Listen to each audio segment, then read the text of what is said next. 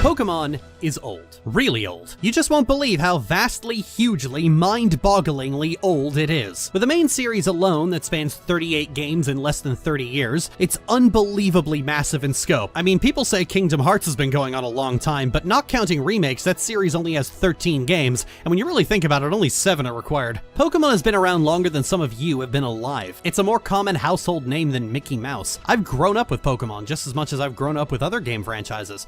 But the question is, how do they actually hold up? Pokemon as a franchise is steeped in nostalgia. It's a common sentiment that your favorite generation is the first one you played. Heated discussions about which generation was the best can get dominated by the generations that marked themselves a generational divide. But how much of that is based on things that just don't exist anymore? Many of these games have features that don't work and take far too much time to really dig into, and which you needed to enjoy the game already to get the most use out of. See, when people talk about the Pokemon games, I feel they tend to get bogged down in the features or the memories. Nostalgia is a very powerful tool, especially with some of the mid-gen games. To hear some people talk, for instance, you would be forgiven for thinking that Generation 1 was this magical experience that changed people's lives, but in reality it was just the first open-world game on a handheld console. To hear people talk, you would think the Unova games had this deep, rich story that delved into complicated, mature topics, but in reality it's actually a story about the very weak premise of, well, I sure do love opinions, and yeah, it's kind of a you had to be there bit. But my question is, can you still play these games without the nostalgia today when all you have is the main game, the competitive scene is dead, and half the features don't work anymore? Can you still play Gen 3 without friends to record mix with? Can you play Gen 4 without friends to crawl around the underground with? These games still have a main storyline and a progression path. Does that part hold up on its own? And most important, did it ever hold up at all? Do these games hold up as RPGs? That's the premise I'm working through. How does Pokemon hold up as a game, rather than a loose collection of memories? Well, in this monstrous nightmare project I've tentatively called a video, we're about to find out. This is a complete retrospective on Pokemon.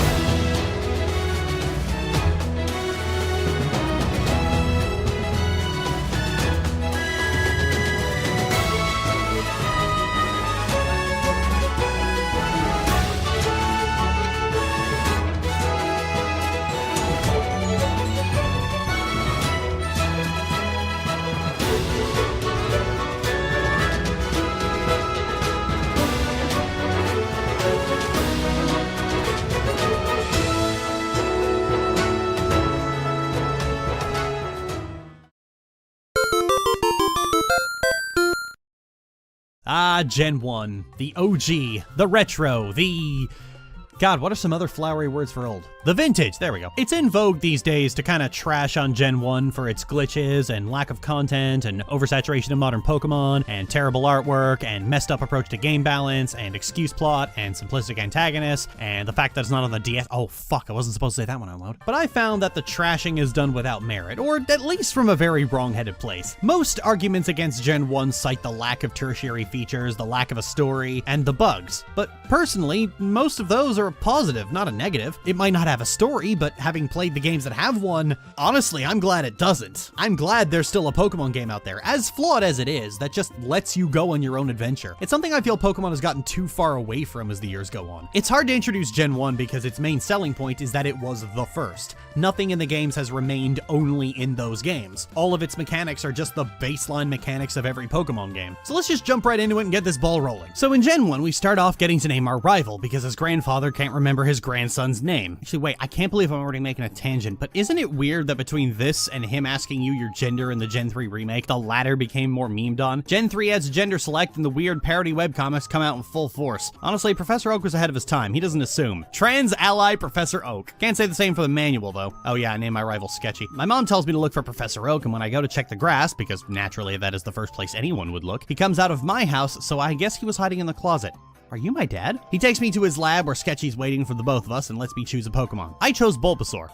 because it's correct. Sketchy chose a fire type because of course he did, and then he wants to fight. Wouldn't be sketchy if he didn't want to compete in something I just picked up that day, so of course he beats me. Should have gotten the suspicious potion first. Whatever, I got that and a free one from the salesman. Dude, you're the worst salesman ever. Went to the mart and got deputized into a special delivery service. This place is very trusting. How do you know I'm not going to steal it? I took it back to Professor Oak, so I guess he really did know. He gives me a Pokedex and tells me to fill it. By myself, I am 10. And now I'm completely off the leash. Record time, actually. If there's one thing about Gen 1 that still holds holds up, it's the fact that it quickly lets you off the choke chain to let you play the game. Even the catching tutorial is optional. If you don't know how to catch Pokemon, you can ask this guy, and he actually tells you can ask him the first time you pass him, but you can say no and carry on with your day. It's really that simple, and I was actually surprised coming back to Gen 1 just how simple it was. I mean, we all talk about how Pokemon should let people skip the catching tutorial, and this becomes a weird debate among some people, but it exists in the first Pokemon game, and I find people forget that this was something we figured out a long time ago. So I snagged myself a Pidgey before moving on to Viridian Forest. In the forest, I was looking intently for a Caterpie, for far longer than seemed usual, actually. I kept running into Weedle instead, so I looked it up, and it turned out that the encounter rate for some Pokemon is different based on the version, not just the exclusives. No, I don't care for that. Should have played yellow version, Lil. I did eventually find a Metapod, though. I really want a Butterfree because I have a bone to pick with literally every single Poketuber on the planet. See, because my generation is kind of dumb, there's this idea that because Butterfree doesn't get stab moves, that makes it useless, that it's an early game Pokemon and you should soon replace. I disagree with that attitude, and I think that attitude is why Whitney and Cynthia made you all into whimpering piles of mulch and made you think you need to trick out a Weavile to even stand a chance. Also, Butterfree is literally perfect. Look at her. She is baby. Moving on to the first gym, and you know what? I kind of admire it. Brock even says at the start that his whole gimmick is defense, and unless you open with Squirtle, it's not going to be a straight one-shot. But there's something clever here. See, Brock's Onix uses Bide, a move that relies on taking damage, and it can very easily fuck you over if you feed it. A lot of people have pointed out that Bide is pretty useless because it gives the enemy an opening to set up status moves. But that's the beauty of it. That's what the game is trying to convince you to do. As early as the first gym, the game is teaching you that status moves are the way to go. And for a Pokemon that is as defensive as Onix and has as low attack as Onix, Bide is a really good move to have. Well, it's not good in competitive, Lily. Yeah, but competitive has always been an afterthought. And I'm not talking about post-game, I'm talking about game.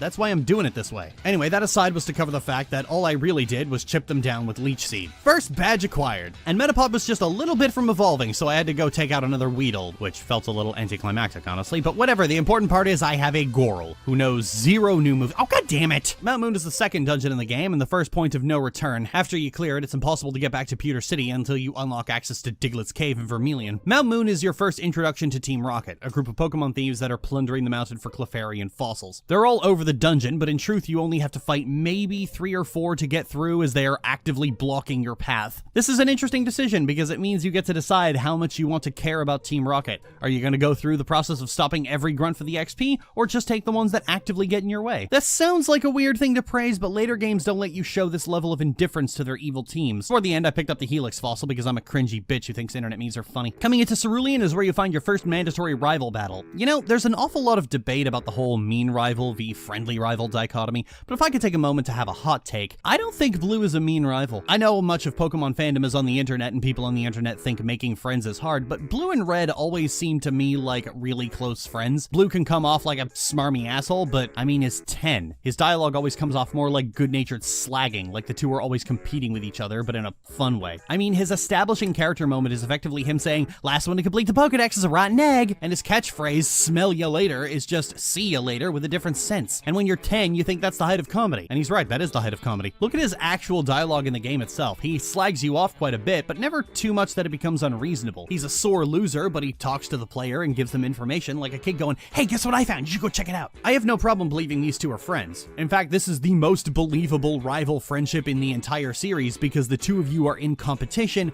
but it's clearly a friendly one. I honestly don't even know why the term rival even exists. Most people in real life don't have rivals, much like how most people don't have enemies. I know the cartoon wrote Gary as an actual bully and full of himself rich kid, and I think people let that color their perception of Blue as a character. Then again, I have also noticed that people on the internet today are extremely touchy in regards to someone else simply seeming pompous. Internet dwellers treat arrogance like it's the single worst sin imaginable, and so I'm not surprised a lot of people took it weirdly personally when Blue slags the player off. We often blame children for the decisions of Game Freak, like the rival's characterization or the hand-holding the games are played with, but the truth of the matter is that people my age have been complaining about these games being too hard for a long time. Like, it wasn't Gen Z that made Whitney and Cynthia into a meme, or complained about a non-issue like the HMs. I honestly think one of the reasons characters like Charon and Bianca are so popular isn't because they have compelling character arcs, but because they kiss the player's feet. And I think it's largely people my age who like that about them. They often say they don't, but I think that's just social desirability bias. Every gamer has a praise kink, no matter how hard they try to convince you otherwise. Lily, stop bringing BDSM into Pokemon. It works as a metaphor, alright? I like Blue, and I like him specifically because he comes off like a more genuine friend than the sycophantic warbling of later rivals. Anyway, after helping Bill get out of his fursuit and getting a cruise ticket, we're finally able to challenge Misty. Actually, wait, was the gym even blocked off? I don't remember. Whatever, Misty is a water-type trainer, so Ivysaur's got this in the bag. Just constantly whipping those stars. Whip them good. See, I told you it worked as a metaphor. Second badge acquired.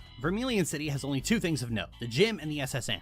Oh yeah, also Diglett's Cave. The SSN is required to get to the gym, and it's crawling with optional trainers. You can just go right to your rival and the captain if you want, but I want that juicy XP, so I barged into every cabin and beat up everyone's pets like the completely reasonable person I am. I don't have a problem, fuck you. Now that I've cut, I can open the gym where— oh fuck, the trash puzzle. Nope, nope, nope, nope, nope, nope, nope, nope, nope, nope, nope. Oh hey! Oh hey! Okay, so I'm through the trash puzzle and I caught a Diglett, which means I win. Your X speed can't save you now. Third badge acquired. Now that I have the third badge, I can go north to Saffron City and then west to Celadon. Actually, no, I can't because the guard is too thirsty to let me through. What I can actually do is go back to Cerulean City, take a roundabout route through this winding cliffside, go through a dangerous pitch black tunnel, cut through a haunted oubliette, go through another underground tunnel, and then into Celadon. Just a small detour. I'd almost forgotten just how dreary the mid-game is. After you leave Rock Tunnel, your next task is to go through 2 back-to-back rocket areas, 3 if you decide to hammer out Silphco right away. You can skip the rocket hideout by using a Pokédoll on Marowak, but for sake of this video, I didn't. And going through the track of Team Rocket's hideout, then Celadon Gym, and then Pokemon Tower is not great. It's too many dungeons and cities with very little overworld to break it up. And this is only compounded by the fact that the next area after this is the very long and very interesting area between Lavender Town and Fuchsia City. Gen 1's biggest problem is that it's often unevenly spaced, and a lot of the major areas are clustered in Celadon and Saffron. It's a similar issue I have with Goldenrod in Generation 2. Too much is crammed in here, and you end up spending way more time in this area than you'd ever want to at any other point. I actually slammed out Celadon Gym first since Pidgeotto and Butterfree needed the easy XP, and since I was going to be in that basement for a while. Going to the game corner, you beat up the guard and dive into the basement for a series of moving tile puzzles, which, I don't wish to be melodramatic, are the worst fucking things in the game. Not because the movement itself is bad, but because it's so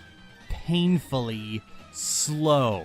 Later games speed this up, but wow, this is cursed. I move through 1 floor, get the lift key, move through the second, get to the elevator, we meet Giovanni for the first time. Giovanni's thing is ground-type Pokemon, unlike the rest of his team who uses Pokemon that are the easiest in the game to actually get. You know, that actually says something about Giovanni. Like, he went out of his way to import a Kangaskhan for himself, but just drags up whatever can be found on the cheap for all of his grunts. Makes no difference because this capitalist rat's going down. After that, we're headed to Lavender Town, the only real point of interest in this part of the game, which stands out by how bleak and sad the whole place is, and how migraine-inducing the music is because some dick decided, hey, let's make this track really loud and harsh and see how much we can torture the Game Boy speaker. They tortured that poor little speaker until it was begging for more. I mean, mercy. And frankly, I don't think we needed to know what the effects of VR headsets would be if they were focused entirely on your ears, but somebody at Game Freak would apparently disagree. Whoever wrote these tracks owes me some Tylenol. Lavender Town is practically infamous for how sharp of a tonal shift it is, inspiring about 20,000 crappy ghost stories written by kids. But honestly, I think that's about the only real value Lavender Town has. Personally, I always found the Viridian Forest theme to be much creepier, but there's nothing as charming as reading some bad campfire story about the cartridge ejecting itself from the Game Boy at Mach 5 and lodging itself in your throat to punish you for looking at ghosts. Yeah, there's my hot take of the day. Lavender Town is actually kind of shit, and its only entertainment value is kids scaring each other with rumors and creepypasta. Otherwise, it's just another too long dungeon that demonstrates how weak ghosts are to psychic in this game. This part of the game is open-ended, but it's clear they want you to go in a particular order because the levels of individual Pokemon do not actually compensate for which way you're going. After Erica, Koga and Sabrina have huge spikes in levels because the game assumes you're going to have gone through 3 entire dungeons before reaching them, and you'll have had to have gone through at least 2 of them to get to them anyway. You're not getting to Fuchsia City without the Pokeflute, and you're not going to Sabrina without Silphco. Sure, you can do them in any order if you're determined enough, but you still have to do all of them, and there is a very strict recommended order right on the trainer card. After the gauntlet that is Celadon and Lavender Town, you get to go through the best route in the game, Route 12. It takes you through a bridge, over a coastline, down into a fence path, and then back onto the main road to Fuchsia City. It's the longest route in the game, packed to the brim with trainers, and there's no rest stop at any point. This is one of the few points in the game that feels like you're actually traveling. The route is so expansive, and it actually takes a while to get to Fuchsia City. It replicates the arduous journey of traveling between towns as best as the Game Boy can. I love this route so much. It really captures what I mean about how Pokemon's difficulty is based primarily on endurance. Seriously, the next time you play a Kanto game, go through this route and fight every trainer without going back to heal at the center. It's an amazing experience. Arriving in Fuchsia City, Butterfree steamrolled through Koga's team with only one minor hiccup requiring a switch out from Pidgeotto. I'm quite happy about that. Butterfree's actually been carrying the entire team since I stopped off in Saffron for Psychic, and I'm feeling very vindicated by this. See, I was watching old PokeTuber videos because that's something I occasionally end up doing, and a common theme for Butterfree in Gen 1 is that she's good in the early game and not very good anywhere else. And like I said, I had a bone to pick about that, so I resolved to keep Butterfree on my party and sweep the game, and so Butterfree turning out to be my best Pokemon is very vindicating. I snagged the items I needed from the Safari Zone without much care because I actually don't like the Safari Zone all that much. It was interesting for the rare Pokemon you could find there, but I've already got my team in mind and have no need for anything in there, and not being able to battle them just makes the whole ordeal annoying. This was the area I was least looking forward to, so we're moving on to... Damn it, that's even worse. There's a problem in Saffron City in that most of the city is on lockdown until you clear out Team Rocket from Silph.Co. And I'll be honest, I think Silph.Co is the worst area in the entire series. It is a labyrinthine dungeon that you have to use these extremely awkward teleporters to zip from room to room until you find the card key, and it's an intense maze of locked doors, teleporters, and just the worst kind of rocket fights in the entire damn series. And I am including Gen 2's radio tower in that. Oh my fucking god. If you know exactly where to go, or cheated and looked at the map like I did, because fuck this dungeon, it's not long, but if you don't, like most people don't, oh my god, this is arduous. You're lost in this maze, having your resources chipped away on more and more fights, and there's a fight with Sketchy right before Giovanni. This dungeon and Pokemon Tower both have places to heal mid-dungeon. No other area in the game has that. I think that's the point you can say the dungeon is too big. And I'd be fine with how big it was if it wasn't so dull, if there was a clear forward progression, but this can be the shortest place in the game if you know which teleporter actually gets you to where you want to go. It's this one. See, I actually quite liked Rock Tunnel. No one trainer battle is going to really challenge you outside of the boss fights, but instead you're draining PP, losing health, running out of healing items, and there's no restoration or mart until you reach the next town. Rock Tunnel actually has a Pokemon Center right outside because it is a gauntlet, something Gen 2 did as well with Union Cave. And as you get through, there's more and more trainers in your way, dwindling your resources. But because Rock Tunnel is mostly linear, you're always making forward progress, and while losing can restore your health and PP, it costs half your money to do it. This, incidentally, is why you can't buy PP restoring items. It's why PP exists at all. This game is very unforgiving to your PP. Lily, knock it off. This is actually a really good approach to gameplay.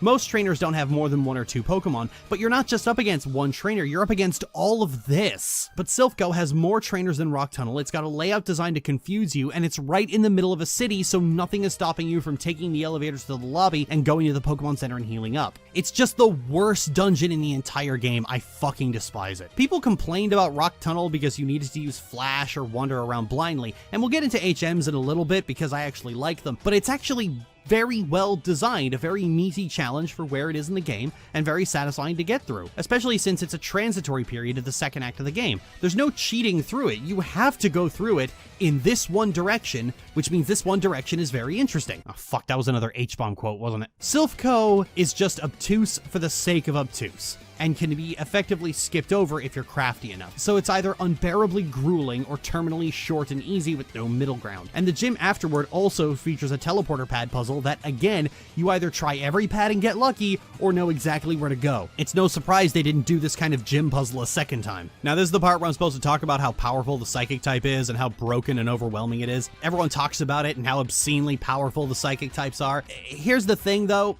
that's only true in theory. Psychic's power comes from a large variety of stab moves and its two weaknesses either not being coded properly or possessing no moves of decent power. Sure. But one thing we're going to run into later is that the Pokemon community operates as if stab's super effective moves are the only things that exist. You remember how I mentioned I had a bone to pick with PokeTubers? Well, here it is. This is why Butterfree is often derided as a low-tier Pokemon, because she doesn't learn stab moves. But the thing is, other strategies exist. Butterfree might not have stab moves, but she has an array of status moves. Sleep is godlike in this game, and she's one of the earliest sleepers. And you don't need stab to do some pretty meaty damage either way. Neutral attacks are still a thing. Status moves are still a thing. Alakazam might have high special, but his physical defense is in the toilet. And a decent physical move, even if it isn't super effective, is going to body the fucker. These Pokemon are overpowered if you're someone who thinks having no weaknesses means you can't be killed, but that's never been the case. We all beat Sabrina as kids after all, and chances are you beat the kid who had Mewtwo. In fact, despite how supposedly powerful psychic types are, Sabrina has never been memed on as heavily as Whitney or Cynthia have been in the past. And shit, Cynthia's Garchomp has a 4x weakness and is still considered brutally difficult even though she has a Pokemon with no weaknesses. The truth of the matter is that Alakazam just doesn't have the moves available to him to really take out his real weaknesses, physical attackers. To be as broken as people claim Alakazam is, he would need a much wider variety of moves, and he's just never really had that. But Gen 1 Psychic types just weren't that broken to begin with. Just use Slash. Like ever. Technically the next area is Seafoam Islands, but let's be honest, when was the last time you actually went through Seafoam Islands? Yeah, I thought so. I certainly didn't. I surfed south from Palatown, you fucking scrub. Out of all the gyms, I think Blaine is my favorite. Fire-type Pokemon are rare in damn near every Pokemon game, so a Fire-type gym is always a welcome challenge, but his trivia questions were something I always thought was very cute. It's better than maneuvering around gym trainers like someone who's just dropped a really eggy fart and is trying not to be noticed about it. Oh right, but first you have to go through the Pokemon Mansion. You know, I forget about this dungeon every single time I play this game, and then I just spam repels and try not to battle anyone. I feel Pokemon Mansion should be the coolest dungeon, but it's in a city and so suffers from similar issues that Silphco does. The access to a Pokemon Center nearby renders the things that make the dungeons interesting completely moot. 7th badge acquired. Swing back to Viridian, give Giovanni a midlife crisis, then head out for the Pokemon. Actually, hang on. I actually really like Giovanni. He's a much more real villain than any other evil team. He just wants to exploit Pokemon for financial gain. He could just as easily be the Mafia or Amazon. But what I really like is that after the 3rd time you beat him, he just goes, I had my entire empire toppled by a small child. What the fuck is wrong with me? What am I doing with my life? I am a failure of the highest order. And he just quits and goes into hiding and hangs out in a cave for the rest of his life. You humiliated this guy so badly, he had a midlife crisis. And in Heart Gold and Soul Silver, you could beat him again and make him even more depressed. He's actually kind of pathetic. I love torturing the elderly. Anyway, after that, and a quite invigorating run through Victory Road, my points about Rock Tunnel still stand here. I make it to the Elite Four. Lorelei was probably the most difficult of the bunch, simply because ice types are the major blind spot in my knowledge. I know they're weak to fire, but I don't know anything else about how they work. Butterfree swept both Bruno and Agatha. I'll be honest, I didn't think she could do it. 2 of them are rock type, and I thought it would at least be a struggle, but it was a massacre. I love this little bug. And then Lance was swept by Starmie. Yeah, the Elite Four wasn't really much to write home about, honestly. It's one of those challenges that was really cool as a kid for the spectacle, but as a gameplay challenge, it hasn't held up. But that's fine. It's an old game, and frankly, I think the first 4 gens are at a good place difficulty-wise. They're just hard enough to keep your brain engaged, and as a kid, some of these challenges can seem insurmountable, but they really push you to figure out simple problems in your head, which is something kids need to be constantly exercising. It's good for them. Moving on to Sketchy, it was a mostly okay fight. Again, the spectacle is what made it matter, but his Alakazam did get off a cheeky little reflect before I knocked him out, buffing his team against physical attacks, which was uncalled for. In fact, he did knock out more of my Pokemon than I was prepared for. His Exeggutor in particular was a stubborn little bitch. I really wanted to take out his last Pokemon with Butterfree, but alas, it was not meant to be. But Starmie pulled through for me, and it was all good. We're all good. And that's Gen 1.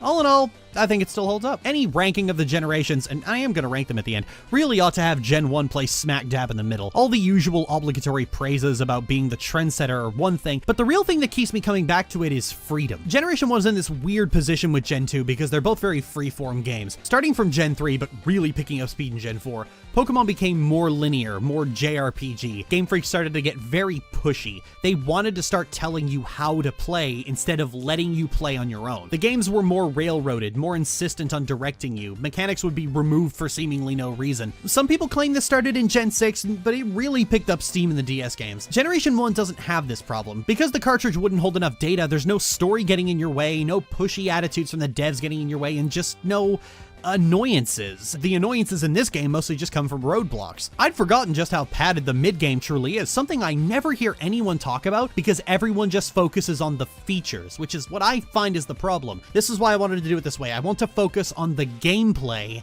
and not the toys. But even with that hurdle to get over, I still prefer the adventure and the openness. To me, the ideal Pokemon adventure is Ash's Adventure, where you're going on your own personal journey. Maybe you run into a new conflict at a given city, but at the end of the day, it's still your journey to make of it what you will, and that will continue to have value so long as Game Freak continues to try to make Pokemon into Final Fantasy.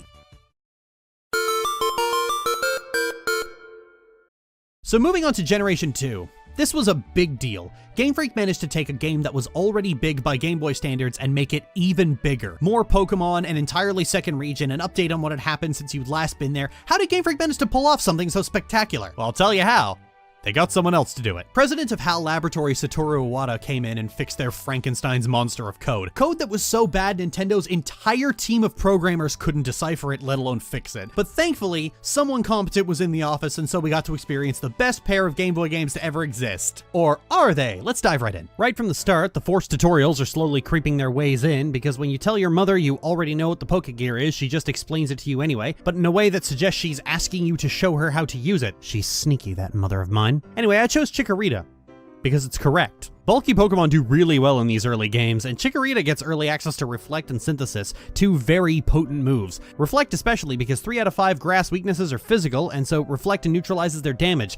Couple that with Meganium's naturally high defensive stats, and you have a good all-rounder Pokemon. The introduction for Generation 2 is a lot longer than Generation 1 was. Not only do you have to walk farther, but there's just more dialogue overall. We talk about Pokemon games becoming handholdy as if it was some major shift, but as you're going to see, each game slowly becomes more and more directed and structured. After all that, I fight my rival, go back to name him. Now, I think Silver is one of the less interesting rivals. He's just an edgy, sore loser who slags off everyone around him and talks about how great and strong and special he is, all the while getting bodied every time you see him. He reminds me too much of Hop, just with a worse attitude. He's a loser and an edgelord. Actually, since I'm here, when you first beat your rival, he says, "My name's question mark, question mark, question mark." And I want to know, when you first played this game, did you name him question mark, question mark, question mark? I mean, technically that's his name. It's a weird fucking name, but it is his name. In the remakes, they changed that to you seeing his trainer card and not specifying his name, but here, your parents never even gave you a chance, did they? No matter, I'll correct that mistake. I'll give him a name that suits the pathetic loser he truly is. So I named him Kyle Ron. On Route 29, I snagged a Caterpie, which would also become a frontrunner of my team, like the last time. And in fact, I set the challenge for myself that I was going to beat Whitney with only a Butterfree. I also snagged a Geodude because I feel like having a rocky girl on my team. I never used Geodude before, this might be fun. The first thing I did in Violet City was head right to Sprout Tower. It's the first major dungeon, and it's actually a pretty good one. Like with Rock Tunnel, it's a fixed linear path to your destination with plenty of trainers and wild Pokemon, so it's an endurance test rather than a puzzle dungeon. But like the Rocket Hideout in Silphco, it's located in a city, which means you can always double back to the Pokemon Center. This is something they keep doing, and I wish they would stop. Actually, compared to Sprout Tower, Violet's gym is kind of a pushover. I mean, most of my Pokemon were injured and fainted, but I didn't lose. Chikorita and Metapod handled most of them until Geodude came out to finish off Pidgeotto. First badge acquired, and Metapod evolved.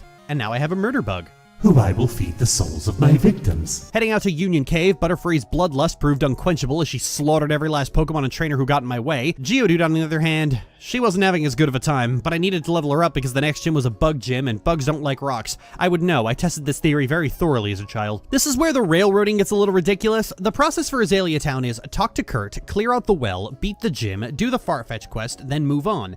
And they really want you to do it in that order. They not only put a rocket grunt blocking the way to the gym, but also the well until you talk to Kurt, who knocks him in and falls in himself. But Kurt's broken his hip and therefore can't help. It's almost like diving headfirst into a well isn't a smart decision, but that's just my opinion. And so I have to clear it out instead. The rocket grunts use mostly poison types, so Butterfree and Geodude got this. The rocket fights in Gen 2 are actually the least interesting part of the game. There's one stretch later that goes on for far too long where it's nothing but rocket fights over and over again, but this part right here is just a taste of how dreary it is. Team Rocket was interesting when it had Giovanni, but seeing them sort of beaten down and looking for their leader is just odd. Team Rocket was a criminal organization. They were exploiting Pokemon for money. If the group fell apart, just join another one. Why are you sticking around looking for Giovanni like he's your dad? See, part of what made Team Rocket fun was that they were a very real villain, but also so pathetic they could be undone by a small child. At the end of the game, Giovanni just breaks down and quits because he knows he'll never recover from the humiliation of being beaten by a little girl 3 times with a frog and a butterfly. Ooh, I have all these cool masculine Pokemon and chirp chirp, motherfucker. But here, they just want Crime Daddy back, and I almost feel bad about kicking them when they're down. Bugsy, on the other hand, can fuck right off. Okay, so both Azalea Town and Goldenrod City have leaders whose main gimmick is using attacks that get progressively stronger after consecutive hits. Now,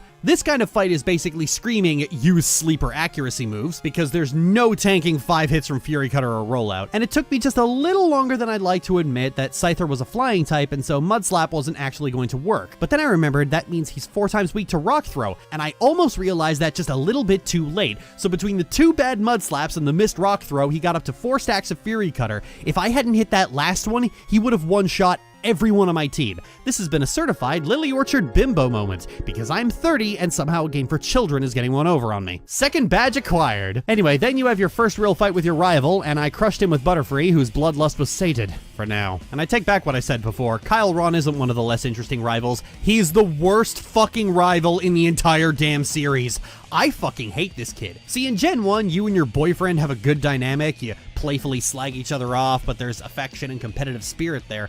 Gen 2's rival just shows up, rants about his strongman rhetoric, loses to you, and then overcompensates. And he never gets any better unless you go way too far out of your way to find the special events with him, which I never did because I don't care about his redemption arc. He's just this obnoxious burden every time he shows up, and I resent the rest of the fanbase for fixating on him and acting like he was the best rival just because he was broody and emo. That's the only reason you like this guy, because he was emo, and that's what you think good writing is. Silver and Hop are fundamentally the same character, it's just that one of them is superficially emo and the other isn't. Fuck Silver. Okay, so Goldenrod City is packed to the gills with things to do. It's almost insane. There are a mountain of daily events here, tons of nooks and crannies all over the place. I think there's more stuff in Goldenrod than any other city in any other game. Unfortunately, I'm not going to do any of it because 16 years of being tortured and tormented by World of Warcraft has meant that your daily quests can fuck right off. This is where we brush up against the core philosophy of Gen 2. See, a common complaint about Gen 2 is the level curve. Wild Pokemon and trainers remain at a low level, but there isn't enough XP to keep an entire team even as a result. But the truth of the matter is that there is enough XP, it's just that it's not immediately apparent. You know all those trainers asking for your phone number to rematch and how the game is laid out in such a way that it's easier to backtrack to certain areas? Yeah, there it is. All those areas you missed and didn't come back to later, there it is. See, these games weren't designed to be played by a progression-minded player who's just trying to record for silly internet video. They were designed for a handheld system that you could take anywhere, being used by children who had entire lunch hours, afternoons, and weekends to fuck around and find out. When you were a kid, you didn't have this problem because you went back to check out the rest of Union Cave once you got Surf, or explored Mount Mortar, or explored the ruins of Alph, or looked around at all those extra areas hidden away wondering what could be down there. As an adult, you already know the progression path and you follow it religiously. And the thing about Japanese open world games is that they don't really lose sleep over whether or not players miss anything. So there's plenty of extra paths to find, and the game isn't really all that bothered if you don't. Most of the caves, especially Mount Mortar and Dark Cave, are completely optional. You know, sometimes I wonder if there's a correlation between this, my generation complaining that the XP curve is fucked, and modern Pokemon games leading you by the throat through every single possible site and being terrified you might miss something. Where was I? Oh, right. So I smashed through Whitney with Butterfree, and Butterfree's thirst for the blood of the living has been sated. For now. Third badge acquired. But wait, I thought Whitney was super hard and Butterfree has a 4x weakness to fucking Sleep Powder and Flash, guys. This isn't rocket science. In Ecruteak City, you can't actually go to the gym without doing the side quest first. You know, just like Azalea Town.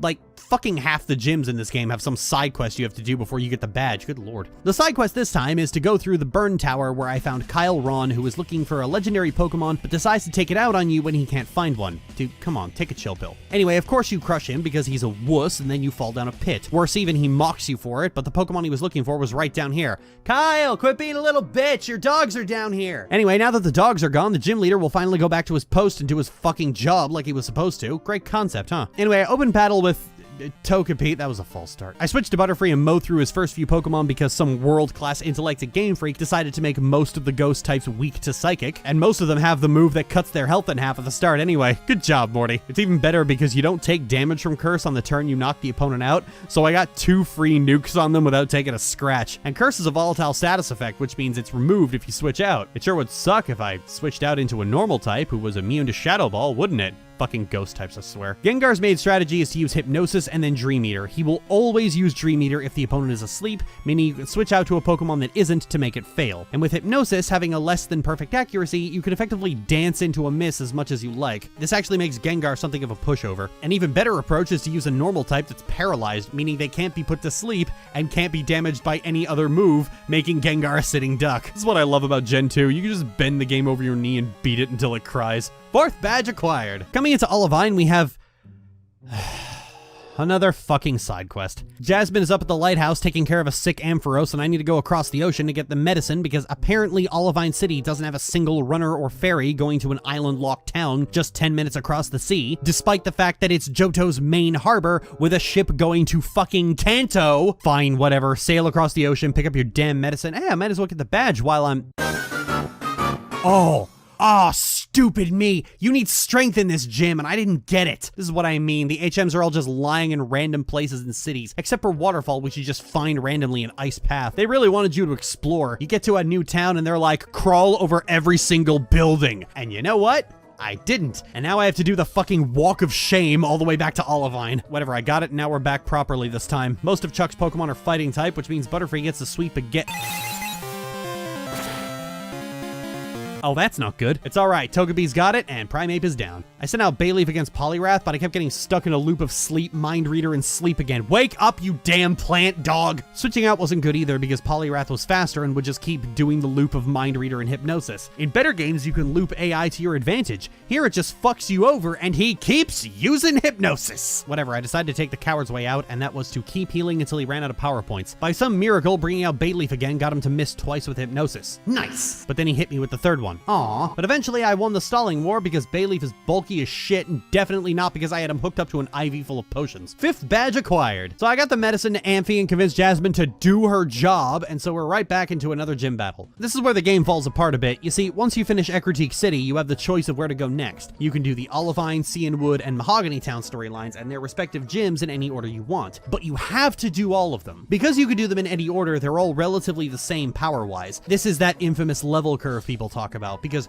once you reach this point, progression just sort of stops. Wild Pokemon remain around level 15, trainers have around level 20, and the gym leaders have Pokemon in their 30s for 3 gyms until you have 7 badges. Outside of Red, very few battles in this game feature Pokemon higher than level 50. As I mentioned earlier, most of the XP is found in the daily and weekly events and the trainer rematches, but the entire system is extremely inelegant, and it means you have to wait until the next day to actually do anything. This means you don't have to do much grinding for a full team, but it also means that if you're not doing those daily events, you're going to fall behind very quickly because wild Pokemon just flat out aren't very high level. And if you're only using your starter for everything, you're going to be criminally over level. With all 3 gyms all having the same level range, that gulf is only going to get bigger and bigger. You're either overpowered, stuck grinding, or stuck waiting. All of this is only compounded by the availability of Pokemon. More than half the Johto dex isn't available outside of the post-game, either being locked to Kanto, items you get from Kanto, or areas you can't access until you've cleared Kanto. I know Tamahiro recently put out a video defending this decision as it made some Pokemon rare and desirable through their scarcity,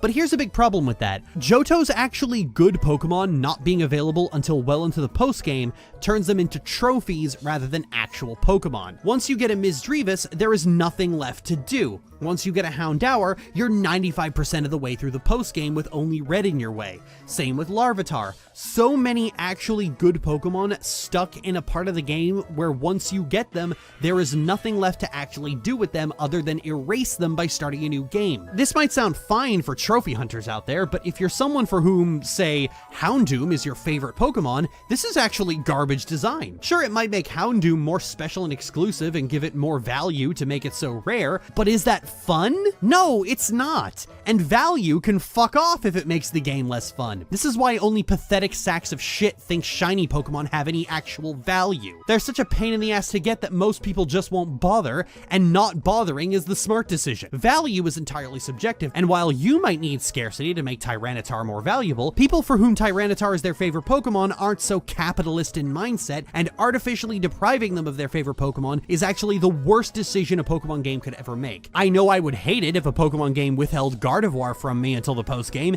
and several of them have done just that. When you have a game series like this where the actual value of individual Pokemon is so subjective, artificially withholding many of those Pokemon is just punishing the people who dare to actually like them. Just for comparison, there is a series of ROM hacks made by Drayano that increase the difficulty of the Pokemon games, but also make every Pokemon available. And just looking at a single route, there's such a huge variety of Pokemon in each area. Look at how many Pokemon are on Route 30 in Sacred Gold alone. There is no universe where this isn't better. Having all that variety, being able to make a unique and varied team every game will always be better than whatever the fuck Gen 2 is doing. Gen 2 is needlessly restrictive in this regard. You just get so few Pokemon to work with, and with how flat the level curve is, it just feels bad bad. So many times playing through this, I found myself wanting to add a Pokemon to my team only to look it up and realize that I could only get it in Kanto or with an item I get in Kanto. I wanted to get an Octillery because I've never used one before, but I can't because I needed a Super Rod to fish for one even though it's in Johto. Oh, and it's not even available in Crystal version at all. Thanks, fuckers. Anyway, Olivine, Steel-type gym. Hello, Graveler. Say hello to Magnemite. Hello, Magnemite. Now say hello to Steelix. Hello,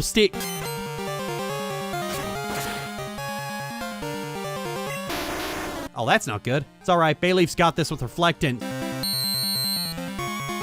You know, sometimes I really don't like you. It's all right, Mantine's got it. Good job, Mantine. 6th badge acquired. Getting into Mahogany Town, there's a problem. The gym is blocked off until you complete the underground rocket dungeon, which first requires defeating the shiny Gyarados at the Lake of Rage. This sets in motion the worst part of the damn game. I hope you like rocket fights because there's nothing but them for the next 2 hours. You gotta go through the rocket hideout, and then after you get the 7th badge, you have to trek through 3 different dungeons in Goldenrod City filled with samey, boring rocket fights, 2 of which are just the radio tower split into 2 parts, and fucking Christ, this sucks. Compared to the later games, it's not as egregious. I'd rather go through this than the 70 billion plasma encounters in Gen 5, but it is clear to see where Game Freak is picking up their bad habits. Cards on the table. Some people like the more involved JRPG plots Pokemon has had since Gen 4. People gas up Cyrus and N as the best antagonists the series ever had, but I fucking hate these two. Pokemon storytelling hasn't gotten better over the years, it's just gotten wordier. It takes more text to do the same thing, and those bad habits start here. So Lance attacks a human being with a fully evolved dragon.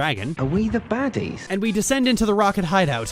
One workaround of the alarm system later, and we're at the bottom level. We need 2 passwords to open the door to the executive's office to get the real password for the generator, and then we destroy the electrode. If I'm breezing through this, it's because it's really not that interesting. So the Mahogany Gym is themed around ice, and the puzzle is a sliding ice puzzle. Basically, you have to find the one roundabout route that takes you to the gym leader, going through as many trainers as possible, so thanks for that, Game Freak. I mentioned before about the endurance inherent to dungeons, and I feel Mahogany Gym manages to get this vibe down better than most because it's actually a pain in the ass to get back out and back in again, so going back to the Pokemon Center to heal is at least somewhat discouraged. Anyway, time for Price. His first Pokemon is Seal, which is actually a water type, so eat leaves, and then comes Dugong, another water type, so more leaves. Price, you're getting your ass kicked by the type you're supposed to be good against. Step it up, old man. He sends out Piloswine, and I body it with a couple of flamethrowers. No big deal, no Lily Orchard bimbo moments today. 7th badge acquired.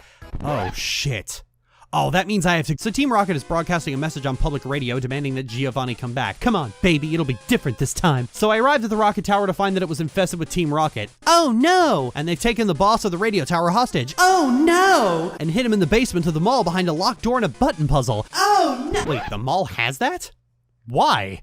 Like, forget Team Rocket. Who the fuck put a button combination puzzle on the loading zone of a mall? Do you hate dock workers that much? What Amazon warehouse bullshit is this? Okay, so once you get the radio manager out, you have to go back through the lock gate to his office to beat up the executive. All of this takes place amidst an hour of tedious battles with the same grunts who all have the same Pokemon, and fucking kill me now. Team Rocket was fun in the last game, but as I mentioned before, they're so pathetic and sad and in denial, I almost feel bad for fighting them, and the fact that every fight is a dull slog only makes fighting them worse. I don't just feel bad for them, I resent them for being so in denial that they're getting in the way of the game, which, in a sick and twisted way, is pretty dark storytelling. But it's Pokemon. I don't want to beat up people who are clearly depressed. This is the same problem World of Warcraft had recently. I don't want to beat up someone who doesn't deserve it. Anyway, in return for all that, you're given the Clear Bell, an item that lets you encounter Suicune in Tin Tower. Could I have a real reward, please? Okay, so there's one more thing to do before I get the last badge that's unique to Crystal. You need to go to Tin Tower and have a scripted encounter with the Box Legendary. Oh boy, I sure hope they don't overuse this plot point in literally every single game after this. That'd really suck. Oh, but you can't just go through. No, that would be simple. Instead, you need to battle the 3 sages before they will let you through.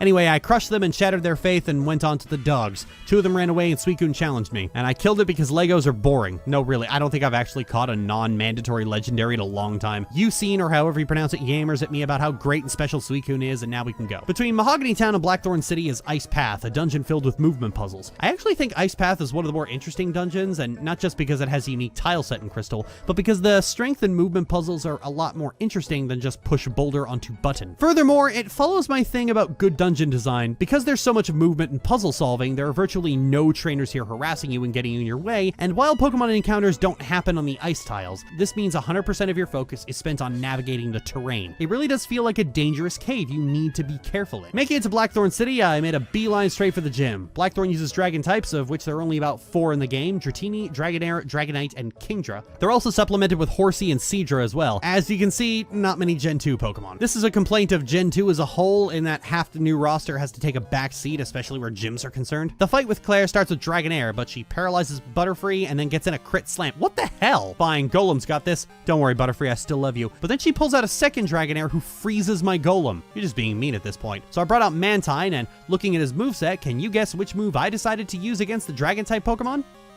That's right, it was Surf. It's all right, I won anyway, no harm done. And then there's a third Dragonair. You have 3.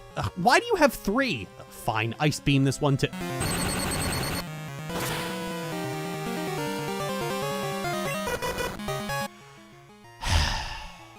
Whatever, Iron Tail, I don't like this gym. Claire sends out Kingdra, who is super bulky and gets hooked up to an IV full of hyper potions, which means I lost. I really don't like this gym. Tried it again, made better decisions, and managed to win. But, Claire won't give me the badge because she thinks I'm still not ready for the Pokemon League. She says I have to talk to the Dragon Elders and take a little U quiz they made before she'll give it to me. I really don't like this gym. The Dragon's Den...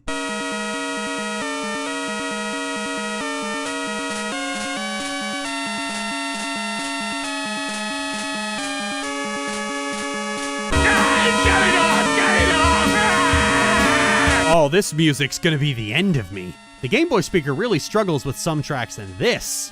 Oh, this is torture. I actually always wonder what would happen if you got any of the questions wrong, but it turns out he just says, huh? Didn't catch that? And makes you answer again, and the only penalty is that the Dratini you get doesn't have extreme speed. Oh no, if only I liked Dragonite and wasn't quite so good at alienating people. You fucking heard me, old man. Eventually, I gave up my stubborn insistence on being difficult and gave him the answers he wanted to hear, and then he lectured his granddaughter to give me the badge. 8th badge acquired. Well, that was an ordeal and a half. Crazy thing. This time, Victory Road is actually a road. Most of the route is an overworld area, with the only major cave being mercifully short. You have to travel to Kanto along this winding route through Mount Silver that culminates in a small tunnel with... Ah, crap. I have to have one more fight with Kyle Ron, who I'm realizing just a little bit too late that I should have named Hunter. I bully him and he just doubles down. Whatever, I didn't like you anyway. The Gen 2 Elite Four is slightly different this time around. We have Will, Koga, Karen, and the one we don't talk about using Psychic, Poison, Dark, and Fighting. Will's up first, and thankfully Psychic types still have the same fatal flaw in this gen that they had in Gen 1 of being vulnerable to physical attacks. Even better, Will has 2 Johto who are weak to rock, so Golem's on point here, but his Executor got off a cheeky little Reflect, the asshole. But his Pokemon are also weak to fire, so we're all good. I caught Slowbro in an Encore trap and then crunched his special defense before blasting him with Razor Leaf. His last Johto caught me at a really bad string of confusion, but luckily for me, Meganium is bulky as crap. Probably noticing that this time around my Pokemon are a lot more bulky and defensive. This is because Gen 2 is extremely stingy with Pokemon XP and moves, and so high defense is the most reliable strategy to get through painlessly unless you're just spamming Typhlosion. It's also why I kept Togepi and why I got both Chikorita and Geodude. Going into Koga, his Pokemon are mostly Poison and Bug. I thought this would mean I'd need Butterfree and Togetic since they have Psychic moves,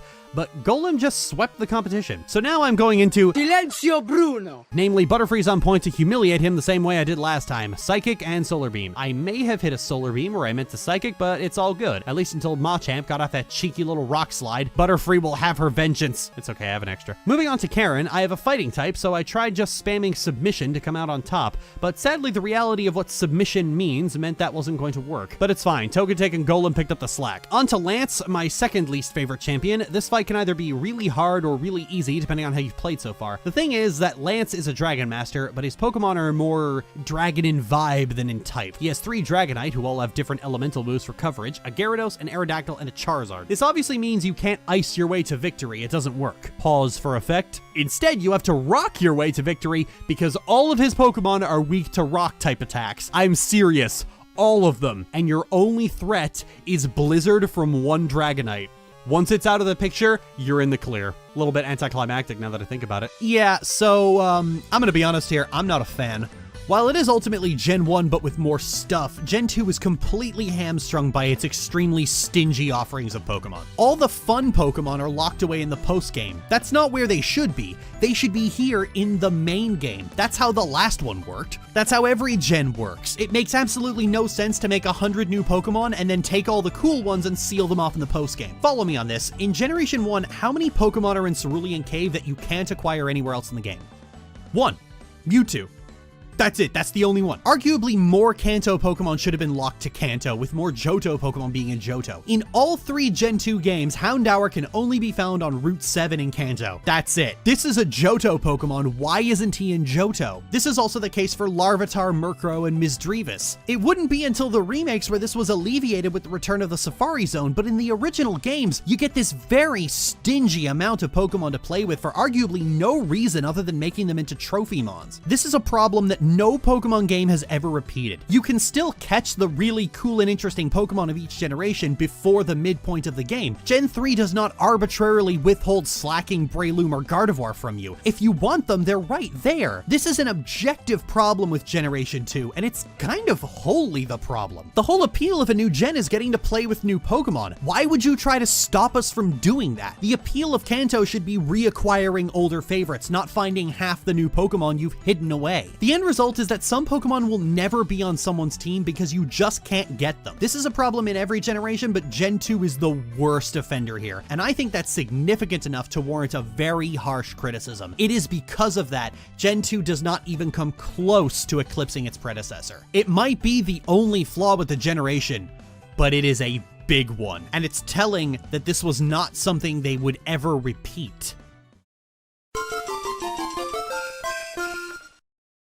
I'm a kid of the 90s, so I grew up with the very first Pokemon games, but Generation 3 and Hoenn remains to this day my all-time favorite gen. It introduced many of my favorite characters, it has the best written story, it has some of the most beautiful locales of any region, especially as this was before the DS brought in the washed-out pastels and jaggy 3D models of Gen 4 and 5, and it introduced many Pokemon that remain among my favorites to this very day. Generation 3 is something of a controversial gen. Some people adore it, some people hate it, and others correctly identify it as the starting point for many things about Pokemon that have annoyed people in later years. But let's dive in, shall we? This one opens with a more elongated opening sequence where you get out of the truck, fix your clock, and talk to the misogynistic neighbor boy before being able to choose your Pokemon. This shit's getting longer every game, I fucking swear. And this little bitch is really condescending. I'm actually surprised by just how casually sexist he is. What, are you streaming a debate over there, Brendan? Wait, his name is Brendan? Finally, I get to compete against my wife's boyfriend. Man, he'll be pissed to find out they let Christy Golden write his dialogue. Oh wait, that's what he was doing, his Sylvanas live stream. I'll be honest, I actually like Brendan more than Silver. I think Brendan is one of my favorite rivals because while he is casually sexist, he's not trying super hard to be your friend or trying super hard to slag you off. Sure, his sexism does irritate me, but in a good way, where it's all the more fun to beat his Pokemon into the dirt, and he gets salty when he loses later on, which is just great. And it's probably Birch's fault he's like this anyway. I eventually found Professor Birch being savaged by a raccoon, and understandable, those things have rabies, you need to kill him on sight. So to do that, I chose Trico,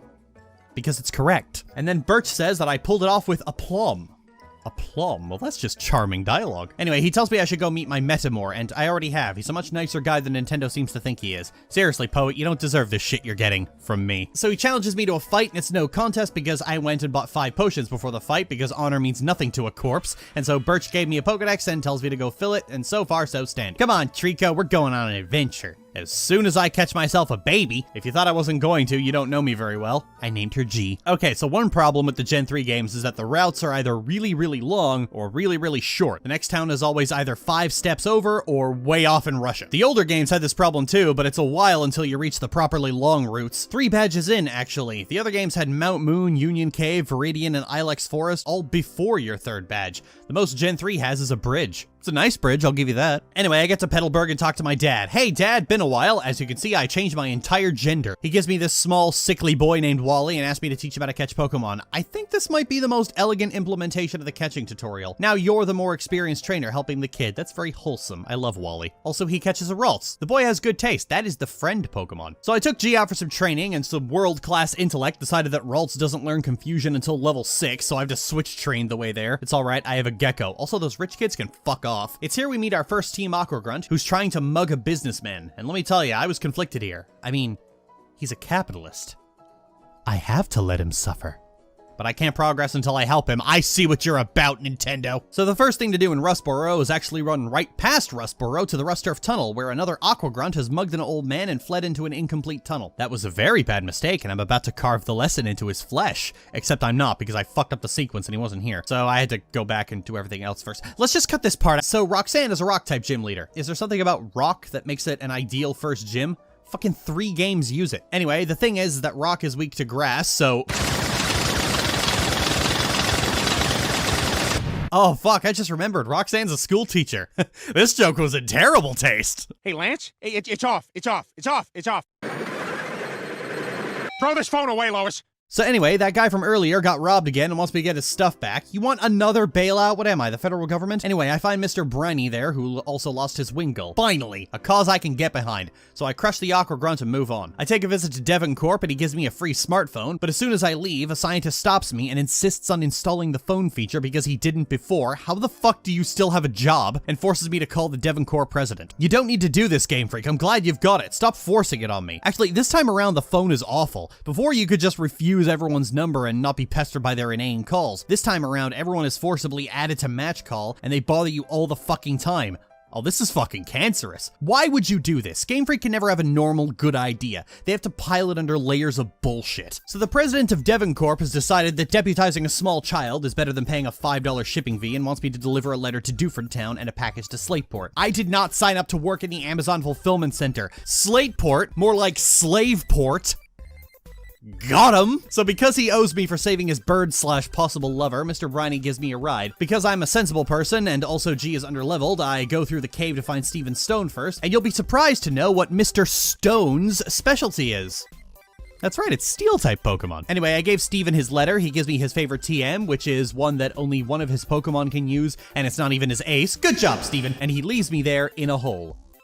Dick. So I crawled out and head to Duford Gym to fight Brawly, the footage of which is lost thanks to OBS's patented "you left the pause button on after coming back from getting a sandwich, go fuck yourself, I'm not going to highlight that at all and leave you looking like a liar" technology. But just rest assured that it was a suitably amazing fight that I definitely didn't lose to 4 times. Don't type that fucking comment. So I arrive in Slateport City and fight my way through the beach full of tourists, demanding I have a Pokemon battle with them and insisting I give them my number. I arrive at the Marine office only to be told that Captain Stern went to the museum. So I go to the museum and find that Aqua's milling about. Oh, well, that's definitely not a good sign. So when I go to give Captain Stern the Sea Pearl, I mean the Devon part, sorry, I thought it was in a more chaotic story for a second, Aqua shows up and tries to convince me to go party with them. Sir, I am not that kind of girl. So I crush them and Archie shows up and calls his own men simps for losing to a child. Sir, that's a combination of words I don't much care for. Come on, Barbie, let's go party. Graham. Archie thinks I'm part of Team Magma, which I found quite insulting, honestly. Do I look like I hang out in a volcano to you? On second thought, don't answer that. He says I will rue the day I stood in the way of his plans, and then just gives up and leaves.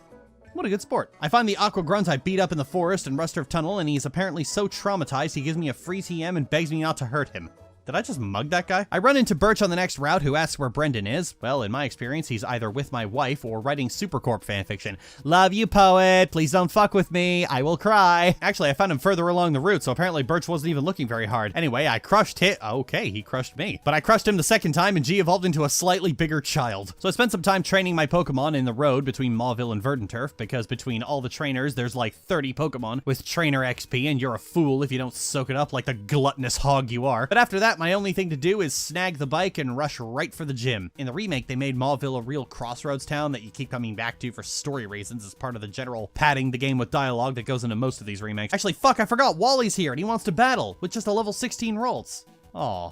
Poor kid. After crushing the dreams of my apprentice and putting him on an arc to train and grow stronger and meet me at Victory Road and get crushed again, I continue on to the gym. Kinda, I'm telling this story out of order. Watson's gym has this obnoxious button puzzle that is determined to make you think you can get around the gym trainers, but you can't, and it makes you die a little inside. But once you actually get to Watson, it turns out he's a very gentle and supportive pile driver right into the pavement. I got by just stacking Calm Mind on G, at least until he got in that cheeky sonic boom, little stinker. Second time around, I tried to do the Calm Mind trick again, but somebody decided to blow up. Fine, I'll go level grind some more, you bastard. Third time's the charm, and this time I actually managed to get a few Calm Minds off, and she survived the self-destruct on 1 HP like a fucking mad lass. Gee, I'm sorry I ever doubted you. Now don't fuck this up for me. And you know what happened? She didn't. She bodied all of them. Mantrick was a little bitch with the super potions, but I was equally scummy, so I guess I can't complain. I mean, I'm gonna complain anyway, but still. So on the road to Falarbor Town, one of the longest and most interesting routes in the game, I decided to take on the Windstrait family because the reward they give you is a Macho Brace, an item that doubles the EV points you get. Normally, this is a good thing because it means you can spend less time making your Pokemon stronger, but in normal story mode play, you can't control what you fight, and so that just means my Pokemon are becoming terrible faster. Hope you like those attack EVs, G. So the route to Falarbor takes you up a mountain mountain, through a fiery cave, and out another long path that leads up to a rest house, and then through an ash field before finally reaching Falarbra Town. What the fuck? That's like 4 environment changes on one route. That's not even counting the desert, which is completely optional and unlocked later as a shortcut back to Mauville, if you don't feel like going through the rest of Meteor Falls. Remember what I said earlier about how some of the routes in this game are really long and really interesting? There's another one later after we get Badge 5, but this is some really cool environment design here. Almost makes sense that the cable car and desert aren't accessible, because otherwise you'd miss out on this really good route and tons of experience. The Ashlands themselves are probably the most unique area in the entire franchise, and you could pick up little puffs of dirt to make flutes with. Well, this is delightful. Once we make it through the Ashlands and get to Falarbra Town, the first thing to do is run immediately past Falarbra Town and over to Meteor Falls. On the way there, G evolved into Gardevoir, and now I have a walking nuke for a best friend. Nothing can hurt me now, except the dark. One thing of note is that Gardevoir's sprite is pretty androgynous in Gen 3. It's funny how later gens would actually try to make them look a lot more feminine, you know, round out their horn, give them a masculine counterpart evolution. Man, all those memes really fucked Game Freak up, didn't it? Apparently in Meteor Falls, Magma and Aqua get into a fight about a meteor that they're trying to steal from some scientist. Magma cheeses it. Archie apologizes for assuming I was part of Team Magma. Great, now apologize for your men hitting on me. I am only 10. I then have to chase Team Magma back to Mount Chimney because they're trying to make a volcano erupt to expand the land and kill everyone in its wake. Did you not think this through? We want more land for human expansion. What humans? You're gonna kill them all, Maxie. Are you infected by an alien plague? Is this the fucking screwfly solution? You're gonna bury humanity, you trash man. You piss boy. You prodigious buffoon. So after I destroy Maxie with facts and logic, he just leaves and leaves the meteorite here. What the fuck is going on in that man's head? Then Archie asks, whose side am I on? Sir, I literally wasn't allowed to move on with my badges until I came up here. Perhaps you should stop blocking every route and children wouldn't go looking for you to get you out of their way. I'm on whichever side helps me become the champion. Actually, since I'm here, out of all the wordy supervillains Pokemon has, Magma and Aqua are probably the best because they only have a few moments in the story. Plasma and Galactic are encountered damn near every route in their respective games, and you often have no choice but to stop them. But I went several towns before running into Magma and Aqua again, and I think that's pretty neat. I won't run into them again until the Weather Institute, and that's a whole 2.5 badges away. And that makes sense. They need that time to go concoct their evil schemes. I shouldn't be running into them every 5 minutes, Unova! They're not as good as Giovanni, but I'll take Patchy the Pirate and the Sons of Adam as a compromise. So the gym in Lava Ridge Town is, how do I put it? Fucking terrible. You have to step on these pads to go between levels, and the distinction between what's a pad and what's a trainer hiding under the mud, hoping you get there before they suffocate to death, is left up to the machinations of fate. Sometimes it just throws you in the middle of a double battle. Isn't that great? And the gym leader stammers her introduction despite having all that time to prepare it. Great first impressions, Flannery. Why did so many girls have crushes on you back in 2002? So because this is a fire gym and I have a Corphish, I feel that what I'm about to do to these Pokemon is some kind of war crime. Or at least I would if Slugma didn't get off a sunny day boosted overheat. Fine, Banshee, solve everything. So I have the 4th badge and then Brendan gives me some goggles to get through the desert. Love you, poet. Heading back to Petalburg, I decided to take the Rust Turf Tunnel instead of Meteor Falls because I wanted to explore the desert. The desert's a cool zone, but there isn't much to it. It's just a place to fight ground trainers and just see this new tile set. But I did come here for one reason, and that was to catch a Trapinch. Trapinch is really good. It evolves into Flygon, which covers my need for a fly user, and also covers a lot of weaknesses in my team. You can't go wrong with one, honestly. One trip back through Rust Turf Tunnel in the woods later, and I'm back at my father's. So the Petalburg's gym's gimmick is item usage. You choose a room that centers around a different stat, attack, speed, defense, whatever,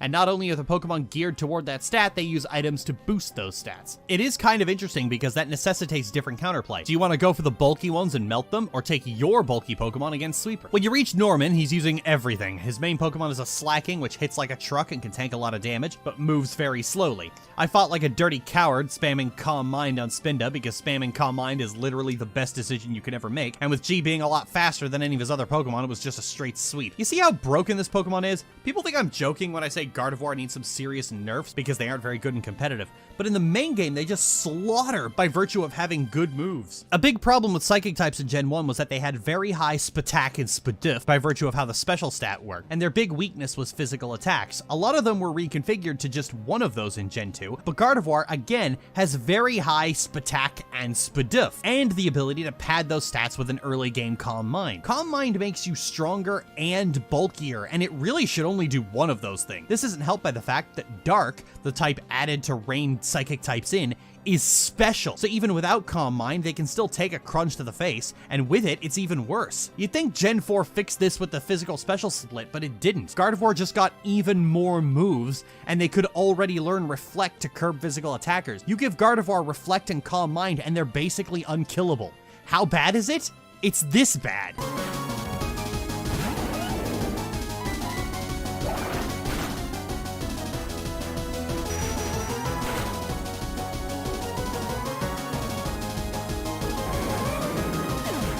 I'm not kidding, this is the single most broken Pokemon in the main game that has largely gone unfixed because most people just don't bother to find out that this is such a problem. One Pokemon should not be breaking the game that much. Anyway, I got the balance badge. That's fucking hilarious given what I did to get it. After that, a strange man asked me to follow him into his house, and it turns out to be Wally's father, who heard Wally ran away and wants to thank me for inspiring him to do that. Wow, way to tell me you hate your kid, bro. He gives me surface thanks. Hooray, now I can cross that tiny river behind which lies the rest of the game. So the routes between here and Fortree are interesting because it's mostly a trek through a tropical grassland filled with rivers and tall cliffs. This half of the game is more centered around water, so even the land routes involve a lot of it, and visually it's very interesting. Lots of changing terrain and winding routes and multiple linear paths depending on what bike you have. And I actually forgot how to get over these things. I had to look it up. I like this aspect of Gen 3. It's simple, but it does feel like I'm on an adventure through dangerous landscapes, just a little bit. I feel like Pokemon really should have evolved this 2D look rather than getting progressively more 3D with each generation.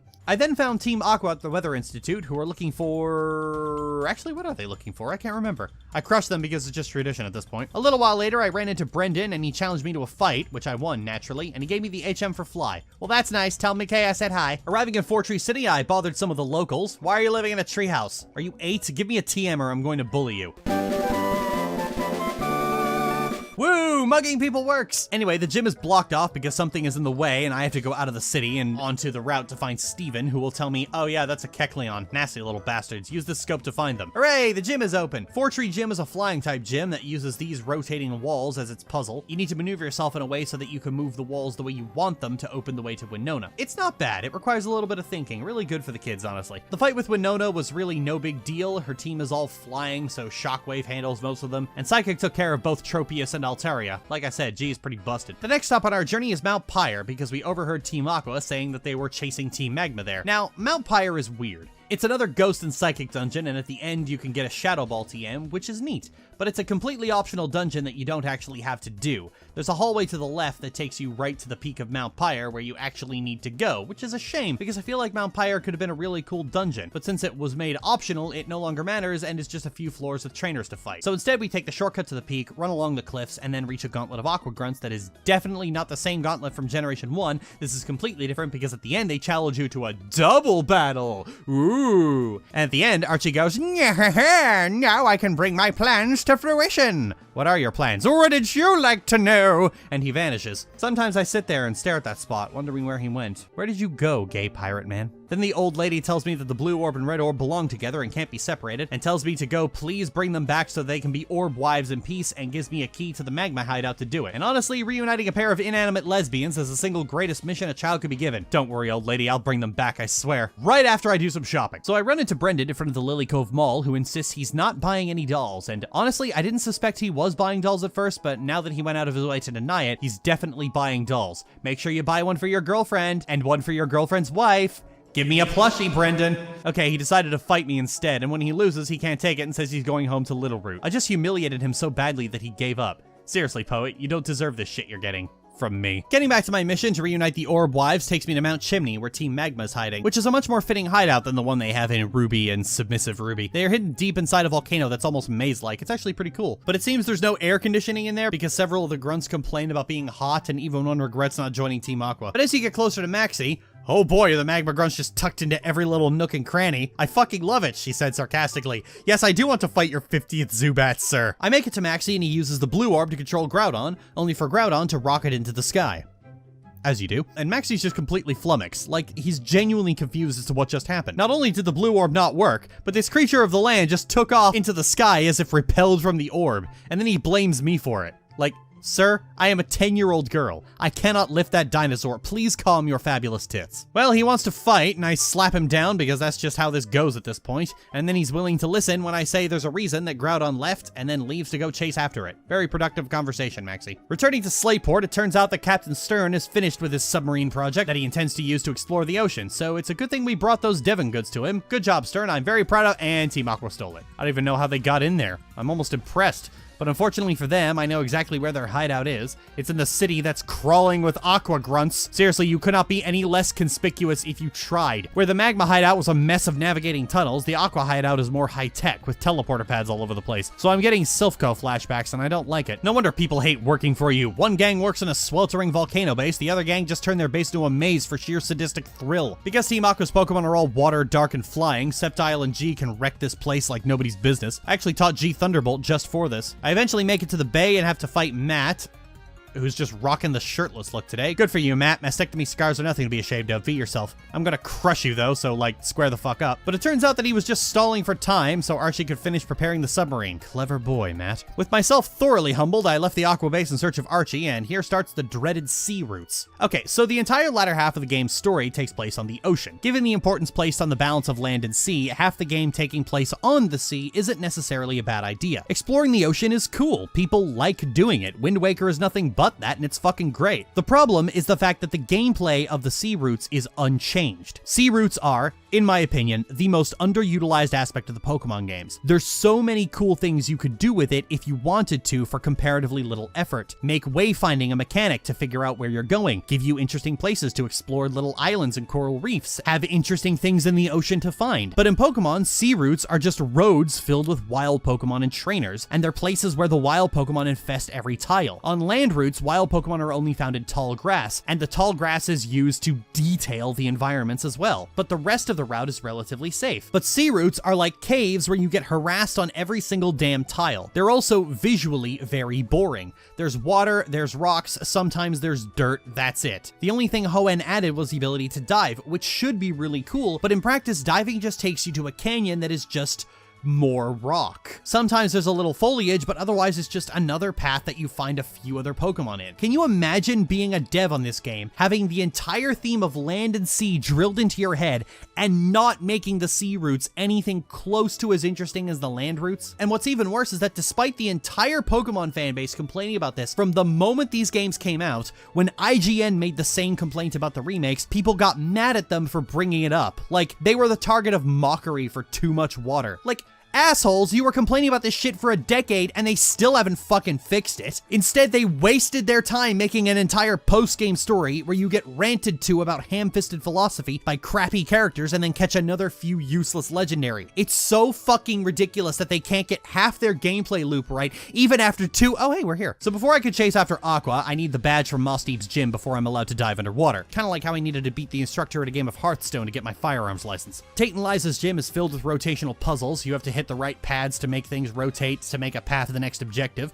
It's not bad, but it has the lava ridge problem where you always think you might be able to worm your way around the gym trainers, but you just can't. On the plus side, the design of the gym actively discourages backtracking to the Pokemon Center, which is neat. I always feel the gym is ruined when you make me do that. Tate and Liza are the token double battle among the gym leaders, and all their Pokemon are psychic, but most of them are rock and ground as well, so Sceptile's got this, and G can take care of Johto. And G can trace levitate, which means Claydol's cheeky little earthquakes aren't a problem. Then come out their signature Pokemon, Lunatone and Solrock. At first, things are going well, but then Solrock gets off a sunny day and Lunatone starts to stack those calm mines. Hey, that's my cheap strategy, you lunar bitch. But it's alright, Larion's got this.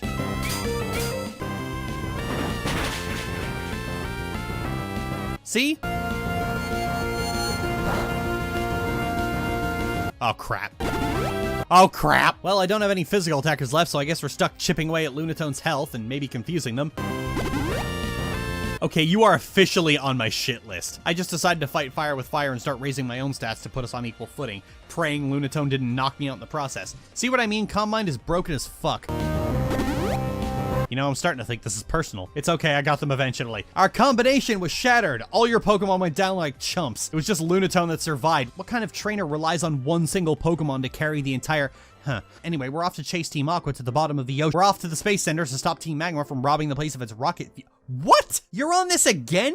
You're still trying to make the volcano erupt? You already awoke a giant Pokemon. You're back on this? Well, taking control of the Earth itself didn't work. We should go back to the drawing board. I really feel like we were getting somewhere with that volcano thing. This is actually really interesting because Team Magma failed to take control of Groudon and then just said, well, I guess we're gonna move on to our next goal. Like, they've completely given up on the legendary Pokemon. I almost admire that. The evil teams these days are so tied to the legendaries that the idea that they could fail and just move on to the next plan is almost inconceivable. This is actually kinda neat. It isn't until after you beat them that they start to think that maybe they're barking up the wrong tree and decide to investigate the matter. I'll have more to say about this later on, but suffice to say, I think Team Aqua and Magma have aged a lot better than most evil teams. Anyway, now that I've got the proper form signed in triplicate to the Moss Deep Gym, I now have license to dive underwater, because the Pokemon League is run by Vogons, apparently. We're chasing after a sailor who is obsessed with getting his whale. I plowed my way through the Aqua Grunts and then got there before Archie somehow. What, did you stop for a pretzel? And did you get me one? Sadly, the power of the red orb only made Kyogre hunger for the flesh of her brother, and Archie is left holding the literal idiot ball. Maxie comes by and tells Archie what he figured out like 2 dungeons ago, and we come up to the surface to see that climate change is upon us. It's at this point that Archie and Maxie fully come to grips with what they've done. They've doomed everyone, and they didn't realize it until it's too late. I think that's what I like about Archie and Maxie. It's not that they're misguided, it's not that they want to do good, it's that they're fucking idiots. These two go about trying to create an apocalypse, not realizing just how suicidal it is until dawn on the final day, and they realize, oh, hang on. They spend the entire game like, I'm gonna cause a climate crisis and kill a lot of people. And then when they cause a climate crisis and it starts killing people, they're like, smooth move, dicks for eyes, you sure showed all us normies. I love how Maxie tells me, don't say anything. I like to imagine that May was giving him the most smug bitch grin possible. So to clean up this mess, we have one option, and that's to go to Sky Pillar. Because what do you do when the land and sea are fighting? Call Sky Daddy, of course. So I climb up to the top of the pillar, see this massive dragon-looking motherfucker. He takes one look at me and goes, ugh, this again, and flies off.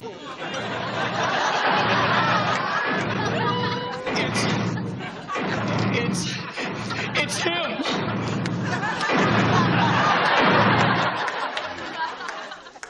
I fly back to Sootopolis City to watch as Rayquaza descends from the clouds like a heavenly angel, lowers himself down upon his 2 brethren who are fighting, and cries, When I come out, I want all these freeloading parasites out of here!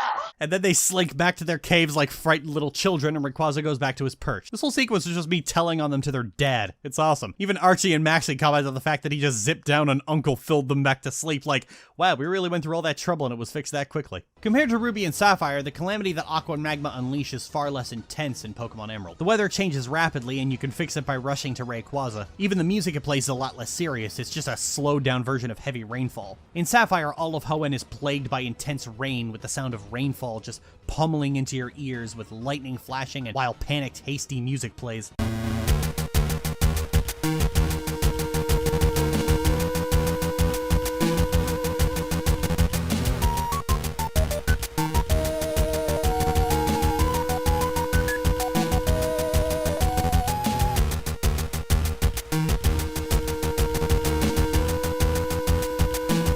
Really captures a feeling of anxiety and fleeing from a storm, like everyone's hastily getting in their cars, driving off, probably getting on ships, trying to decide what they should take before deciding to only take the essentials. Just listening to this music, you can imagine a little girl dropping her teddy bear, but they don't go back for it. In Ruby, the entire land is covered in bright, oppressive, pulsing sunlight that even just looking at makes you feel like you're under a hot desert sun. And the music is this intense, harsh tone that's borderline creepy.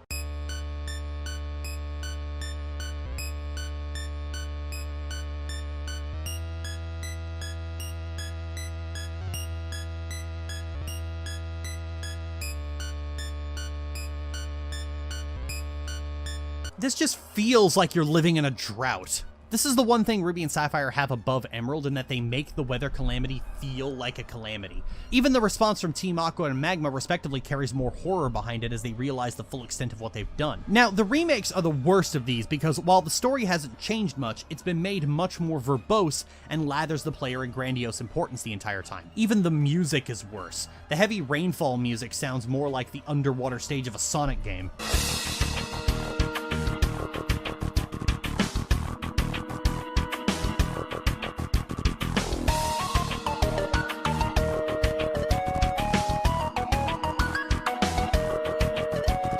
While drought sounds like I'm trying to pilot a spaceship away from a star that's about to go supernova.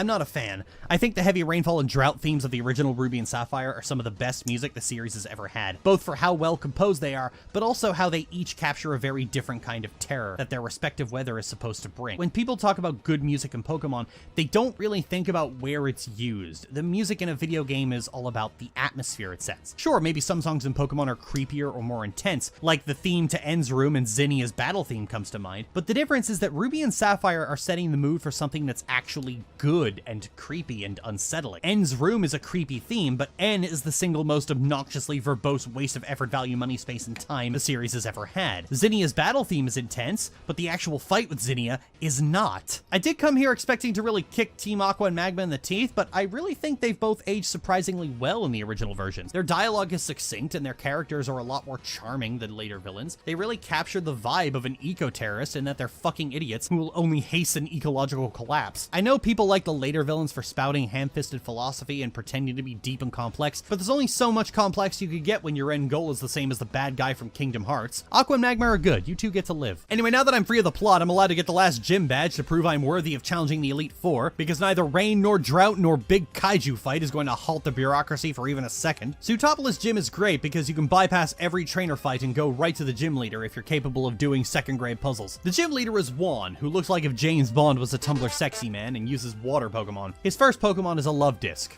A fucking Love Disc. A Pokemon that can't actually fight and just exists to be cute? Calm thy trousers, Don Juan. The next is Celio, who is slightly more capable of taking sharp leaves to the face. Slightly. Then comes Kingdra, who crunches my Sceptile, and so now I need a new strategy. So I thought, hey, let's fight water with water. This did not work. Fine, I guess we'll have to rely on G again. After curb stomping Kingdra, Juan brought out a Crawdaunt. Unfortunately, I taught G Thunderbolt.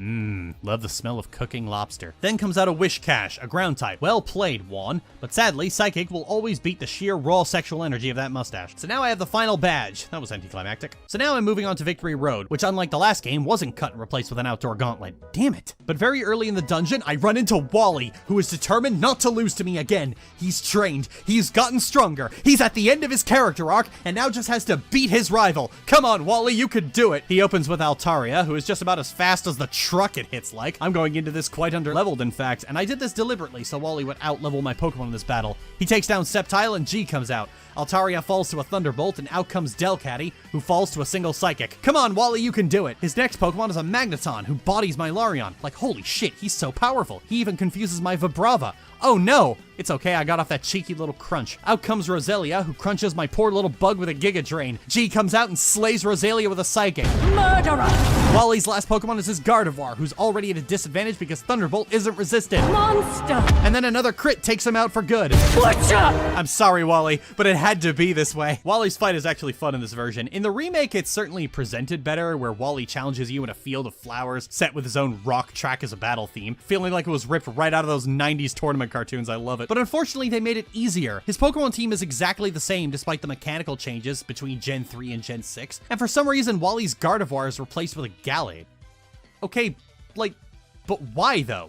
You changed nothing else about his team. Why did you make this change? I mean, I know why. Wally's Gardevoir was always male, and the fact that Gardevoir can be male was a point of contention among some very sad people and has always been the subject of exactly 2 jokes played on repeat for almost 20 years. This was the only reason Gallade was even added in Gen 4, and Game Freak has been taking this way too personally ever since. Pokemon fandom has always had this really weird hang-up about gender. Masculine Pokemon being able to be female and feminine Pokemon being able to be male have always been a huge draw of hissy fits, but I've always felt it was too foolish of Game Freak to entertain that notion. Like, the solution to male Gardevoir isn't to make a masculine alternative evolution. The solution is for players to stop being such pathetic sacks of chauvinistic shit. Especially when the end result is that Wally's party is weaker than it was before. Doesn't the poor boy have enough problems? What about the rest of Victory Road, Lily? Oh, what about it? It's a cave. You've seen caves before. Getting right into the Elite Four, the first is Sydney, the Dark-type master. He opens with Mightyena, and who Crawdaunt makes handy work of. Then comes out Cacturne, who Ninetales makes quick work of. Oh yeah, I have a Ninetales, by the way. Absol is also made quick work of my Ninetales. Good job, Ninetales. Sceptile crushes Crawdaunt, and Flygon makes quick work of Shiftry, and we're moving on. At this point, the Elite Four is feeling more like a formality than the main story is. Next comes Phoebe, the Ghost Master. Dusclops kills himself, which is a pretty good metaphor for how I feel doing this, and Aggron takes out Bayonet. I'm sorry, guys, I really don't have any jokes for this. After 3 generations, there's only so many ways you can make, and then I one-shot this Bayonet sound interesting. I defeated Phoebe, move on to Glacia. I melted Glacia, move on to Drake, who actually has a full team of dragons, unlike Lance, so good job, Drake. You're a better Dragon Master than the titular Dragon Master. Doesn't stop me from melting them, though. Except Salamence, who hung on like a cheap little bastard he is, and knocked me down to 2 Pokemon. Stubborn bitch. Whatever, we're moving on to the champion. In Ruby and Sapphire, it was Steven Stone, but in Emerald, he's been upgraded to post-game super boss. So instead, the champion is Wallace,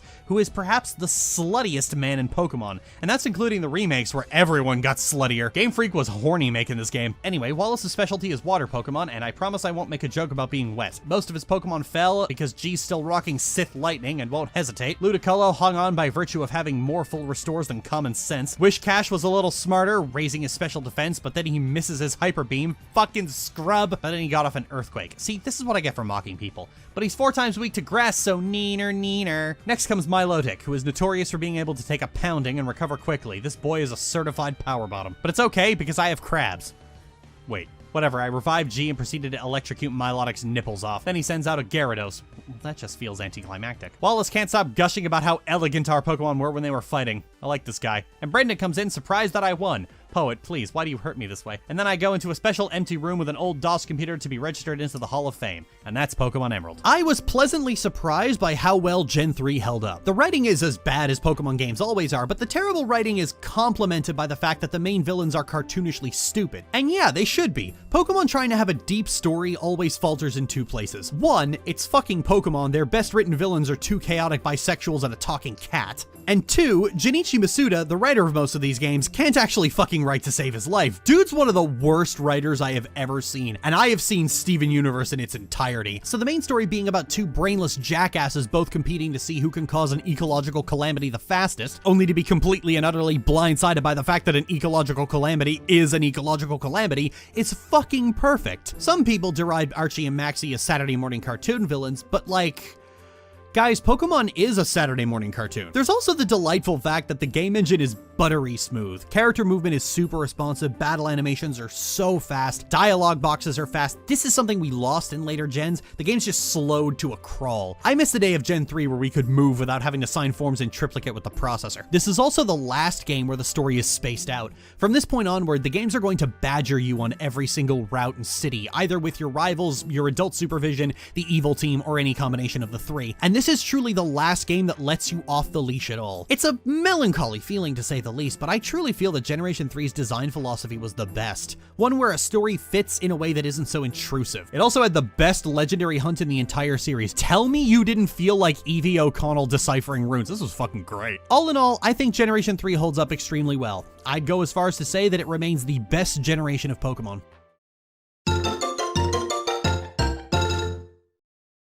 Gen 4, the move to the Nintendo DS, a platform that created some of the most beautiful 2D games on the planet, and which way too many devs tried to go 3D on. The Nintendo DS kind of mimicked the 5th generation of consoles, where out of almost seeming obligation, sprites went out and 1st generation polygons went in. Now, for some developers, this wasn't a problem. For all of its faults, 358 over 2 days worked out perfectly as a 3D game on the Nintendo DS, but this is Game Freak we're talking about. Game Freak decided that the best idea was to make all the characters out of 2D sprites, but build the actual map out of 3D geometry, which certainly helped to make the environments look more detailed, but also tormented the DS processor. Combine that with Game Freak's usual poorly optimized code, and the game was locked to 30 FPS. This is a commonly understood issue. The games run unfathomably slowly in movement, battle transitions, health bars. That last one is the only one people actually remember, in fact, and Generation 5 is no better. The games are still slow because they're made out of even more 3D geometry, and this time pixelate like crazy if you move at all. Now, playing the Generation 4 games, I actually applied a small modification to remove the frame rate cap, which means you won't see me complaining about how slow the games are. But it is a notorious problem across the generation. Suffice to say, it is much more playable with these fixes applied. Also, in the interest of transparency, from this generation onto Generation 8, I will either be modifying the starters to include a Ralts, or importing one from Pokemon Home, purely for the sake of keeping things interesting for me. The games from this point onward can become a real slog, and I just want my favorite Pokemon to make things a little more bearable. Rest assured, anytime I modify the game, I will be telling you when I've done it. The move to full 3D was, objectively, a bad move. They should have just evolved the 2D look, used more detailed sprites and tile sets, not just because it would have been easier on the processor and given better performance, but overall, Pokemon just works better in 2D. 2D sprites are brighter and higher contrast, they're more colorful, the 3D models are washed out and gray filtered, and this was something we noticed with Pokemon in Generation 6, but again, like everything, it starts here. But that's enough preemptive whinging, let's get going. This time around we get to name our rival, unlike the last game where his name was fixed and I just had a lot of fun with it. And as I was playing this on stream with a bunch of backseat gamers, I figured the perfect name for this annoying little bastard with his hyperactive squirrel brain was Chat. Your name is Chat. That is who you are now. Anyway, the moment I take one step, chat rushes up into my bedroom without knocking, the little pervert, and insists that if we ask the professor to give us Pokemon, then he definitely will, which is infallible logic, chat. Truly your mind is a wonder to behold. I follow them outside, and my mother tells me about wild Pokemon in tall grass. Thanks, Mom. I'm not sure my tiny brain could have figured that one out. After getting outside and fixing the rendering engine so I don't know these ugly black lines everywhere, I join chat out by the grass, and they say they're going to jump over the grass to avoid the Pokemon, something that I naturally encourage because I want to see their face get torn off by a wild beaver. But unfortunately,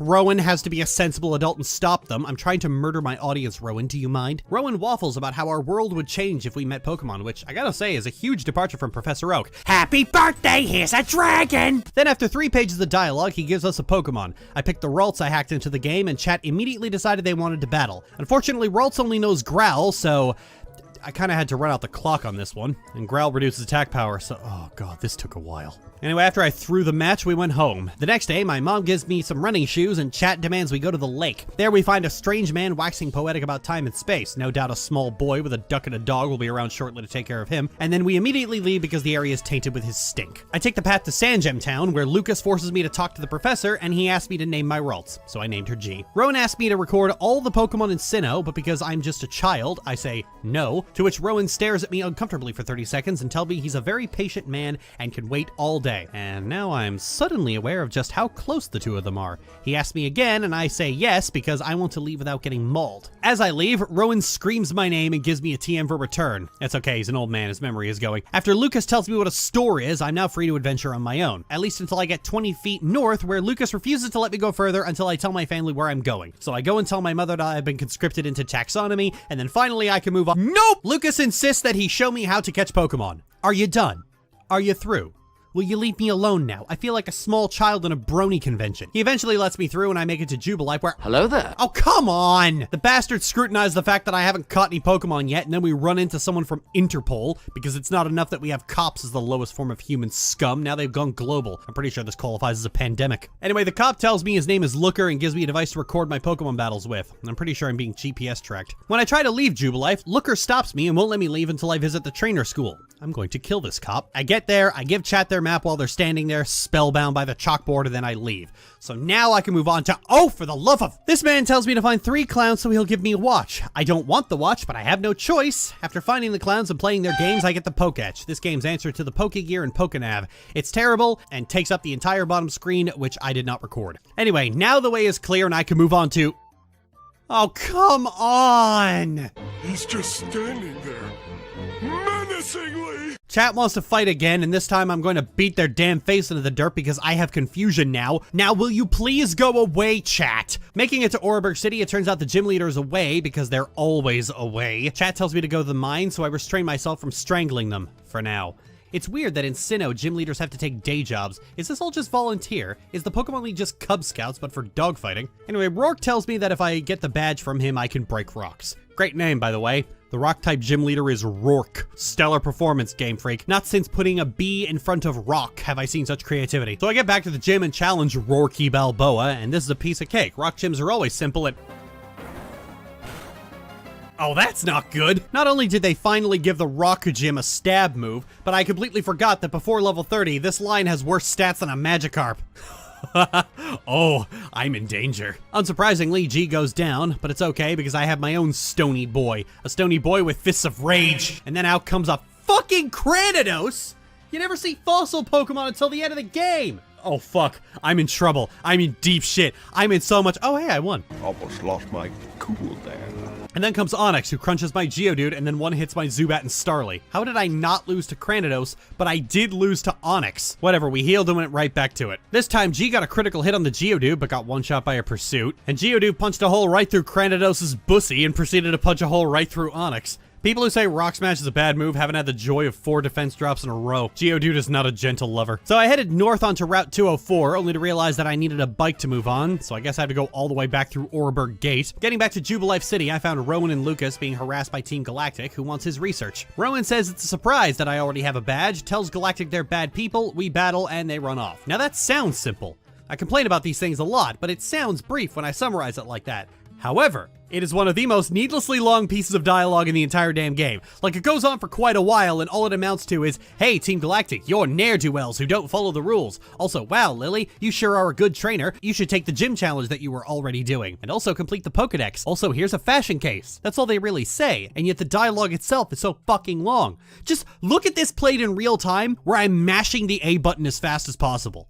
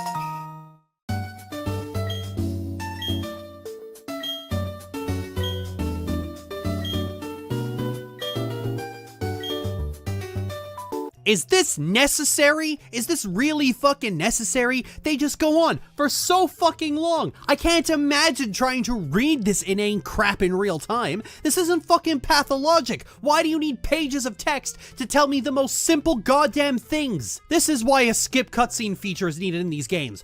All of this would be more tolerable if I could just go...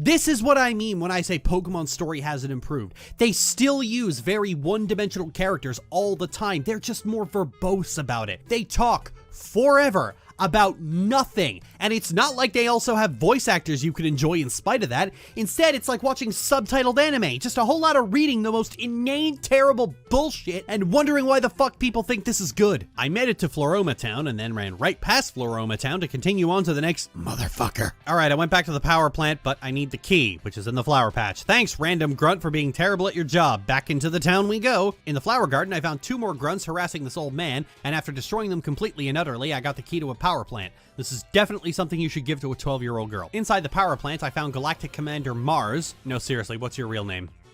This is Team Galactic. That is not your real name. Whatever, Mars only has 2 Pokemon. This is a piece of... Whatever, it's common knowledge that if you throw a rock at a bat, it'll stop moving. Next is a cat, something that 12-year-old me also had experience in throwing rocks at. Unfortunately, this cat has apparently been around children because she's acclimated to rocks being hurled at her skull, and I lost. I came back and earthquaked her face in, and the scientists said that they were gathering energy to create a new universe. Sir, they were fucking with you. They're insane.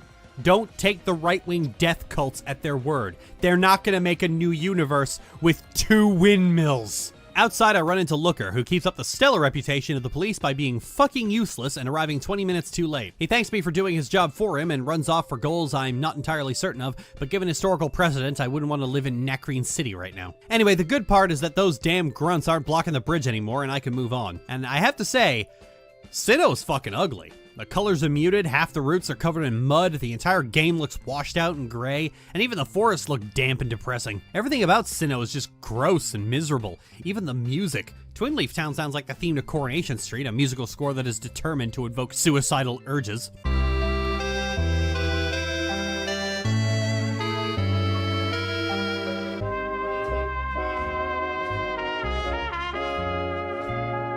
I don't care for the music is what I'm getting at.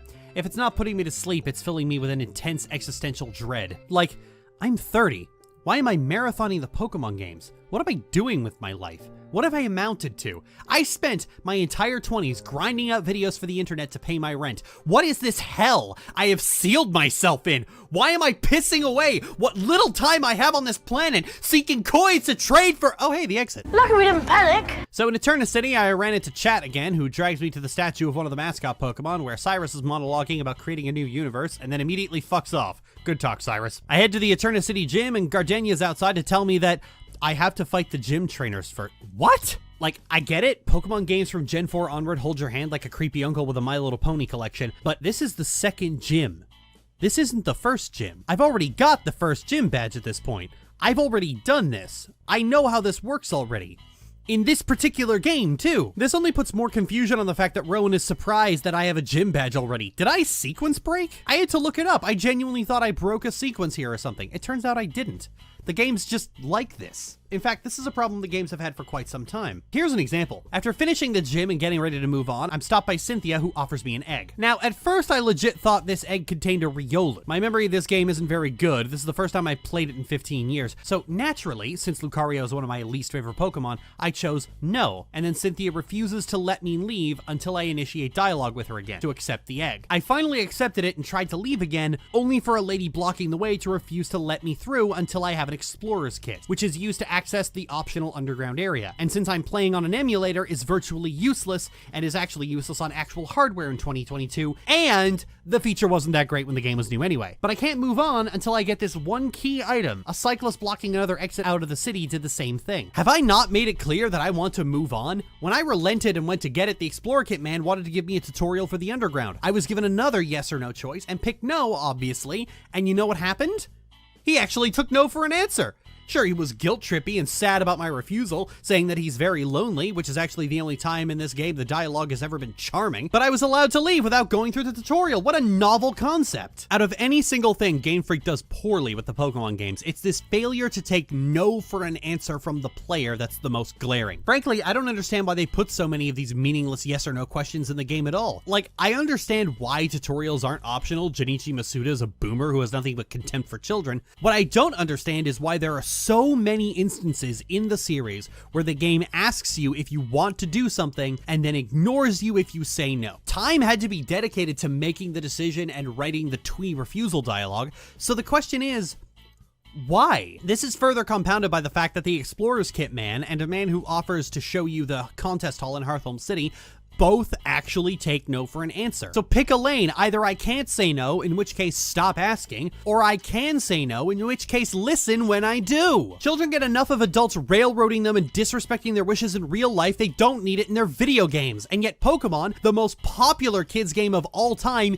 insists on being a nagging parent the entire way through. After beating the gym and getting cut, I had to go into the Galactic headquarters. Why? I have no idea. I'm not paying attention to the dialogue at this point. I just have to go in there to beat up Sailor Jupiter. I crush her, send her back to hell with the rest of the Sailor Scouts, and get this guy's Cleffa back. Or Bunnery. Which one's yours again? I don't actually care. I make it to Hearthome City, but the gym's closed because the leader is at the contest. Oh no. Oh, please don't force me to do a contest. On the way there, my egg hatched into a Togepi. Oh, there was a Togepi. God, I'm so fucking stupid. I get to the contest hall and find my mother there talking to the woman I let out of the forest. Yeah, sorry about that existential crisis back there. She gives me some glitter powder. Thanks, I'm never getting this off my purse now. And then my mom gives me a dress. I'm not really a dress kind of girl, Mom. But anyway, I found Fantina, and she agreed to go back to the gym without any headaches. Well, that was mercifully painless. I feel like I'm about to be blatted in the face with a rake. Fantina's gym is a ghost-type gym that plays with light and visibility to find the exit to the broom and avoid the trainers. Going forward, I'm only going to highlight the unique gym puzzles, and this is one that's actually pretty interesting. Utilizing darkness in a way that's more clever than Brawly's gym ever was, and a more creative use of navigation than Morty's gym. Fantina herself is also reasonably difficult. By this gen, I was kind of used to ghost Pokemon also being poison-type as well, so it caught me off guard when I remembered, oh crap, I can't just curly on my way through this one. And I ended up losing twice. And you know what? I respected the game for that. But during my grinding, my Golbat evolved into Crobat, and because Ghost is weak to Dark, for some inexplicable reason, Crobat was able to just straight sweep through the entire gym on the third go. Aw, who's you good boy. Heading west to Route 209, I immediately run into fucking Chat. Excuse me, I need to bash this annoying little pissant over the head and neck.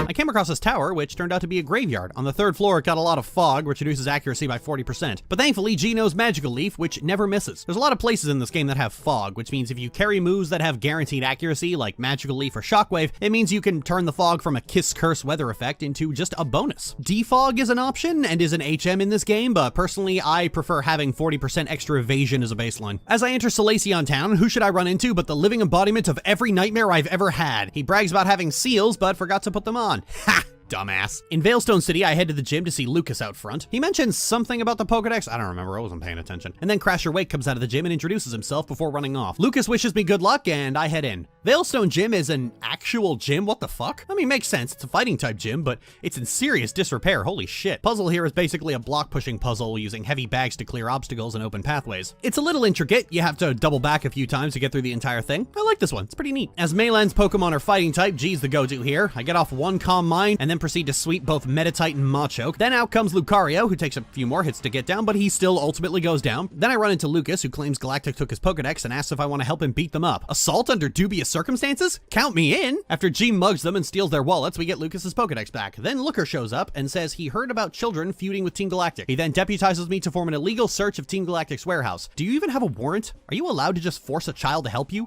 Do you even care about what you're allowed to do? Look at me trying to reason with a cop. Well, there's a sealed door inside, so our breaking and entering can only go so far. Looks like we have to part ways, Looker. I'd say it's been fun, but frankly, your presence makes my skin crawl. If the game allowed me to, I'd have G microwave your brain. Arriving in Pastoria City, I go right for the gym, only to be interrupted by Chat, who demanded another battle. But G learned Psychic, so his Pokemon fell like dominoes. The Pastoria gym leader is... Oh, it's Crasher Wake. I was wondering when I'd see you again. His specialty is water Pokemon, and unfortunately for him, G has recently learned Shockwave. It nearly one-shots his Gyarados, and that's without even using Calm Mind. Then his Floatzel comes out with a crunch. Okay, was sincerely not expecting that. Luckily, my Crobat took him out. Then I confused his Quagsire and finished it off with Togetic. Togetic was a good choice in Gen 2. I decided to go with it again in Gen 4. Then we get outside, and Crasher Wake says he overheard Team Galactic talking about a bomb. A bomb. You're just committing regular terrorism at this point. This is Pokemon. You should at least be using an Electrode with Explosion. You're not fitting the theme, Galactic. We get to the entrance of the Great Marsh and the bomb explodes. Holy shit, they actually did it. Then a grunt came out and confessed to terrorism and ran off. Crasher Wake runs into an active explosion. Honestly, I respect the hell out of him for it.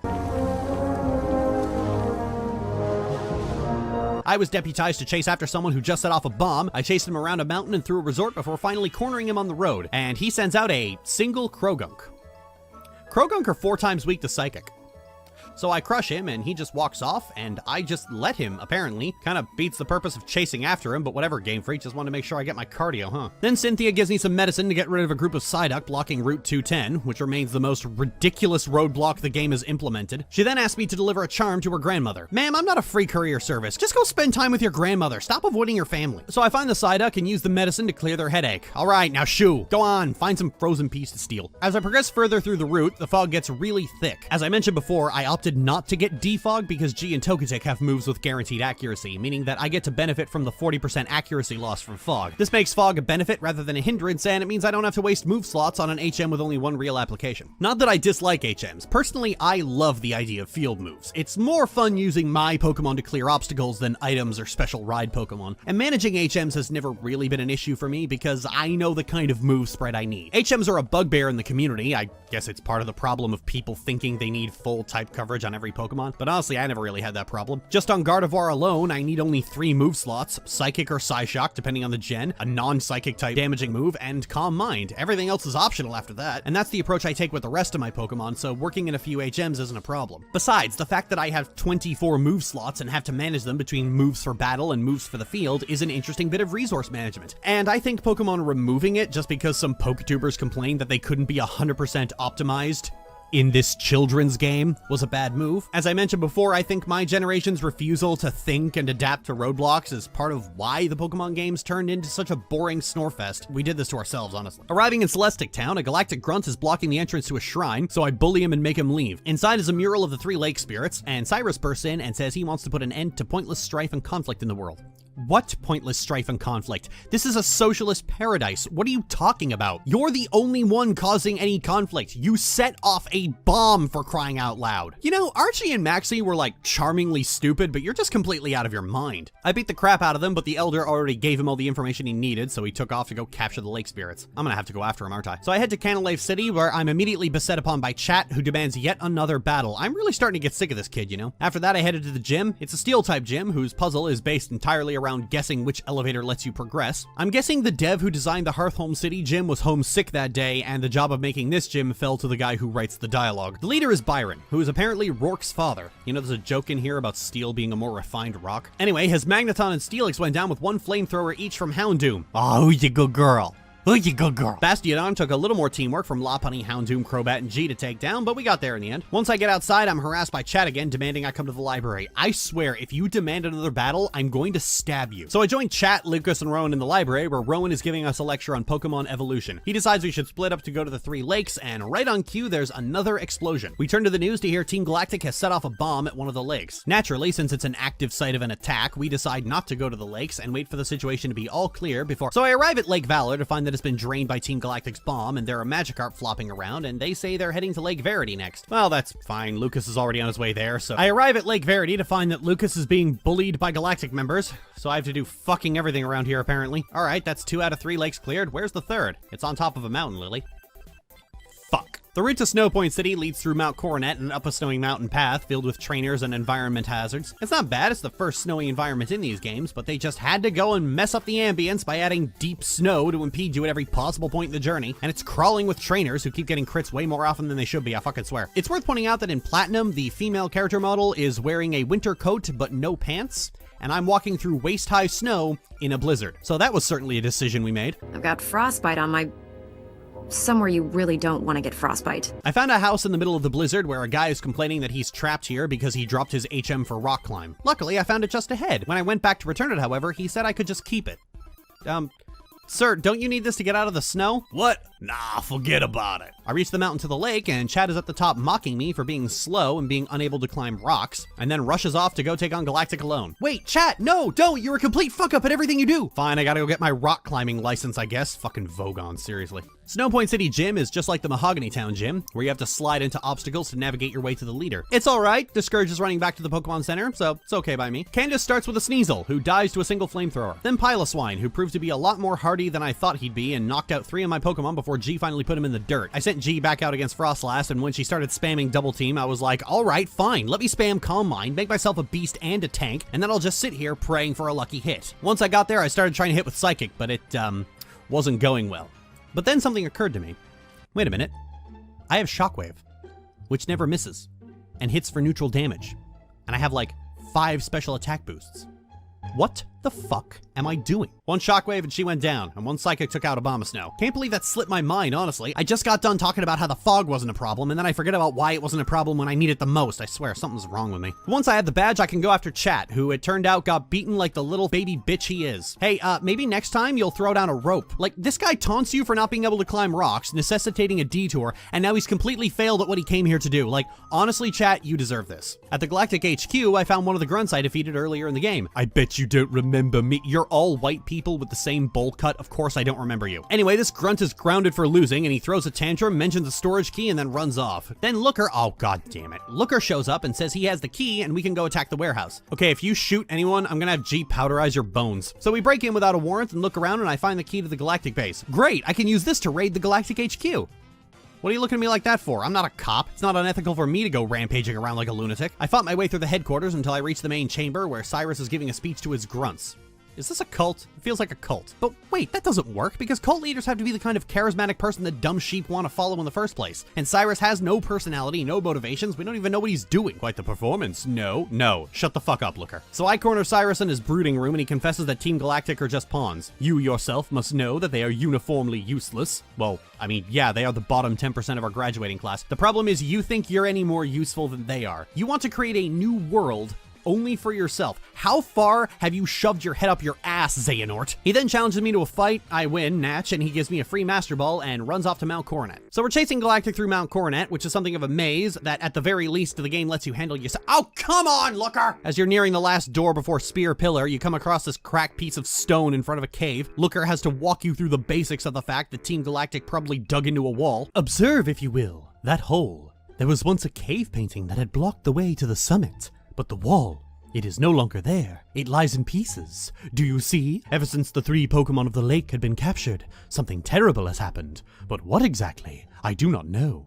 There is but one cause, Team Galactic Cyrus. And now we are all caught up. Oh, really, Looker? Really? I'm not sure my tiny brain could have figured that one out. Oh, there's some stone cracked here in front of the tunnel. Maybe Team Galactic went that way. Oh, yeah, I wasn't sure. Thank God you were here to help, you useless fucking cop. In case you haven't noticed, there's a ton more dialogue in this game. Cyrus alone has more than double the dialogue than Archie and Maxie did in their respective games, but it's also stilted and devoid of any real creativity. He's an evil guy. He does evil things. Evilly. Credit where it's due, Maxie and Archie at least had the charm of the fact that they thought they were going to better the world, but they're like fucking idiots. They were almost charmingly stupid in that regard, coupled with the fact that you just don't run into them that often, like maybe less than 6 times before the finale, and after that they're like, oh, hang on. I think we might be stupid. And that's coupled by the intense weather that affects the entire map along with the tense music that accompanies it. They fucked up massively, and if we don't fix it, we're screwed. And that's more compelling than Cyrus's nihilism. Aqua and Magma are like, if we don't stop these 2 idiots, they're gonna kill us all. They're the only non-Rocket villain teams that work. As much as people complain about Team Rocket being evil for the sake of evil, I mean, that was never actually true. Team Rocket is a gang. They want to exploit Pokemon for financial gain. Instantly, that is a more real antagonist than Cyrus with his delusions of grandeur. People who want easy and quick money, or if we're being honest, are desperate because of late-stage capitalism, will turn to crime. People who think society has become so degenerate it needs a cleansing go on YouTube and rant about SJWs and woke scolds. A more real version of Cyrus would be on TV blaming all of society's problems on, I don't know, the Jirachians? Oh, no, the Muse. People this nihilistic and delusional just don't have the drive or charisma to run a cult and convince people to bomb a city. He's kind of like the jailer. He has the charisma of a pile of wet sand, and yet we're expected to believe he's manipulated and gaslit people much smarter and more charismatic than him. Oh, he's a charismatic leader. Bitch, no he isn't. He's an ugly-ass miserable nihilist sulking because the world has some vague wrongness to it. And people say he's the best villain in the series. Like, what is this? The fucking sequel trilogy? What are y'all salivating over? At least Thanos had the resource shortage to pretend to care about and make his megalomaniacal narcissism almost pitiful and make us want to kick his ass. Cyrus? I just want him to shut up. Stay in the distortion world and rot, you fucking jackass. Oh yeah, the distortion world is terrible. People complain about having to use a few HMs to explore and how Victory Road is played out, but celebrate this. This whole dungeon is a frame rate nightmare. It performs like ass, except in a few areas, and it wants you running all over Hell's Half Acre to push a few rocks and sliding platforms, and oh fuck, I am so goddamn bored. Then you have a battle with Giratina and leave. I'm so glad we shared this adventure, Cynthia. Now please stay 95 million miles away from me. Rest of the game isn't worth talking about in too much detail. The story's over, but you still have a badge, Victory Road, and the Elite Four to get through. Almost feels like a formality after all of that. Like, you want to prove my worth? I was in another dimension just a few hours ago. I fought a god of antimatter. Then you get to the Elite Four and oh my fucking god, chat. You go through the Elite Four, which is the same it's always been. The only thing worth talking about is Cynthia, because Cynthia and her Garchomp are the most overhyped boss in the series. When I was going through the earlier gens and talking about how, like, Whitney wasn't a real problem, people were like, oh, wait until you see Garchomp. Wait until you get there. It'll crush your dreams and give you PTSD. So about that.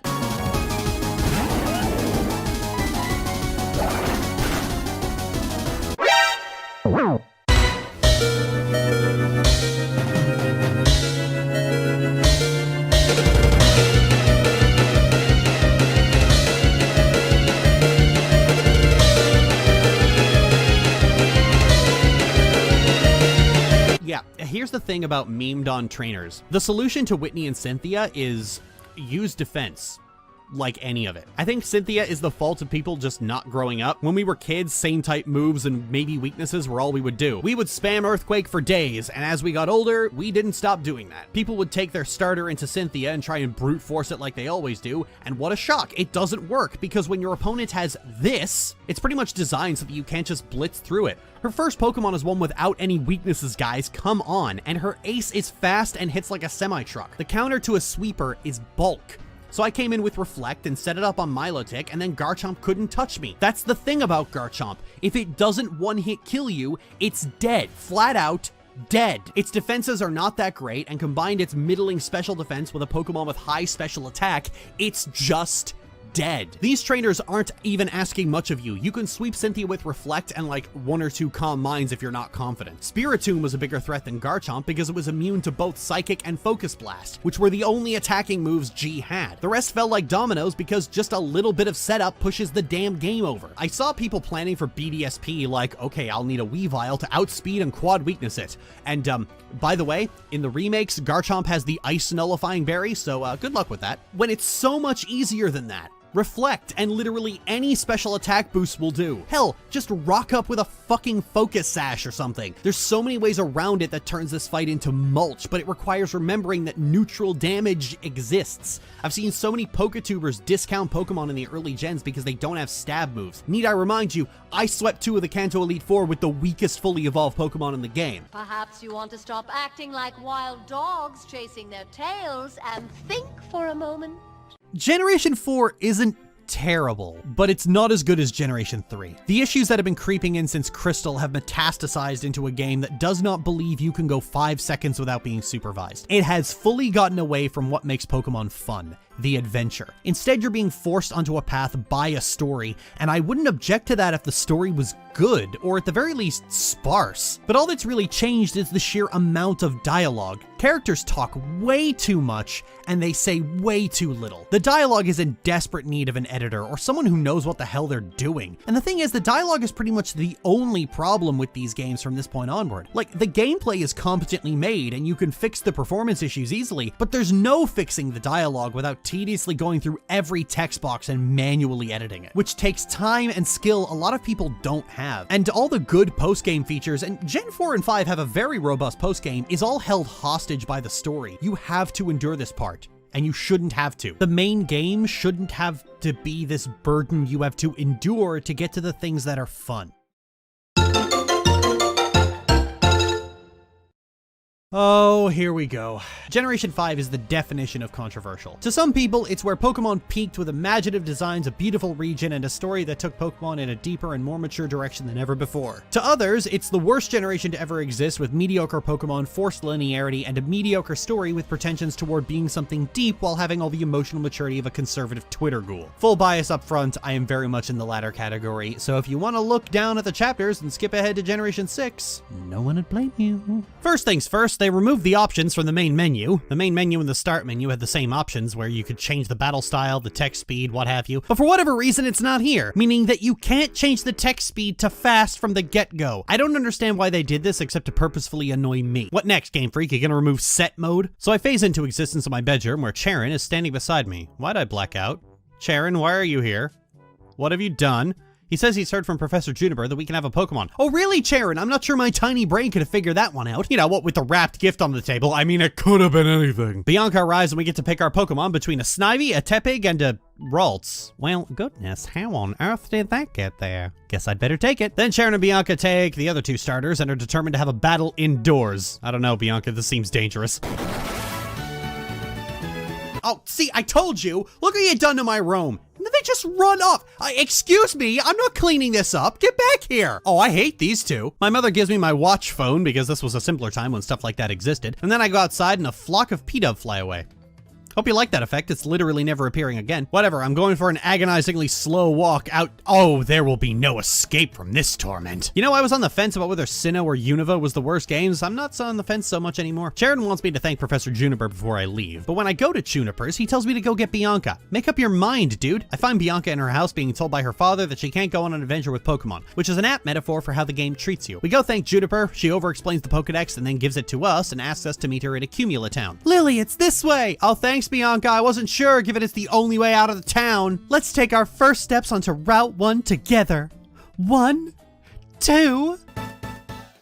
I'm so glad we shared in this unforgettable experience together. Juniper forces us to listen to a lesson on catching Pokemon, and then Charon and Bianca challenge me to a Pokemon catching contest, a contest I completely ignored. Upon arriving in Accumula Town, Professor Juniper decided it was imperative to give me a full guided tour of the Pokemon Center. Not just that, but the shop and the PC as well. Bianca even asks about someone's PC. You know, the thing nobody ever needed explaining to them. Once I'm free of Juniper's incessant nagging, Sharon demands I see the rally for the local KKK. Oh wait, no, it's just an animal rights group. Team Plasma is arguing that the use of Pokemon for human convenience, sport, and exploitative capitalism is a form of abuse, invoking the long-standing joke that Pokemon is a game about dogfighting. So this game makes that joke its central plot point. Finally, Pokemon is gonna have a serious examination of itself and the implications of its own aging premise. I don't like the sound of that cough you just made, Game Freak. After Gets' speech, we're approached by some prick in green hair who claims that he has a special ability to listen to Pokemon speaking that I apparently don't have. This lady is crazy. Then he wants to fight, and after I beat him, he rants about how Pokemon being confined to Pokeballs makes them not free. Is this why walking Pokemon were scrapped? Stepping onto Route 2, I get a call from my mother, who announces she's right behind me to give me the running shoes. Well, it's about time, Mom. I've been walking at the speed of smell for the last hour. Also, a Nazi cult leader wanted to fight me. As I make it to the end of the route, Bianca runs up and wants to fight. Lady, we just fought. Do you not know how this goes? You're supposed to wait at least a couple of towns before you challenge me again. So the gym in Striaton City is blocked off. Gym leader is at the school, apparently. I didn't find him there, but I did find Sharon, who wanted to fight. Naturally, I refused and left to head back to the gym. Still blocked. I went back and battled Sharon to see if that would work, and lo and behold, it did. Why even give me the choice? I chose the grass leader, and when his Lillipup started spamming workup, I just spammed double team so that when he tried to one-shot me with bite, Rolls was able to just circle around him. Ditto his Pansage. After leaving, I'm immediately approached by a strange woman who wants me to find her some dream dust for an experiment involving collecting save files, and that's definitely what she wants it for. It's not for snorting. She is a completely normal scientist. It's not for snorting. Wait, is that a bed hooked up to a machine? What do you intend to do with this? I feel very unsafe. In the Dream Yard, I find Amuna, who is immediately beset by Team Plasma members who start kicking her and confessing that setting Pokemon free means there's nobody to stop them from using Pokemon to take over the world. Wow, way to give up the ghost in the first act, dude. Guess this is gonna kill you. After crushing them, the Muna's mommy comes by to get her baby and gives me some Dream Dust. I take it back to Fennel and she gives me a Sea Gear for multiplayer. Thanks, Fennel, this is completely worthless. Despite my attempts to break free from the shackles of a stalker, Charon manages to corner me on the road for yet another battle. How many of these do you want? But then Bianca runs up with a little girl whose Pokemon was stolen by some muggers. Team Plasma's hiding in the cave and wants our Pokemon as well, but we defeat them. How could we lose when we have right on our side? Oh no, it's one of those stories, isn't it? It's time we show the Fire Nation that we believe in our beliefs as much as they believe in theirs. Here's the thing, Team Plasma's grunts are kind of completely fucking stupid, so half of them give up the ghost about the fact that Plasma isn't really an animal rights group, but the other half are still yammering on about Pokemon liberation, and if you're savvy to this stuff, you're kind of just waiting for the pretense to be dropped. I'm trying not to get too into my critique of the story too early on, but suffice to say, whatever story you think this is, it isn't. When I make it to Nakreen City, Charon insists on walking me to the Pokemon Center. Hey, if anyone's played this game with a male character, is he still like that?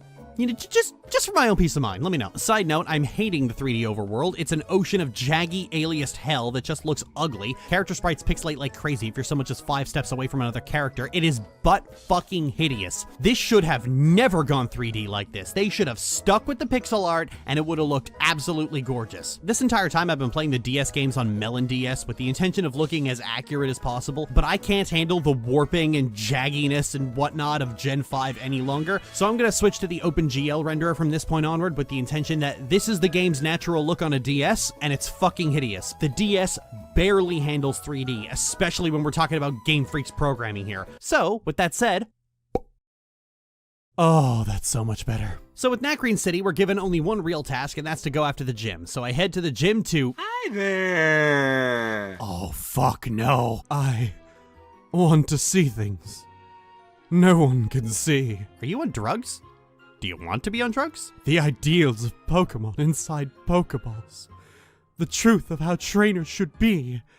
And a future where Pokemon have become perfect. That was 2 generations ago. It's all downhill from here. Right now, my friends aren't strong enough to save all Pokemon. Maybe I can't solve the equation that will change the world, so I need power. Power enough to make anyone agree with me. And then he leaves, declaring he needs a legendary Pokemon to give him power. Guy's a broken record. Anyway, after that, I went into the gym, got shown a Dragonite skeleton, wow, that was dark, and was led back into the library to do battle with the gym leader, an archaeologist named Lenora. I pulled the same trick on her that I did in the last gym, spamming double team until I was unhittable, but then her Watchog got out a cheeky little retaliate, but then my Herdier was able to get the last hit. We're all good, we're fine. Lenora says she assumed right about me and that my fighting style was enchanting. Well, thank you, you're very sweet, Doctor. But then, oh no! Team Plasma's stolen the Dragonite skeleton, we have to go after them! They went into Pinwheel Forest, but don't worry, Burr's here to help. by waiting at the end of the forest while I chase them through the dense brush getting harassed by rangers. Thanks, Burr. Here's an interesting aside. If you go into Pinwheel Forest before you have the basic badge, it's actually blocked off by Team Plasma grunts who give some of the most pitifully generic villain dialogue of all time. We are in the right. Everyone else is wrong. If you don't think the same way we think, we'll use all our power to eliminate you. I'm sorry, nobody talks like this. Even people who are so unbelievably narcissistic that they can't handle being disagreed with won't just say that out loud. But it is a very common tactic to reduce these things down to this cartoonish, even by cartoon standards, caricature if you can't contend with their real beliefs. Or, more accurately, you don't want to. And speaking for myself, this dialogue isn't a comment on Team Plasma, it's a comment on Junichi Masuda, the game's director. Eventually, I chase down the Plasma grunt that stole the skull and get it back. This might help me get ahead. Then an old man talks about Team Plasma's king, and you have a king? You're a fascist death cult and you have a king? Whatever, I'm getting out of here and heading to Manhattan. I mean Castelia City. Castelia City is a huge city map with all of 5 buildings to enter and a lot of NPCs that offer nothing more than pointless chatter. The city's set up in a rotary on its main street with multiple side streets to walk down, but despite its size, there is very little to do here. I started off by getting a dance troupe together because naturally when you go to New York, the first thing you do is find some break dancers and get them into a polycule before heading to the gym, where Burr rushes out saying he has business at the dock. Following him to the dock, we are introduced to Iris, who, if you watch the anime, you'll remember as Ash's companion in the Unova series that the fanbase absolutely hated. Why'd they hate her, Lily? You fucking know why. You know how weebs work at this point. It turns out Bianca has had her Muna stolen by Team Plasma, and so me and Burr are going to go get Muna back while Iris guards Bianca. I follow Burr to the building that Plasma is holding up in, and one of them decides that because I look weak, he'll take me while the other two take the gym leader. Unfortunately for him, we are evil people, and so my Petalil makes mulch out of his dirt lizards. Then they retreat back in and we follow after them. Iris and Bianca join us this time, Bianca apparently having been trained in those 5 minutes, but whatever, it's fine. But inside is Getsis. He waxes poetic about Zekrom, believing that if he had a dragon, then people would listen to him because he'd won their hearts and minds, and not because the dragon would eat them if they didn't. It's definitely not because the dragon would eat them. But then Burr talks about how everyone has different opinions. Oh my fucking god. I feel like I'm listening to the startup of a YouTube video made by a condescending douchebag. Then Getsis gives Muna back to Bianca and leaves. With that sorted, I head to the gym to take on Burr. The battle was not very interesting, just tranquil spamming Gust over and over again. As soon as I step on Route 4, Bianca wants a battle that is tediously long and knocks out a few of my Pokemon, necessitating I go back to heal them again. Then Charon wants a battle immediately after that, which goes the same way. I win, but I still have to backtrack. Well, that's good, right, Lily? The battles are hard. Oh, no, that's the thing. They aren't. See, so far, the enemy AI has been completely brain dead. It usually spams the same 2 moves over and over again, more so than I've seen in any Pokemon game so far. But for whatever reason, the damage values are weirdly scaled up, so I just take lethal damage from a bite that ordinarily wouldn't have killed me, all the while it seems to be taking an inordinate amount of time to actually defeat an opponent. And ordinarily that wouldn't bother me, but your rivals challenge you so many times. Just for comparison, Gen 1 had 8 rival battles, one of them was optional and one of them was the champion battle anyway. Generation 2 had 6, Gen 3 had 5, and 2 of them were optional, and Gen 4 had 5 as well. But Generation 5 gives you 3 rivals in this game, Bianca, Charon, and N. And between them, you have a total of 17 rival battles. That's already excessive, but even more so than the fact that you are constantly running into them every single route and city. You are never once given a break from these kids. This is the running problem with Pokemon games from this point onward, that the companions never leave you alone for even a moment. They won't let you breathe. You can't fucking move without being constantly harassed by the sheer glut of additional characters imposing on you every chance they fucking get. I like Blue and Brendan, but part of why I like them is that every time you meet them, enough time has passed for them to have gone through some growth. The games don't spam you with text from them every 2 seconds, you just kind of stumble into each other as you're both doing your own thing. Running into them on every route would have been much worse. But from Gen 4 onward, these games can't let you have one route without being harassed constantly. Some of these characters go through something close to an arc, but the fact that they're constantly tugging on my sleeve and bothering me means I resent their very existence, because it always feels like Game Freak resents my very existence and my desire to explore and play the game at my own pace. It reaches reaches the point where I don't want to step into a new area because I'm afraid that I'll be interrupted by another character, especially when the battles are so tedious and boring, yet still demand that I run back to the Pokemon Center. Worse even, I've had to run back after every single battle so far because they keep knocking out my fucking Curlia. When we reach Nimbasa City, my first goal is to head to the surrounding— oh hey, Bianca's in front of the music studio. I'll check that out in a bit. Anyway, my first goal is to head to the surrounding routes looking for new Pokemon because the Pokemon I have aren't very good. Now, the game let me onto Route 16 just fine, but when I tried to step onto Route 5, Bianca chases me down and drags me by the neck back to the music studio. What the fuck? I could see her there. I would have gone to check on my own. Will you stop hovering over me, Game Freak? Look, the music studio is an interesting little distraction. I'm glad you've got it. It's fun to put G in a top hat, a bow tie, and a cane. Just stop forcing this shit on me. I don't know why you press the issue so fucking much. You can't just let me find a cool thing on my own. You're constantly harassing me. Oh, and if you thought that was the worst of it, no. My recording of Nimbasa City is 90 minutes long, and you only have 2 major fights in this city. And those of you who have played know exactly where we're about to go. So you walk into the amusement park, and N drags you by the neck to a Ferris wheel and makes you ride it with him before Team Plasma shows up, and he battles you to hold you off while they escape. Now, if you lose to N, you have to go through the entire Ferris wheel bit over and over again. And you will lose because all of his Pokemon crit like a fucking bitch. Every Pokemon in Gen 5 is either packing high crit moves like Air Cutter or the ability Super Luck, which boosts crit ratio, which means you are going to be one-shot over and over and over and over and over again, and every single fucking time you have to watch that whole fucking cutscene again. You know what this reminds me of? The original Kingdom Hearts. When it first came out, you couldn't skip cutscenes, and some of the bosses in this game are stupidly difficult, especially for kids, which meant the following lines are burned into my generation's brain. Clayton? Not Clayton. Not Clayton. This is it. This power. Darkness. The true darkness. Sora! Forget it. There's no way you're taking Harry's heart. You have come this far, and still you understand nothing. Every light must fade. Every heart return to darkness. You know, I was saving it for later, but fuck N. Honestly, fuck N. All this little prick does whenever he shows up is rant about how he's going to make everyone conform to his opinion or else. He's like a fucking debate bro drooling out of his fucking mouth while he gives the most moronic take you've ever heard in your life. You guys ready for the mildest hot take in the universe? Okay? Super idpol, like, lefty black women who love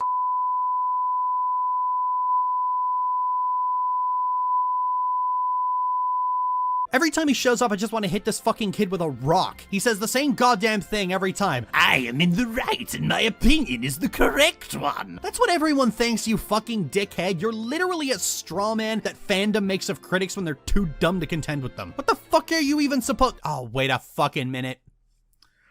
Hang on. Did Game Freak start seething over PETA?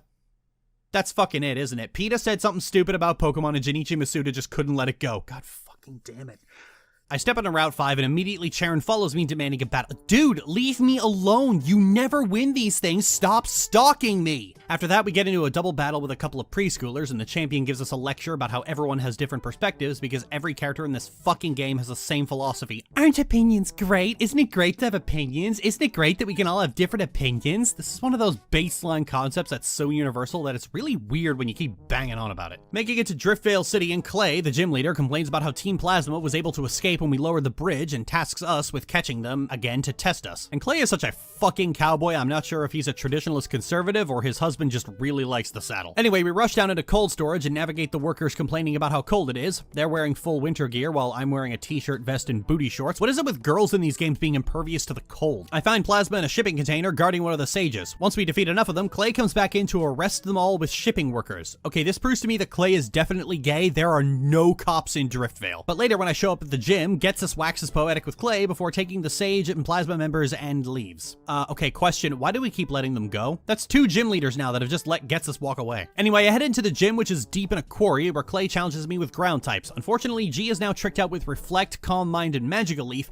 which means my early troubles are long gone as Crocodile and Palpitoad fall like dominoes. It takes a little more setup with Extra Drill though, and as usual, Reflect came in handy and I eventually won the stalling war. On my way out to Route 6, I get stopped by Bianca, who gets distracted and asking for a battle by a shiny object. But I'm also a trainer. At times like this, you battle, right? Why are you asking me?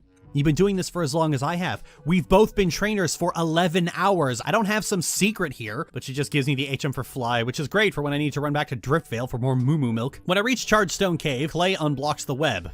You know, I have the HM for Cut. I could have done this myself, you know. But then I get inside and I see N in the distance. Oh, fucking great. Okay, you know what? I'm gonna catch a Pokemon for a Clink! Oh, I love him.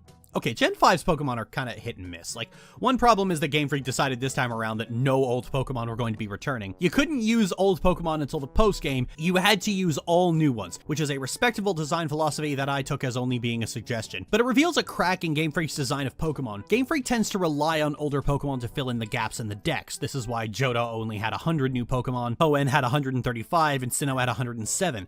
But Unova has 156, more than any gen after Gen 1 is introduced, and part of that is that they had to take niches that were filled by other Pokemon and remake them, so you'll see a lot of familiar faces. But it does brush up against a creeping design issue, namely, modern Pokemon are over-designed. Because the Game Boy could only render so much, Gen 1 Pokemon tend to be very simple in design, and this makes them extremely appealing. Most of them are just a thing with a face, but modern Pokemon have a tendency to be over-designed and filled with extraneous detail. For example, Geodude is perfect simplicity in design. He's a rock with fists and a face. This means he's quite expressive when he wants to be, and there's the fun of just a rock with fists. That is a boy with a lot of personality who is always ready to fight. By contrast, Roggenrola, I don't even know what face he's making. This is a common issue with Gen 5. Personality is lost in the extraneous detail. This isn't always the case though. Sometimes the Gen 5 Pokemon get it completely right, and I think the place where they do best is with Trubbish. Trubbish is perfect simplicity in design.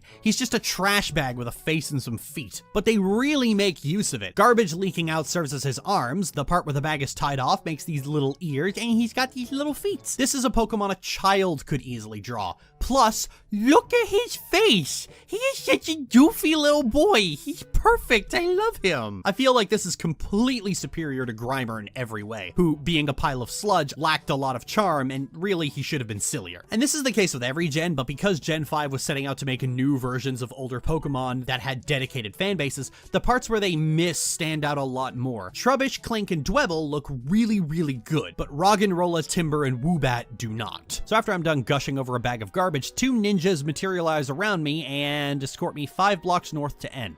Guys, I can walk. N tells me that Team Plasma will be waiting for me ahead and I have to go through Chargestone Cave to find them. The moment I take a few steps forward, Bianca shows up to tell me the floating stones move when I touch them. I feel like I would have figured that out on my own. I mean, the natural inclination in this game is to interact with things, but Game Freak just can't stop being a hovering mother. As I adventure through, I come across a bridge and the Shadow Triad forcibly escort me across. Okay, look, Pokemon's handholding is fucking ridiculous, and in later gens gets more insistent, but I think this part right here is without a doubt the worst. Game Freak thinks so little of the player that they don't trust them to navigate a straight line. There's no excuse for that. At the end of the cave, I run into N again, who rants about how he'll separate the shades of gray into black and white. Dude, you're not even a character at this point. If you got any more one-dimensional, you'd be a dot. He then asks me if I have a dream of my own, to which I say, nah, and he says someone without a dream will never understand him. Oh, I understand you all right. I don't think you understand yourself. Oh yeah, in case you were wondering if N being a Pokemon trainer makes him a hypocrite, every time you fight him, he has a different set of Pokemon, implying he's released them. And in the sequels, you can actually find and catch his Pokemon in the wild, so he's not a hypocrite, he's just sincerely brain dead. N waxes poetic some more about ideals before Bianca shows up with Juniper. Your opinion is understandable. It happens to be different from mine. Oh my god, please somebody say a line that actually has some meaning to it. You know, I wouldn't be this bothered if it weren't for the fact that the fandom's been spending the last few years absolutely gassing up this fucking game like it's the holy grail of Pokemon stories. And I get it, for a lot of people this game came out when they were 9 and it was the first story that talked about something like belief, but holy shit. shit does this not hold up. At Mistralton City, I immediately run into Jupiter's father, who upgrades the firmware of my Pokedex. I hear Apple was planning to do something like this before they just decided to take your entire phone hostage until you install their software. After that, the gym leader says I can challenge her, but first she has to go up to Celestic Tower to help a sick Pokemon, and none too subtly suggest that I should come along. So I follow after her, but when I get to the top, the sick Pokemon's already gone, and she makes me ring a bell. Did I come up here just to ring a bell? Anyway, going back to the gym, and this gym is unique because you get to shoot yourself out of cannons! Wee! Wee! Wee! Wee! Wee! Fuck! The gym leader was nothing special. I was in this loop of almost one-shotting the enemy healing, and then almost one-shotting them again. After that, I step outside. Oh god, no. N was waiting outside to start talking about how Pokemon battles are inherently unethical. Dude, are you stalking me? Have you clued into the fact that I'm the only one who can't verbally respond, so you seek me out to rant? He decides that he wants to talk to G at— oh, you stay the fuck away from my Gardevoir, you sweaty debate bro ass looking motherfucker. This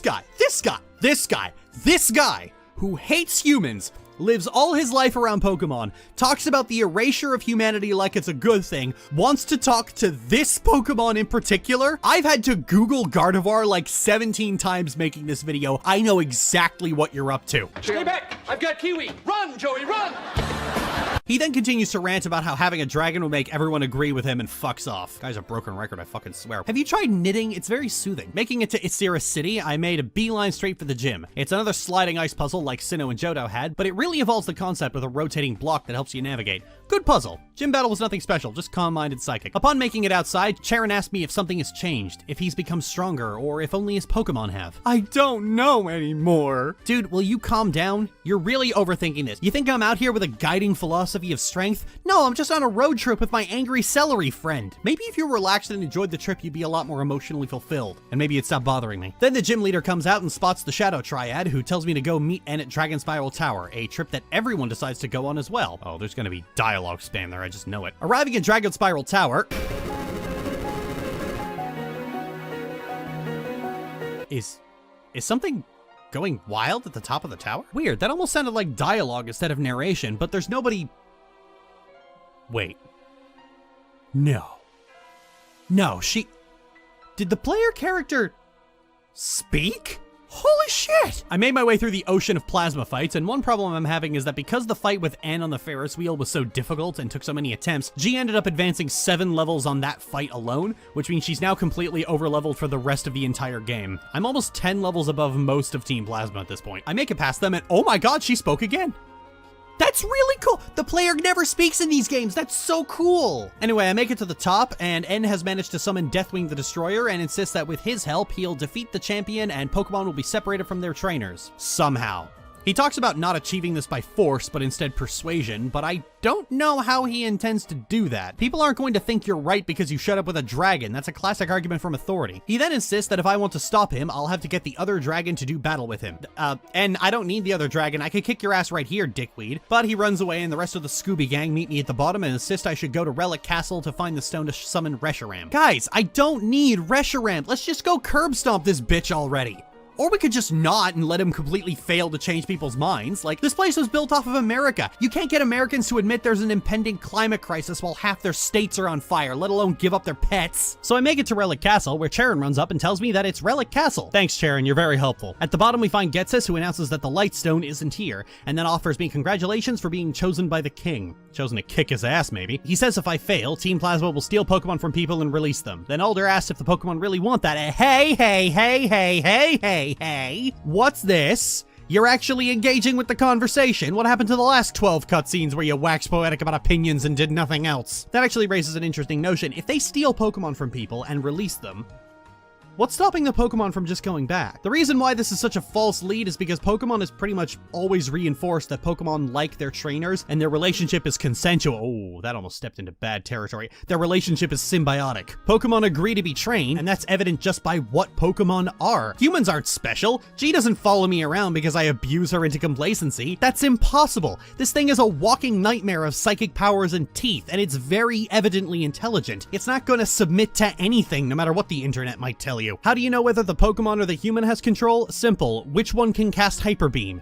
Yeah, that's what I thought. After we get out, we head back to Nakreen City because it turns out Lenora had the light stone the entire time. Well, damn, Lenora, coming through at the last minute. You're great. Just before I take it, though, Alder warns me that by taking up the light stone, I'm committing to stopping N if he fails and asks if I'm ready for that. Well, shit, when you put it that way, I only became a Pokemon trainer 17 hours ago. Maybe not. So you're just going to allow N to fulfill his plans for a new world? Dude, you asked me if I was ready for this. Don't ask me to second guess myself and yell at me for doing it. That's just mean. Succumbing to peer pressure, I accept the light stone, and now I have to go to Opelucid City to ask the gym leader for help. Before I make it onto the two-blind bridge, I get accosted by Bianca, who demands a battle, and then talks about ideals as if I supposedly have any. Bianca, I'm a mute child. I have no ideals. Stepping onto the bridge, I see Getsus in the distance, and then the Shadow Triad escorts me 5 steps north again. Why are you like this? Getsus then gives up the ghost that his entire philosophy is a lie to seize control of Unova. Oh no! I'm shocked. Completely and utterly bamboozled. Utterly fucking blindsided. What a twist, Mr. Shyamalan. I definitely thought Pokemon was seriously going to unpack its own ethics. Totally did not expect a reassuring excuse coming. By my hubris, I have been fooled, good sir. Making it to Opelucid City, I found Team Plasma making a lame speech. Maybe we should release our Pokemon. Are you fucking kidding me? These fucking simps, I swear. Iris drags me to a building to tell me a story about the legendary dragons and how they represent truth and oh my god. If one more person talks about ideals, I'm going to fucking scream. After getting the 8th badge, don't give me that look. The gym is crap and the battle was boring. I swept with Psychic, don't fucking complain. And Professor Juniper mentions that Reshiram will appear before someone truly worthy. Cool, but I still don't need Reshiram. Then she drags me by the neck toward Victory Road. Lady, I can walk! Playing this game, I sometimes feel like a small child trying to pull her hand out of her mother's grip. Let go, Masuda. Let people play the game themselves. Once I make it to the Pokemon League, the Elite Four fell like fucking dominoes. The closest thing to a hassle I had was having to switch out to B-Sharp on Chantal. Marshall, his Pokemon are all pure fighting type and fell to Psychic. Caitlin, her Pokemon are Psychic type and I have Shadow Ball. And Grimsley, I struck 4 Focus Blasts in a fucking row. It was a slaughter. Getting out to the champion, it turns out that he's been defeated by N, who through his show of strength will now issue an order to the entire region to release their Pokemon because that's how politics works. You beat the champion of Pokemon and that makes you president now. But he's all like, we will decide this between you and I, but then says this isn't an appropriate place for dragons to fight, so he raises an entire castle out of the ground, which was conveniently placed right around the Elite Four and nobody noticed being constructed. A new empire.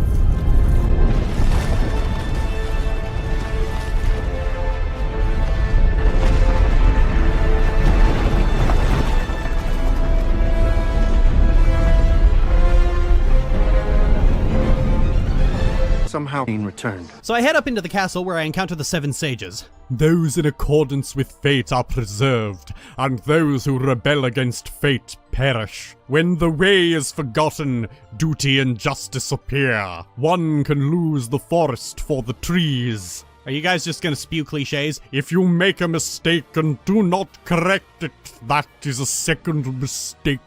Superior men understand what is right. Inferior men understand what will sell. Please. Please, Masuda. I can't take any more shtick. But this time the sages do want a battle, but just as they're about to surround me...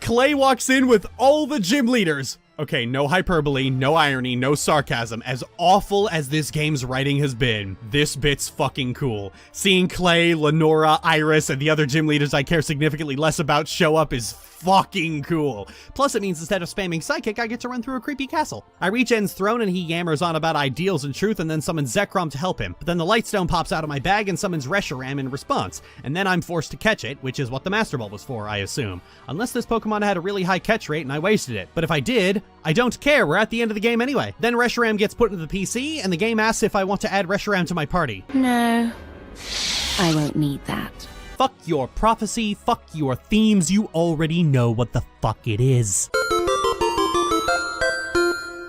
N throws a little baby bitch tantrum about how he wasn't strong enough to enact segregation, and then Getsus comes in and just fucking roasts him for being weak and stupid. And Getsus is scum, but goddamn, N, you fucking deserve this. Fuck this guy. Fuck this guy. Getsus fully gives up the ghost for the 17th time in the game that he just wants to rule as dictator and then challenges me to a fight. A fight he fucking loses. Getsus gets carried out, swearing that he would have gotten away with it if it weren't for that meddling kid and her angry celery, and then N wants to have a final conversation where he doesn't really change much of anything at all. He says, maybe different opinions are good. Good job, N. Not sure we needed an entire game for you to figure that out, but sure. You've managed to meet the intellectual standards of a 6-year-old. And then he flies off on Zekrom, and that's the end of the game. Holy shit. No hyperbole. No sarcasm. That was the worst piece of shit I've ever fucking played.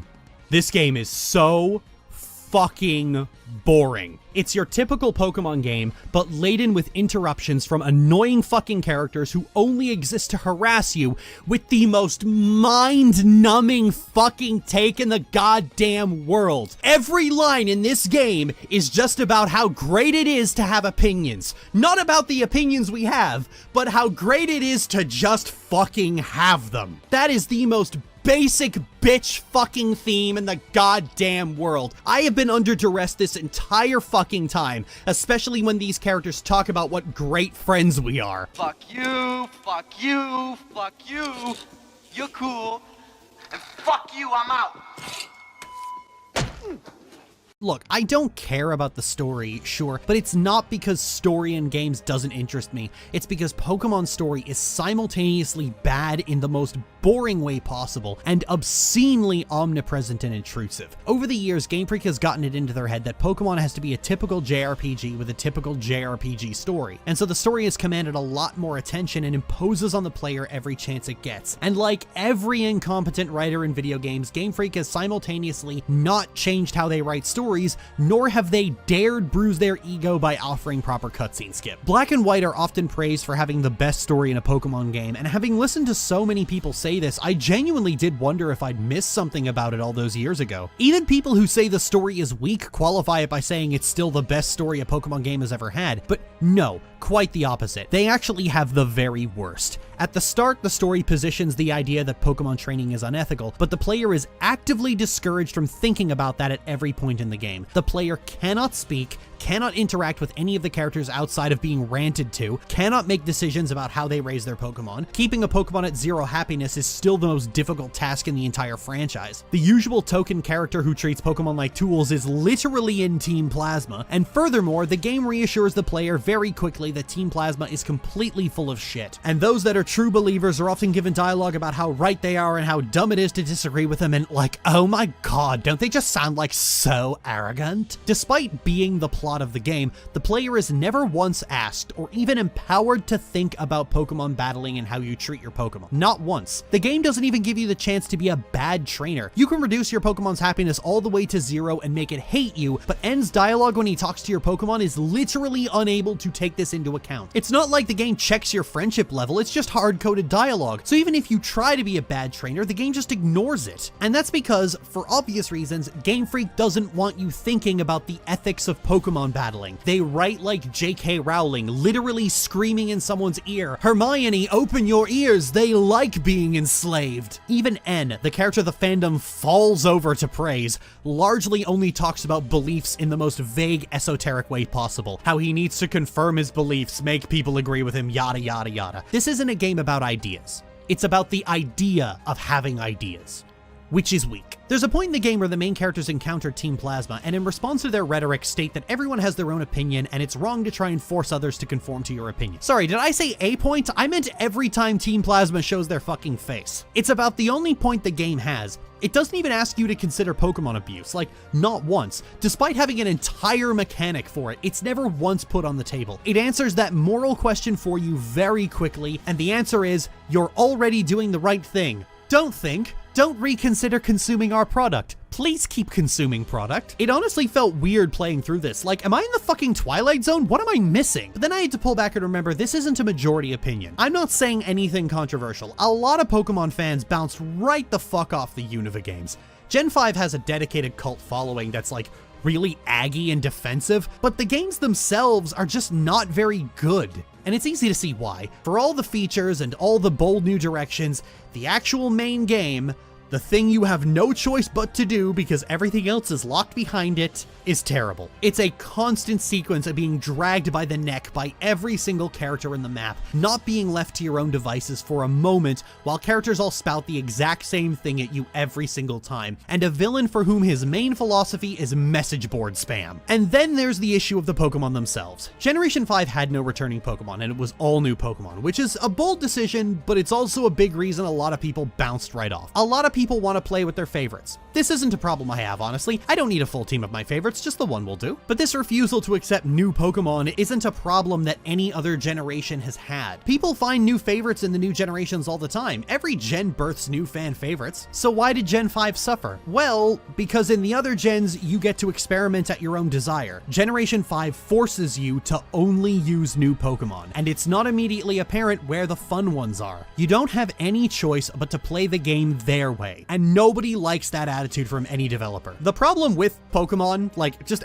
as a whole, like as we continue on, has always come down to the senior devs at Game Freak, the game directors. The entire Pokemon series since Ruby and Sapphire has been directed by two guys who are so clearly stuck in their ways and refuse to budge on anything. Masuda's answer for why the Battle Frontier, a niche but beloved feature, wasn't included in ORAS was kids are stupid and never put down their phones. Masuda clearly has a bug up his ass about a lot of things, and that's evident in the breakdown in this very game, where he has every character loudly and aggressively shout down any and all criticisms of the Pokemon world. This isn't just a rant against PETA and all the dogfighting jokes. This is a rant against anyone who wants to change Pokemon into something other than what he wants it to be. People who think Pokemon should conform to their views, at least from his perspective. I said earlier that the insistently simple dialogue is a reflection on the director, not Team Plasma. And it is. This is Masuda saying directly to you, if you think Pokemon should be something other than a typical JRPG, you're stupid, and you're a tyrant, and we hate you, and you're secretly evil, and you're an annoying twat with dyed hair.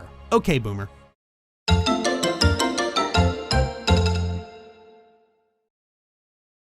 Okay, G, it's time for Kalos. We should...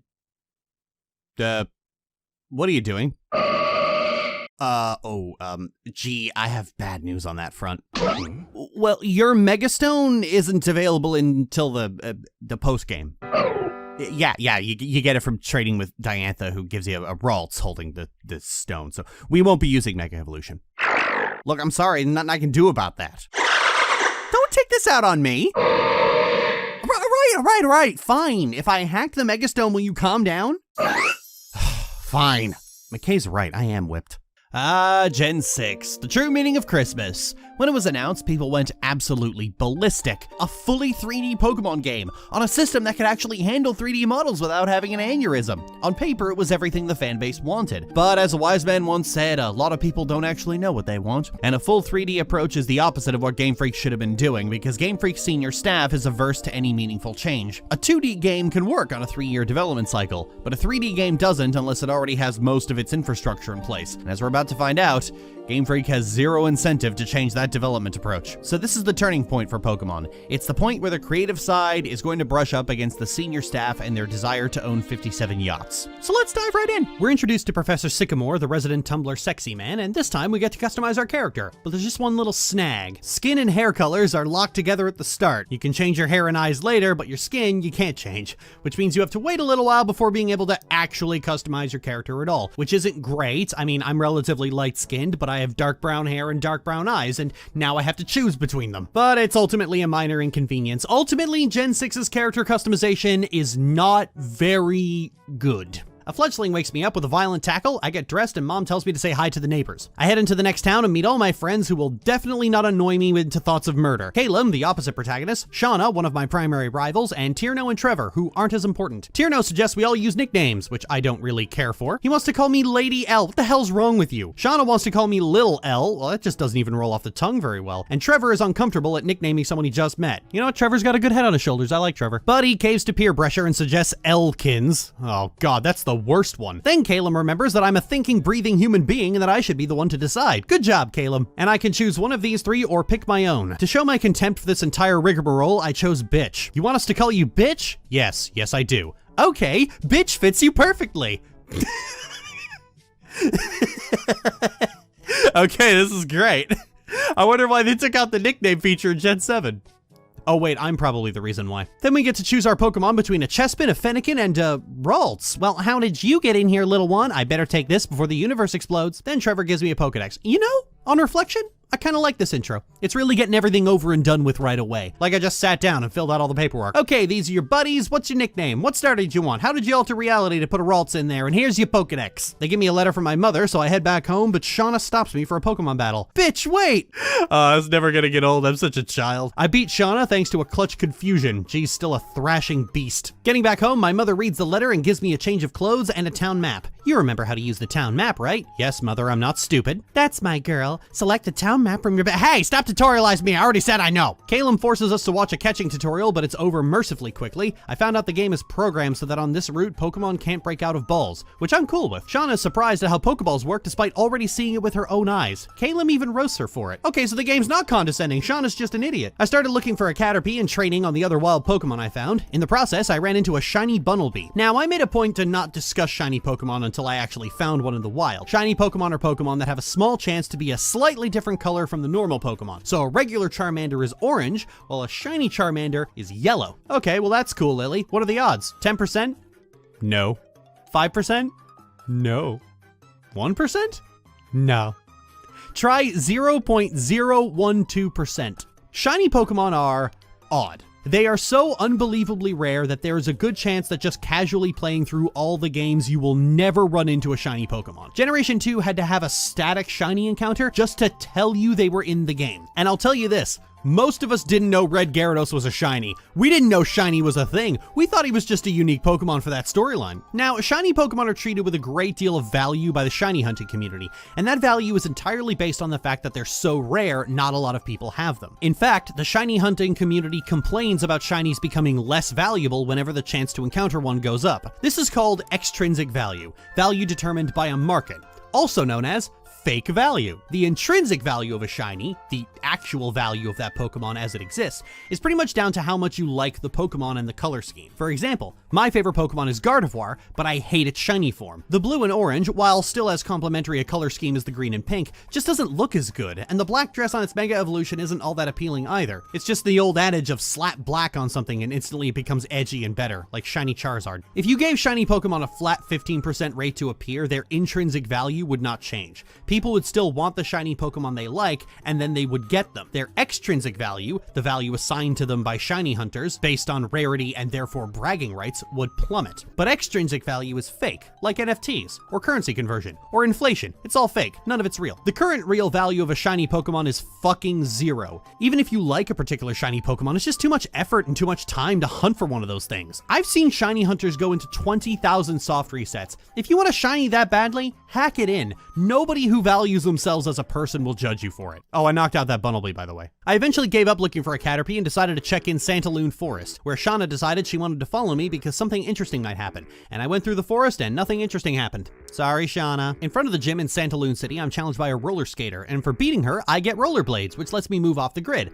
I quite like the rollerblades. They make me slip all over the place, but it's a fun way to move, and nailing the timing to glide seamlessly around the area is a fun little bit of gameplay. After training up my Fletchling, which also ended up being shiny funnily enough, I went to the gym. The Santaloon gym is a bug-type gym, but fitting with a common issue with gyms from Generation 5 onward was largely brain dead. I mostly just spammed Peck and later confusion. I notice I'm spacing out in gym battles a lot more. The gym leader's sister then gave me the EXP share. The EXP share was changed to work differently this time around. It's a toggleable item that causes all Pokemon in your party to gain 50% of the XP you gain on a fight. This means that if you have a full party of 6, you're gaining 350% of the regular XP you get from knocking out a Pokemon. Because it's toggleable, you get to decide how to use it. My preferred method is to have it turned off, but when I'm trying to even out my Pokemon, I'll turn it on and put my highest level party member in the PC before I go grinding. This cuts down on grinding without fucking up the level curve. Some people complain that there's no incentive not to use the EXP share, but personally I find better game balance and the game being more fun to be all the reason you need. Talking about how you need incentives to play a more difficult game just always sounded like the same argument I hear about Dark Souls and how if it had an easy mode there would be no reason not to play it on that difficulty, or how there's no incentive to not spam Surges and Balloon in the handheld Kingdom Hearts games, which is a very weak piss baby criticism. Look, if you want the game to be harder, then fucking play it that way. If you don't, then don't. But don't act like your lack of self-control is the fucking game games problem. Look, modern Pokemon games have a lot of problems. I mean, a lot of problems. They are riddled with the fucking things. But this is not one of them. Get over yourself. After I make it through Route 4, side note, who decided Burmy should get Protect this early? Who are you? And where do you live? And how flammable is your house? I just want to talk. I'm invited to Sycamore's lab by 2 veteran trainers, who let me go there on my own. Huh. You know, after Gen 5 put me on a leash constantly, to the point that it didn't trust me to navigate a straight line, I'm liking being trusted to walk 10 feet. In Sycamore's lab, he asked me to battle, and upon winning, he offers me one of the Kanto starters, Chikorita, Igglybuff, and Tepig. There may have been a bit of a glitch when I was changing my starter, and other things may have gotten affected. I'm not sure how badly the game is affected by this, honestly, but I wasn't going to use the extra starter anyway, so it's all good. We're all good. Back downstairs, I met Lysander. He talks about his dedication to the world and how he wants to make it a better place. So keeping in theme with Pokemon, that means he's the bad guy. After Lysander leaves, the Scooby Gang comes back down and, bitch, there's a place I want to check out! I almost forgotten I did that. Still funny, I am a fucking child. Shauna wants me to meet her somewhere, but first I get my hair fixed and then meet her at the Trainer PR Studio, a place where you can make and edit 10-second videos. Oh, so it's TikTok. Here's a fun internet fact. Younger viewers might be interested to know that before TikTok was TikTok, it was called Musical.ly, and before that, it was called Vine. It was a different app by a different company, but the vibe is still the same. You'll also be interested to know that my generation is now blaming all the problems we created on TikTok. So that's fun, we're already old. Caleb wants to talk about something in the cafe and is waiting for me there, and given the way the game has so far been willing to let me engage with it on my own terms, I'm a lot less resistant to this stuff than I was in the last 2 gens. Inside we find Lysander talking to Diantha, a famous movie star who happens to look like Princess Knight. You played a young girl so wonderfully in your debut on the silver screen. Wouldn't you rather remain young and beautiful forever and always play such roles? What a strange question. Oh, that's a fucking understatement, Di. Dude went from 0 to incel in less than 3 seconds. Diantha says that youth may be beautiful, but it's not all there is to life, and she's looking forward to playing new roles as she gets older. You were chosen to be a movie star, correct? Isn't it your duty to be ever beautiful? Chosen. Oh, she didn't pursue it. She was chosen. Ah, yes. AB, assigned actress at birth. Everything beautiful should stay that way forever. I would end the world in an instant so that beauty never fades. Dude, what the fuck? We just went from creepy incel behavior to advocating genocide so fucking fast. Why is every villain a debate bro now? You know, after an entire generation of Junichi Masuda's public meltdown over criticism of his games, getting back to just a weirdo with delusions of grandeur is honestly refreshing. Anyway, after he leaves and the weird smell is gone, Diantha introduces herself to us and confesses that she's a trainer in her off time. Oh yeah, sure, off time. You know, just a hobby. She's the fucking champion. Other champions work really hard to get where they are. How the hell do you manage to just knock it out in your spare time? Oh, I see. Ah, we're kindred spirits of broken bullshit, you and I. Speaking of which, she got buffed in this gen. Again, she got a new type which completely shifted her weaknesses to things she can already destroy, and she gets a Mega Evolution with an absurdly busted ass ability that turns normal type moves into fairy type moves and gives them a 30% power boost, on top of the stab boost they now get. There are a lot of moves to use this with, but the best is Hyper Voice, a move that hits every enemy, hits through substitutes, and because of these changes now has a power of 175.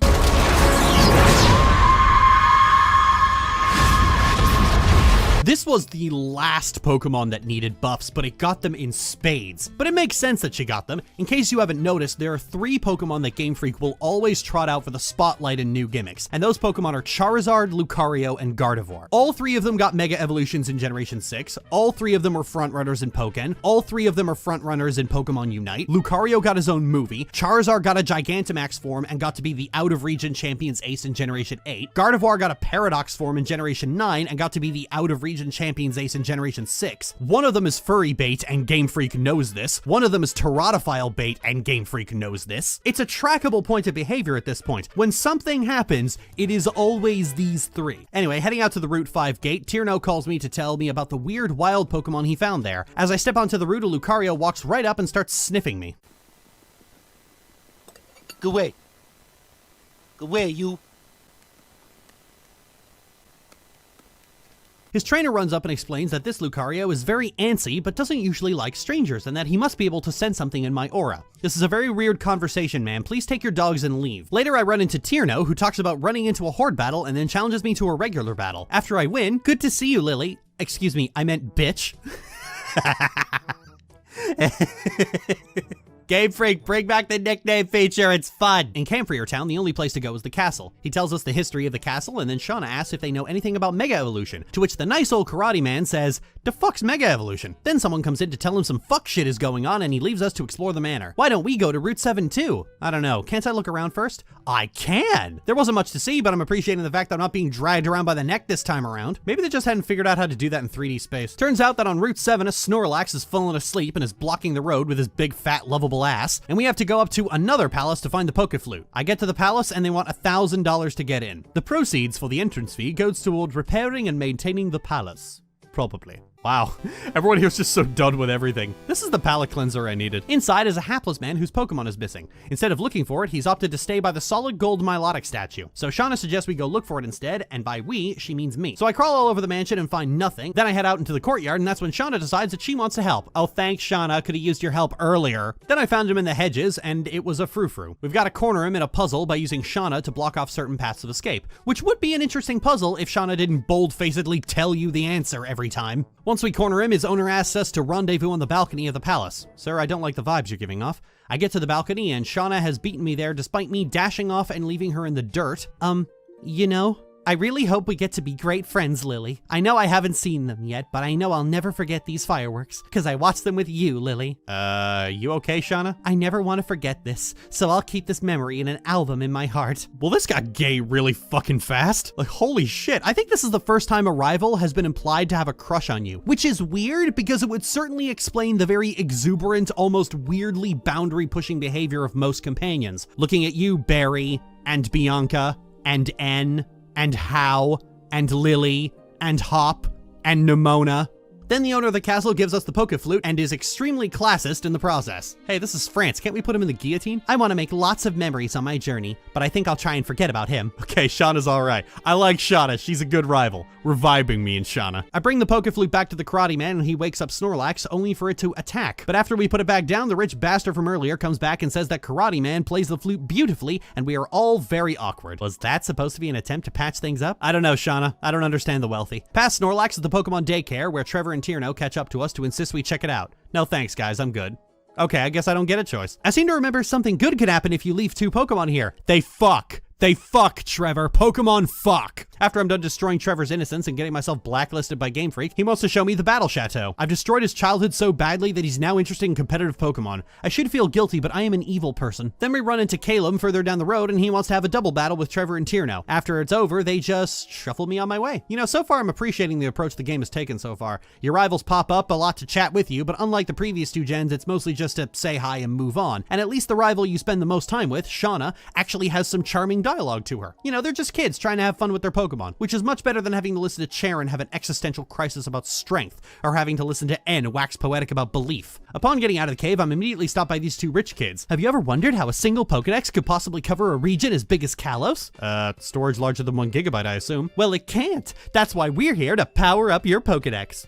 Do I have to restart it? Because I hate firmware updates. They add the Coastal Kalos Pokedex to my Pokedex, so now it can read the Pokemon I will encounter from this point onward. This was unnecessary. You know, this is kind of what I mean about Pokemon's writing a lot. They just throw useless fluff scenes like this at you constantly. It's almost like Game Freak is trying to break its word count record. On my way down the mountain, I run into my first horde encounter of 4 Seviper and a Zangoose. And because Zangoose was in the group, all the Seviper just started attacking it. I see this as an absolute win. In Ambra Town, I checked out the fossil lab because Caleb wanted to know if they knew anything about Mega Evolution, which has pretty much been the story the entire time. Go to a place, do you know anything about Mega Evolution? No? Next place, repeat until get Keystone. The researcher suggests that I go to Glittering Cave to look for a fossil, suggesting that a fossil Pokemon might help. Glittering Cave actually looks pretty neat. It's not a complicated area, it sacrificed that for the perspective, but I like how it looks like a cave, and not the weird underground cathedral most caves in Pokemon look like. Have you ever seen videos of spelunking? Caves are claustrophobic as fuck, I like this. Deep in the cave, I found a man dressed all in orange looking like he was getting ready to reclaim a slur. What do we have here? A nosy little trainer has come poking around? Listen up, we are the fashionable team whose very name makes people tremble in fear.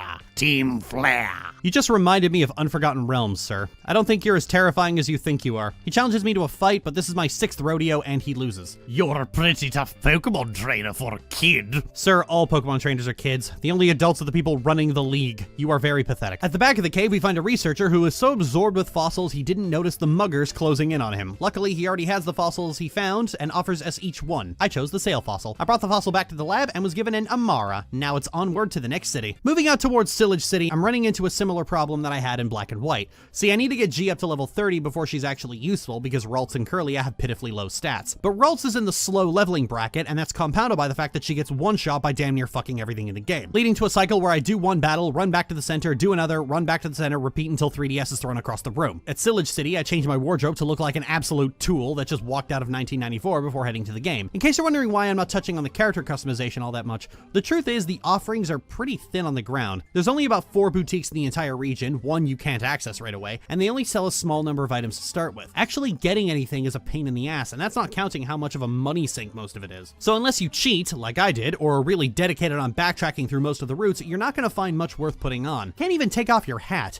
Generation 7 and 8 admittedly did a lot better, while Generation 9 backslid like crazy. For what it is, it's fine. At this point, I'm pleasantly surprised the character model doesn't glitch out and set fire to the battery. You know how Game Freak can be. Sillage City is a rock-type gym, and because of the makeup of my team, actually getting through this was a battle of attrition. Again, the fights themselves aren't difficult, but the damage scaling is so high that you just get one-shot by a lot of different moves. I've been of the opinion for a while that Pokemon is way too centered around one-shots. Between stat buffing moves increasing your stats by up to 4 times their regular amount, and super effective moves increasing that damage by another 400% at times, the game is too centered around sweeping. It's boring. It's boring when I'm sweeping, it's boring when I'm being swept, and it's not hard. This is why complaints that the EXP share ruins the difficulty just flat out don't work. The game isn't hard if the enemy just hits harder than your maximum HP, but it's easy to design. It's easy to make a game feel difficult if your HP just gets crunched from a single hit, and a lot of people will take that to mean that the game is hard. But my opponents aren't really doing anything smart. They just have inflated stats and use high power moves. Actually making the fights difficult, bringing the sheer amount of damage to a quarter of what it usually is,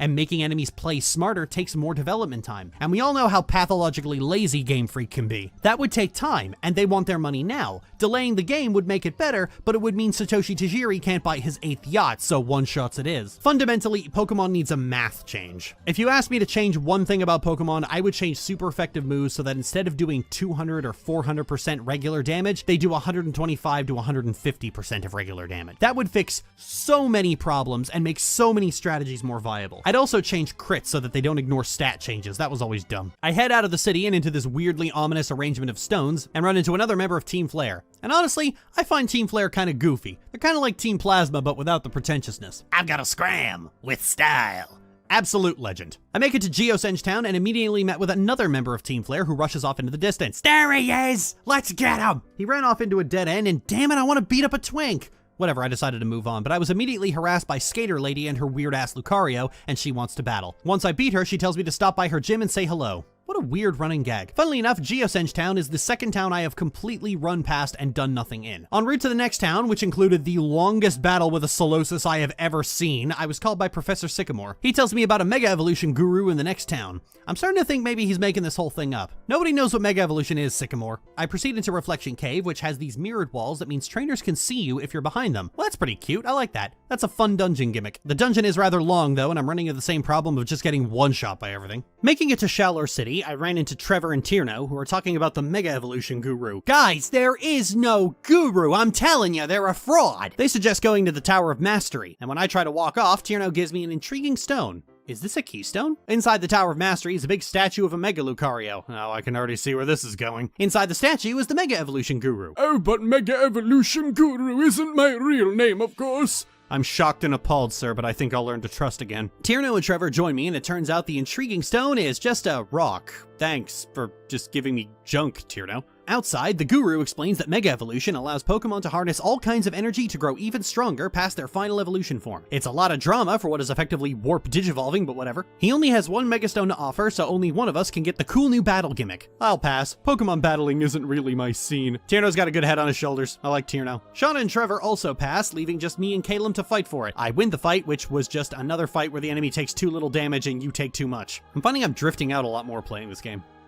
Wait, did I say that already? Like, I like it better than Generation 5, but at the same time, it's having a bit of a tranquilizing effect on me. Oh, right, now that I got it working, it's time to talk about Pokémon on Me, a feature of Generation 6 and 7, which probably goes alongside walking Pokemon as the single best idea Game Freak ever had. Pokémon on Me is pretty simple. You can pet and feed and play with your Pokemon. Are we all clear? In the pantheon of things Pokemon fans have wanted forever, the ideal Pokemon feature is for my tiny little gremlin baby to curl up in my lap and have a little sleep like an eldritch cat. So letting you pet and play with your Pokemon is fucking great. The game gives you an additional affection stat alongside it, which causes your Pokemon to throw off status effects and emote in battle, and that's also a really good addition. Every Pokemon has their own preferred food, games, and places they like to be petted. For instance, the Ralsline likes to be petted on the head. But don't touch the horn. Don't ever touch the horn. That's it. It's not a complex feature. You get to pet a butterfly. What's not to love? Look at her feet wiggle. Look how they wiggle. Oh, yeah, I can't actually do Mega Evolution until I go back to the gym. The gym is a fighting type gym, which means G's 4x resistance to fighting type attacks is going to come in very handy here. And she evolved on the gym trainers. Weakness is past us. Now we're going to slaughter the region. Making it to the center, I finally get to fight Karina and...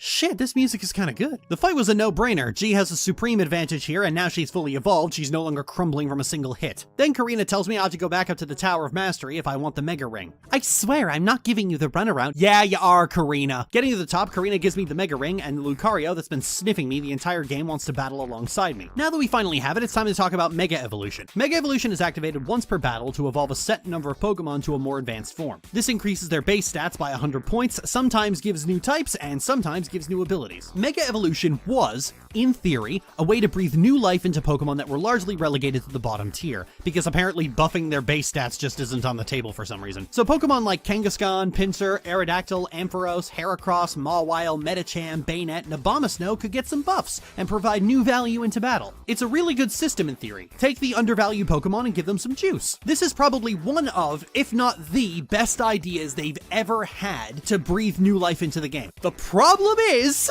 unfortunately, Game Freak just gotta do a Game Freak and ruin it because they also gave them to the Kanto starters, Lucario, Garchomp, Gardevoir, several legendaries, Blaziken, and fucking Mewtwo. The last Pokemon to ever need buffs. And when you can only have one Mega Evolved Pokemon per team, you're probably going to use it to make a broken fan favorite even more broken. We were on the verge of greatness. We were this close. Worse even, Charizard and Mewtwo got 2. And their Y forms really do feel like the versions that the developers wanted to make, and the X forms were thrown in for the sake of 22-year-old boys who haven't gotten past their must-be-badass phase. Why would you make a system designed specifically to breathe life into underused Pokemon, and then hand most of the Megas over to already overused Pokemon? Look, Gardevoir is my favorite Pokemon, but it didn't need any of the buffs it got in this gen, let alone Mega Evolution. Furthermore, the game hands you a free Mega Lucario unless you deliberately refuse to take it. So we're not 3 badges in, and I already have Mega Evolution, and were the game played properly, I would have had a Mega for a Kanto starter and a Mega Lucario. I can't help but feel that this is a touch broken, especially given that Mega Evolution is supposed to involve the bond with your Pokemon, and yet your first instance of using it is with a Pokemon you just got. This is only further compounded by the fact that Mega Evolution is fucking broken. 3 badges in, and I have a super powerful Pokemon capable of Mega Evolving. The entire game just got rendered embarrassingly easy. This game goes out of its way to destroy the difficulty at every turn. People blame the EXP share for that,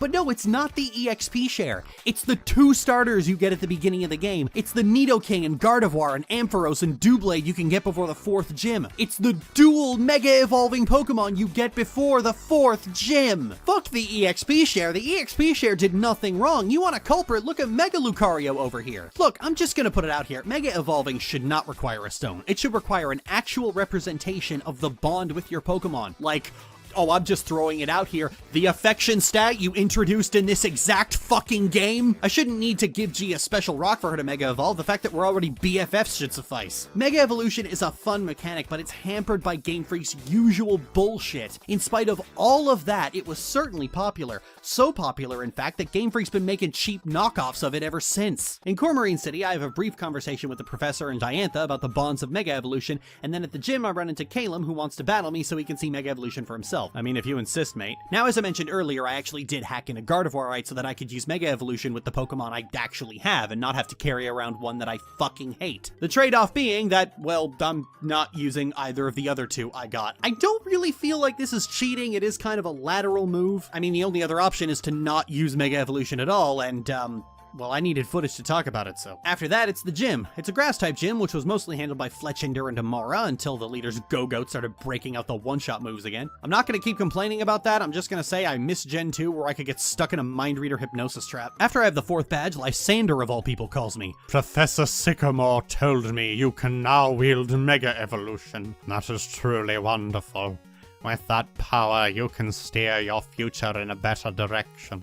We can't just cover up the old filth with new filth. I implore you to consider what we need to do to change the world into a new, beautiful world. Well, that was a weird call. I am a child. Why are you asking me to change the world? I run into those kids again who give me another firmware update for my Pokedex. Why is there so much firmware? I'm then told about how the power outage in Lumio City means I can't use the gate to get back, so I should investigate the power station. Surprise, surprise, Team Flare is there. After I beat him, I get a clue as to how to progress. This is stylishly bad. If someone found the power planet pass I dropped while I was fumbling around by the big rock, and then that hypothetical someone proceeded to the power plant just past here, that would be seriously, stylishly a hot mess. I'm sure if we put our heads together, we can figure out this riddle. By the rock, I found a power plant pass. Interesting clue. But what does it mean? Oh, it opens the power plant. Bit anticlimactic, really. Inside the power plant, the place has been taken over by Team Flare. Once I circle around their grunts, I met with their lead scientist. Allow me to introduce myself, intruder. My name is... No. No, there's no way. You're just a cheap imitation of the real thing. As you can see, I'm one of Team Flare's scientists. I'm researching a certain something that you wouldn't understand anyway. Unfortunately for you, I've been charged with the simple task of your elimination. Unfortunately for Aliana, that's gonna bother me the rest of the game. I'm not a rookie, and so she gets crushed. Upon returning to Lumio City, Shauna runs up to tell me that somebody managed to get the power back on. I did that. What? No way! You bitch!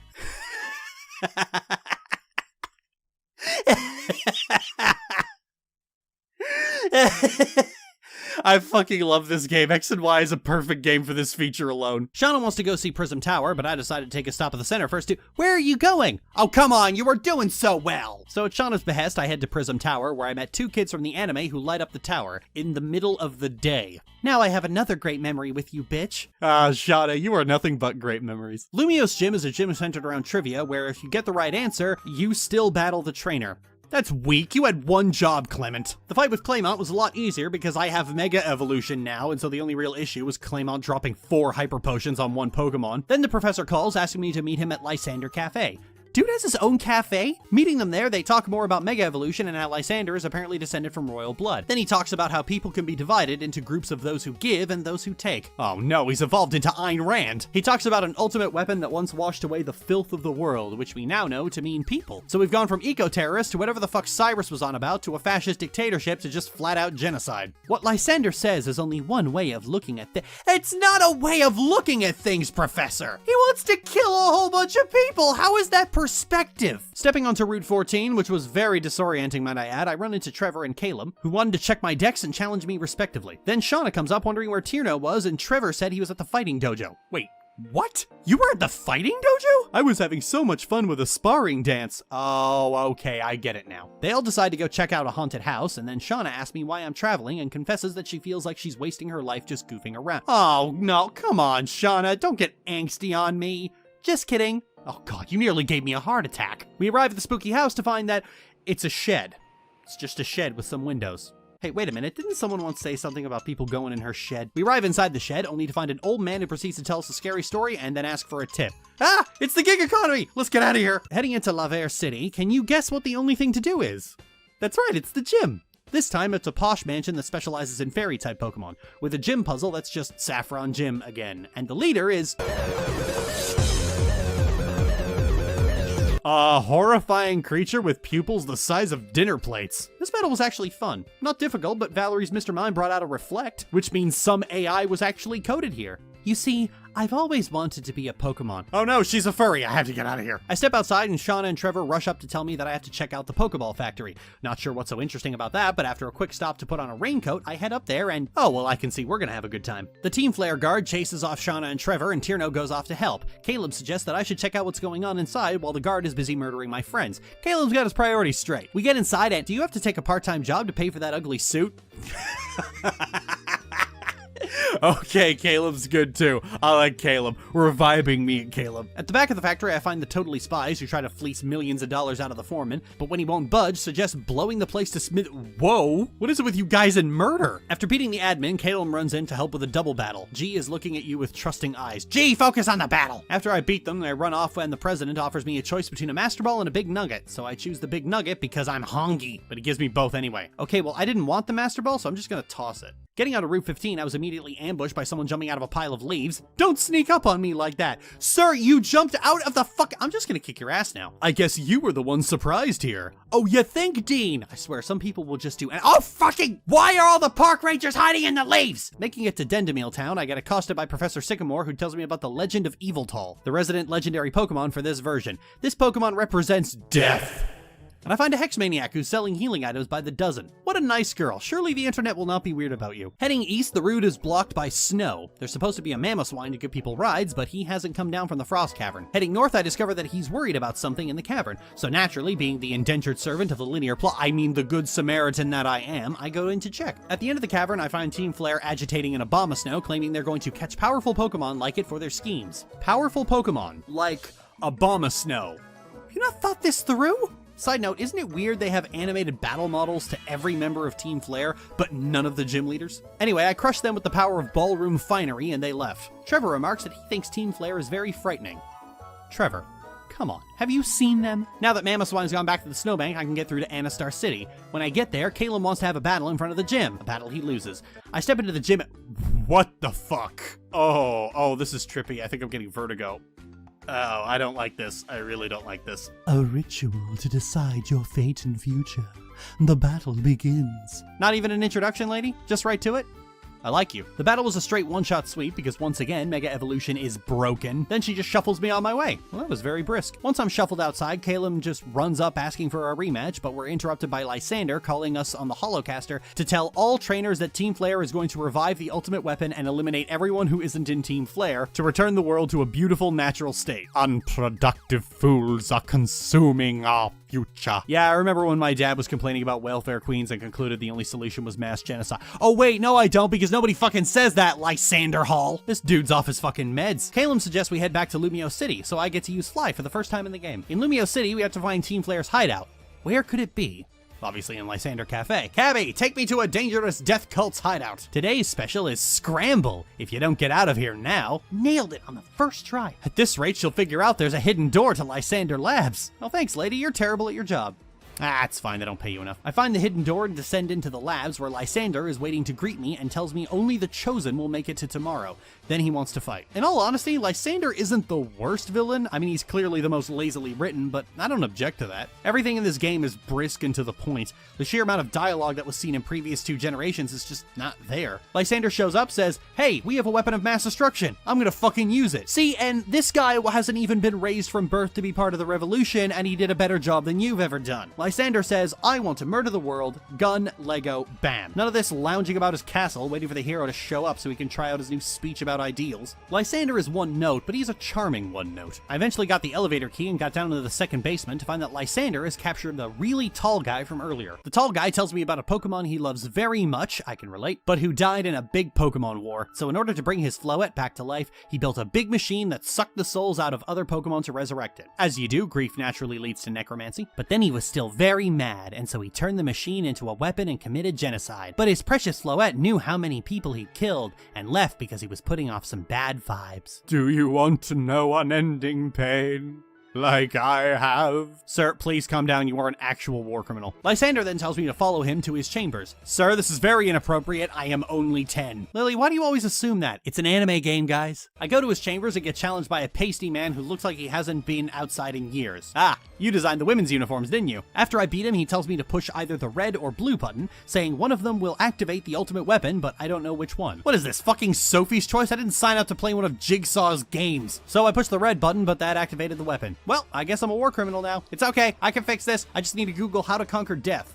Okay, it says here I need an inanimate object and someone I won't miss. After one stop at the center to change into my ass-kicking outfit, we're ready to stop a genocide before it happens. Arriving in Geosenge Town, I find that one grunt from the first time I was here. Now I'm back, stronger and more fabulous than before. The grunt is unable to handle the sheer pinkaliciousness of me and flees into the base. Calum joins me.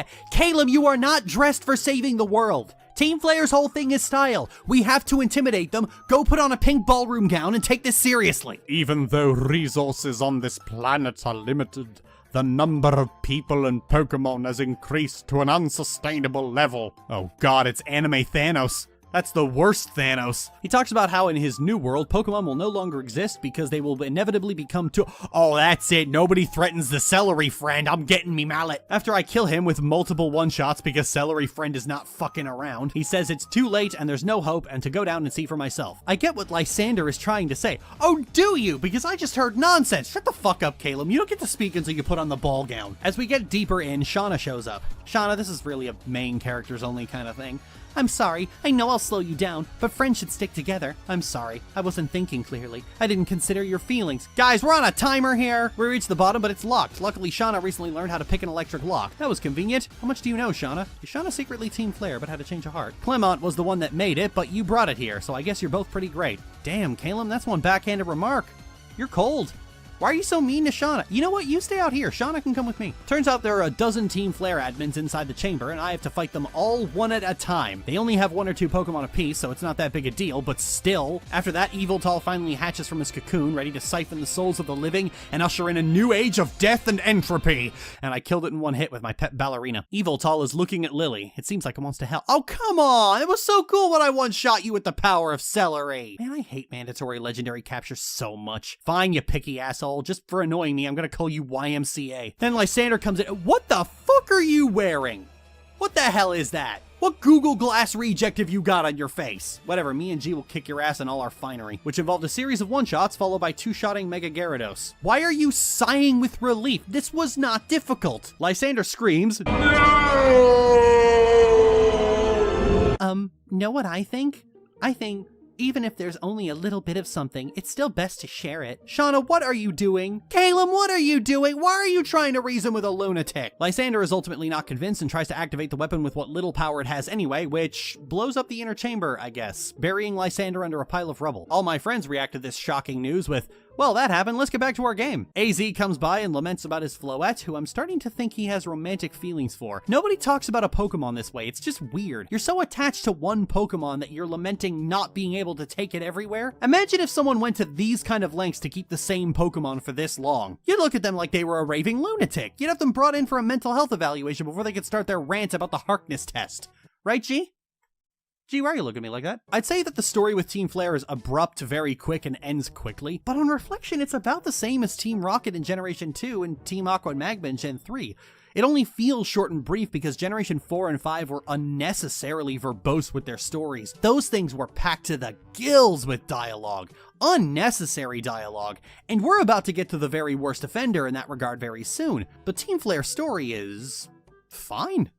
I'm probably a lot kinder to it because unlike a lot of Gen 6's detractors, I don't think Black and White and Team Plasma was some turning point of quality for the series. The less like this Pokemon games are, the better. Returning to Anastar City, Sycamore asked to meet me in Koraway Town. Well, that was the next town on the map, so lucky me. When I get there, he apologizes to me about Lysander and the trouble he caused and thanks me for saving the world. Oh, it was no big deal, Professor. I eat maniacs like Lysander for breakfast. Then he talks about how perhaps one day the population will increase to the point of resources becoming scarce, but talks about how if people keep acting with greed, then things will inevitably become catastrophic. Why? There won't even be anything left to steal, will there? This conversation is weirdly philosophical, but in an actually interesting way. It's almost a critique of capitalism, but more so the underlying greed with which capitalism operates. I kind of like it. It's not some megalomaniac giving a big speech before the end of the world. It's just the professor thinking a few things over. He doesn't really have an answer. He's just been left to think about a few things. Like, if Pokemon wants to do philosophy, which it clearly does, it should do it like this. No big, grand anime villain speeches. Let's just sit down and think about things for a bit. Imagine how much better Black and White would be if instead of the king of Team Plasma,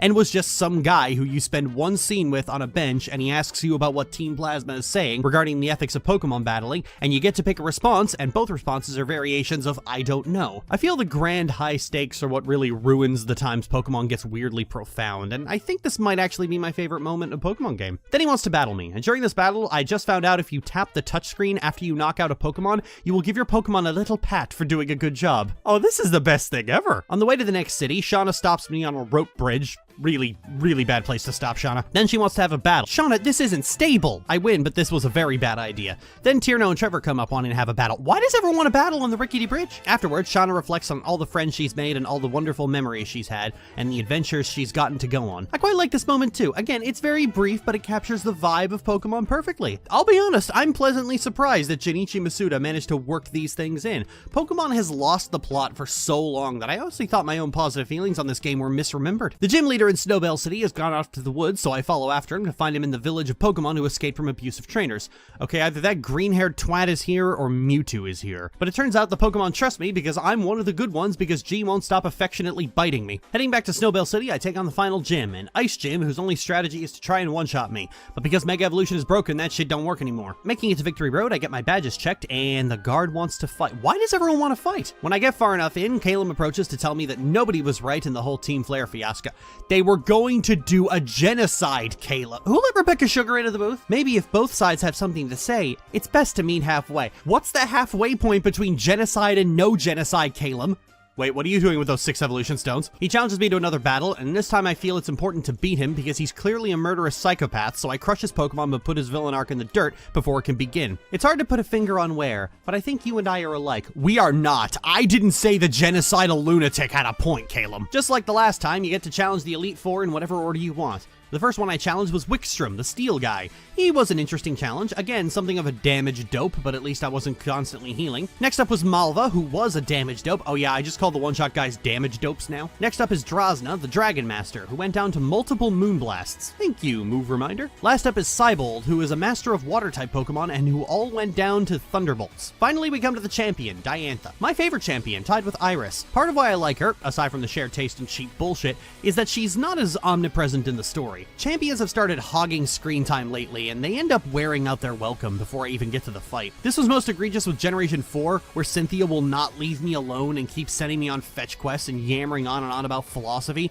and by the time I reach her boss fight, I'm already sick of her. So she's an irritating character who represents everything I hate about modern Pokemon, and she's a pushover who falls over very easily. Granted, Diantha ends up being a pushover as well, but that's largely due to multiple affection crits as opposed to just being able to straight sweep like the last 2 generations. Now, Goodra was a bit of a bitch because I was running low on power points and Diantha came stocked with an army of full restores. I don't necessarily mind the opponent healing, I just don't think they should have 4 items they dump onto one Pokemon. So since Diantha was playing cheap, I decided to play cheap too and stack those Calm Minds. I was gonna need them to tank the last one Shadow Ball anyway. This sadly meant that her Gardevoir went down in a single Thunderbolt. Shame, I was hoping for a real Banshee brawl there. Then I get registered into the Hall of Fame and that's Generation Oh wait, we're not actually done yet. I'm walking up to a podium followed by animated gifs of the other characters to be given a medal for saving the world from Team Flare. It's like if Star Wars was an anime. Then AZ walks up and demands that I battle with him. Another battle. This game is over. I already did the Hall of Fame. That's where it ends. You went back on the deal. This battle has no music and AZ only has 3 Pokemon. I have no idea what happens if you somehow manage to lose to him, but AZ smiles when the battle ends and says he finally feels free from the sorrow of committing large-scale genocide. Now that he's not sad anymore, his precious Floette returns.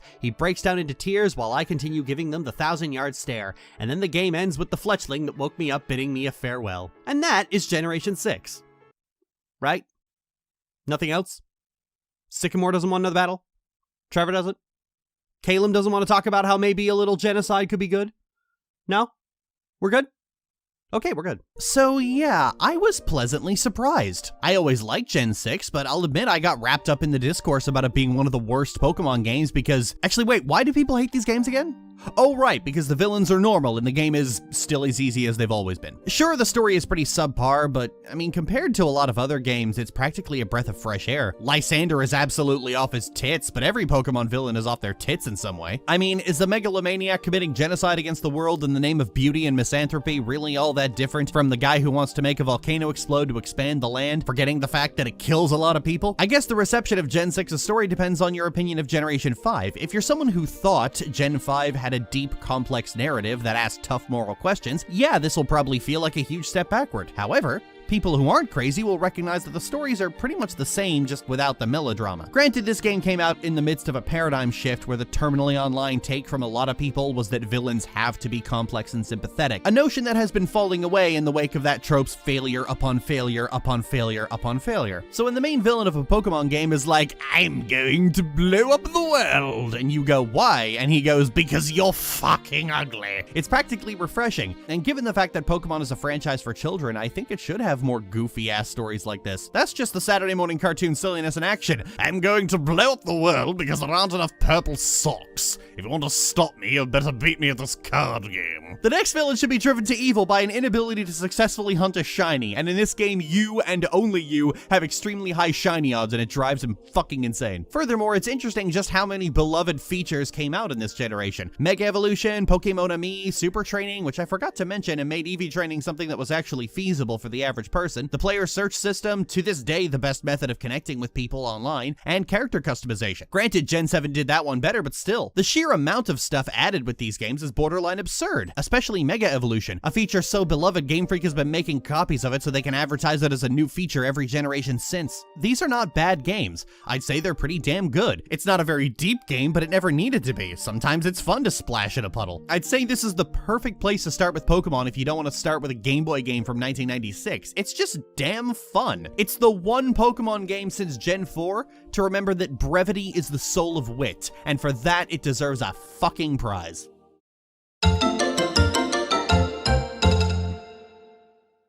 Pokemon Sun and Moon. Oh boy. So if you've noticed a running problem with these games, it's that a lot of good game design decisions are completely undercut by a story that imposes on the player every chance it gets with overly verbose dialogue. And Sun and Moon were not a step in the right direction. Just to make a fine point, in Black and White, Bianca had dialogue stretching to 3,200 words. Shauna's dialogue in X and Y stretches out to 2,700 words. In Sun and Moon, Lily has 8,300 words of dialogue. Oh, this is gonna hurt. So let's dive right into Pokemon 358 over 2 days. So I open with a Zoom call with Professor Kukui welcoming me to the land of Alola, which I am not about to arrive to for another few months. Apparently the professor is also the immigration office, so he asked which photo I should use for my passport. And I gotta say, it's a testament to my shape-shifting powers that apparently any of these photos is viable. Why don't we just open on a normal character creation screen again? Then we cut to a blonde girl fleeing some kind of Logan's Run compound. And we have some actually good-looking cutscenes this time, kind of like they took an animation and cinematography course. This is not what 95% of the game looks like. It's just the usual standing and gesturing. Sorry to burst your bubble like that. Anyway, the secret Digimon she has hidden in her bag teleports her away, and title drop. 3 months later, I arrive in Alola in the dead of night like somebody who has something to hide. You were out like a light. You ought to be full of energy. Aren't you pumped to meet some Alolan Pokemon? I don't know, Mother. Someday you're going to learn to have a little wonder in life. Hey, I'm plenty whimsical. Do you want to fight? This time you do technically get dialogue choices where you can choose to be enthusiastic or flippant. They don't amount to much, at most they just change the initial response, but hey, any amount of characterization for the protagonist is preferable to the last several generations. And besides, I was already spending every generation snarking at the other characters, now I can do it officially. Professor Kukui walks in, wow, just let yourself in I guess, and tells me that it's time to talk to the island kahuna to get my first Pokemon. The kahunas are this game's gym leaders / Elite Four / story fights. You fight each of them once you finish the trials on every single island. I head outside and am immediately met with the game's first bugbear. I accidentally went the wrong way and the game stops me so Kukui can go, no, this way. The game does this a lot because unlike the last 2 generations, Alola isn't laid out in a linear fashion, but the game is still aggressively linear. So rather than throw up the usual roadblocks like a cutting bush or a rock smash, rock. The game just has characters stop you and go, "This way, skin puppet." So Lily, you're loving Alola already, huh? I mean, I guess. Hey, don't sweat it. It's pretty normal to feel a bit unsure when you get into a new place. I kind of like that the game gives me the chance to be a cranky bitch about all this. The island kahuna. You can't miss him. He looks just like a kahuna. Thanks, Professor. This was no help at all. What do I know? I'm just some ignorant howly. As I approach, I find the girl from earlier arguing with her purse, and then she heads into the forest. So naturally, I completely abandon my task to find the kahuna and go follow her. When she gets to the top, she lets out this little cosmic baby who is promptly assaulted by Spearow. Then she asks me to save the baby, which, why don't you do it?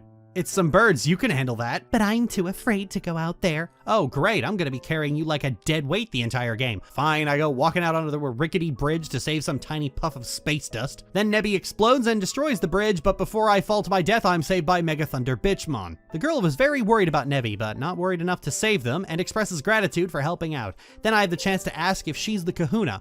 And given what we were told about the kahunas, that would be a very stupid question to ask. So are you the kahuna?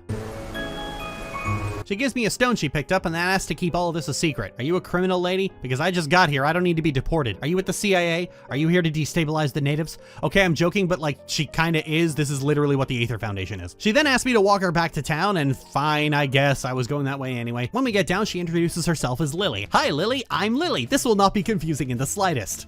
Ross. The kahuna comes to talk to us, and after learning that I fearlessly shooed some birds away, decides to give me a Pokemon and gives me the choice between a Rowlet, a Poplio, and a...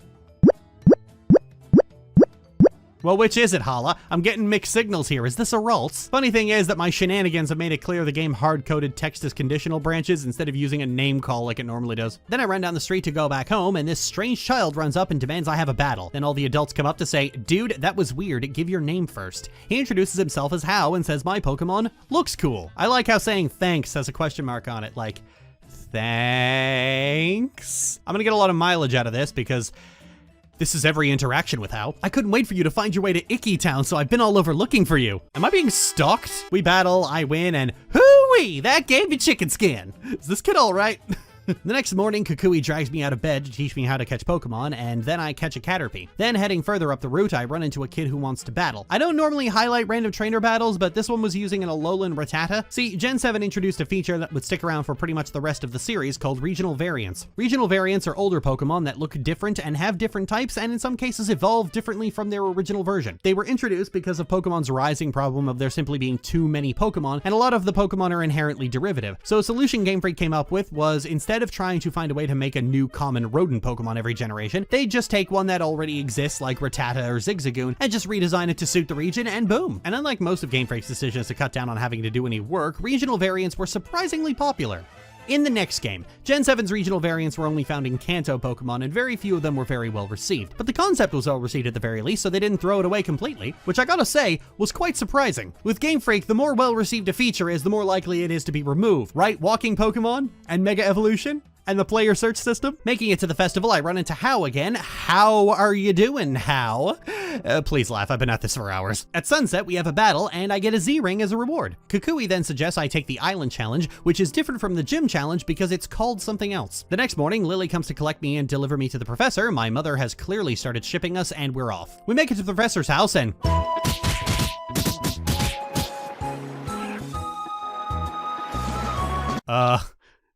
I don't want to go in there. The Pokemon Research Lab has its own unique charm, as I think you might agree. Unique charm? Unique charm? That is a very alarming set of sounds, Lily. We go inside and the professor tells me about how he's going to put a Rotom in my Pokedex. The Rotom Dex is a unique feature that they never did again because Rotom annoys the crap out of everyone. Yes, in a game franchise already notorious for its text-heavy bullshit, they decided to add fucking Fee to the game. He's a lot worse in the Ultra versions, I'll tell you that. Then I can finally head into town where Lily insists on showing me what the Pokemon Center is and insists we go to the trainer school. When I get down there, there's a Tauros blocking the route. I didn't show it, but he was blocking the route 2 other times because Game Freak is really insistent you do not go off the beaten path, and Alola has so many paths that they have to do this to keep you on the rails. Pokemon has always railroaded you, but they usually do it in subtle ways, like throwing up HM roadblocks or just designing the map so there's only one direction to go in, or dropping a Snorlax in the way. This time, you're just running into people who are blocking the road for no fucking reason, and that's when you're not being told by other characters, "Stop that road!" So I have to go into the trainer school and beat up small children. After beating up every student, I'm challenged by the teacher. Everything about this school is tedious agony. The early game is always a difficult part for me, but there are so many dark types in Alola, oh my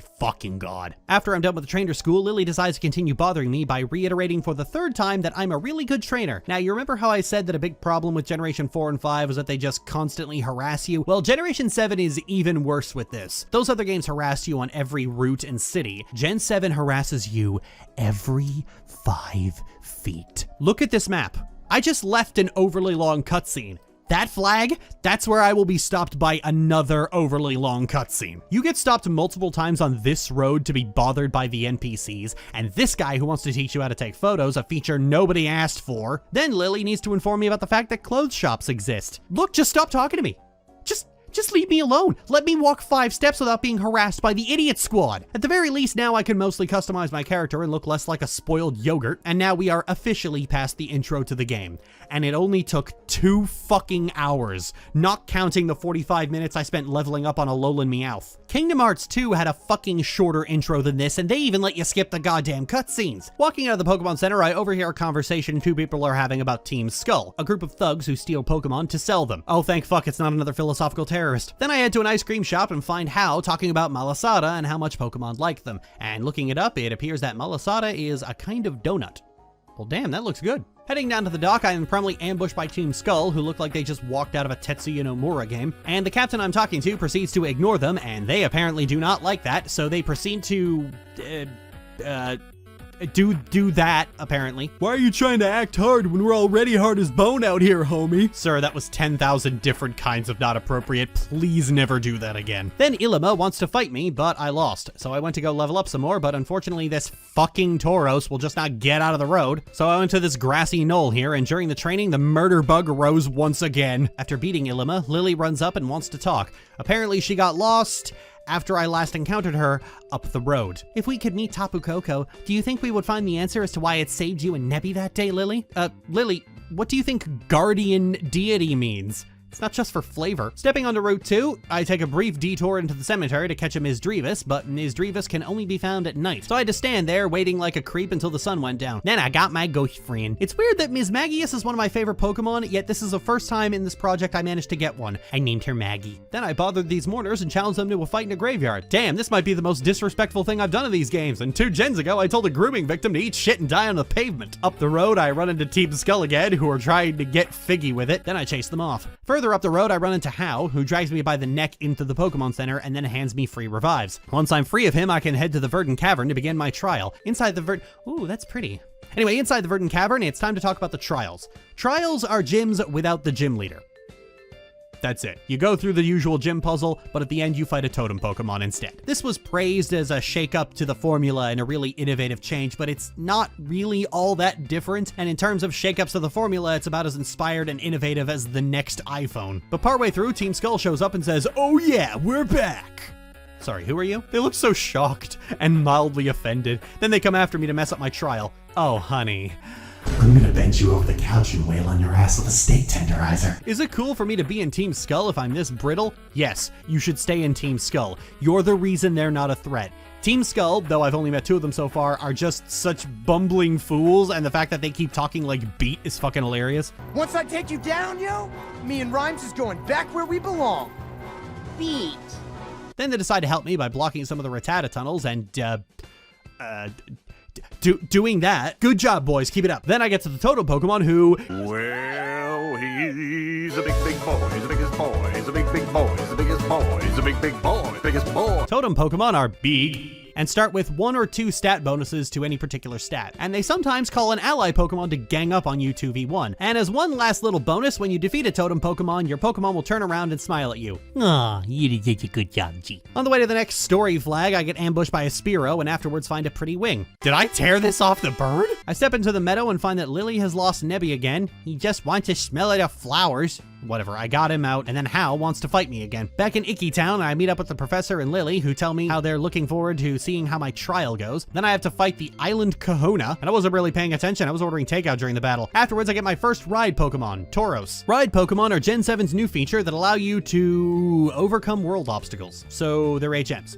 You know, some people praise this as removing HMs, but just like HMs, you get them at certain plot points and all they do is open up roadblocks. So there's virtually no difference except you have that one move slot on your Pokemon freed up, which was apparently very important to some people. And I get it, balancing damage moves, field moves, and utility moves in this brain-dead easy children's game is just a Herculean task. I don't know how anyone dealt with it growing up. Truly, we were living in the dark ages. That last move slot was deeply important for that last bit of coverage. I mean, what if Diantha suddenly pulled out a Mewtwo with full damage capabilities and suddenly it was one of the most insurmountable roadblocks in the game? You never know when Pokemon might suddenly become Kingdom Hearts 2, gotta keep you on your toes there. Then Lily wants to ask a favor of me. She wants me to help Nebby get home, and I tell her, I don't know. We head to the marina and find Kukui's piece of junk ship waiting for us. Then we get on the ship and have this pseudo cutscene that is kind of animated and shot like a real cutscene, but still has the text boxes of the regular conversations, so you can't mash through them like an arsehole. We make it to dry land. Hal continues to act like a clown, and Lily continues to be a buzzkill. Help me out here, Lily. It was funny, right?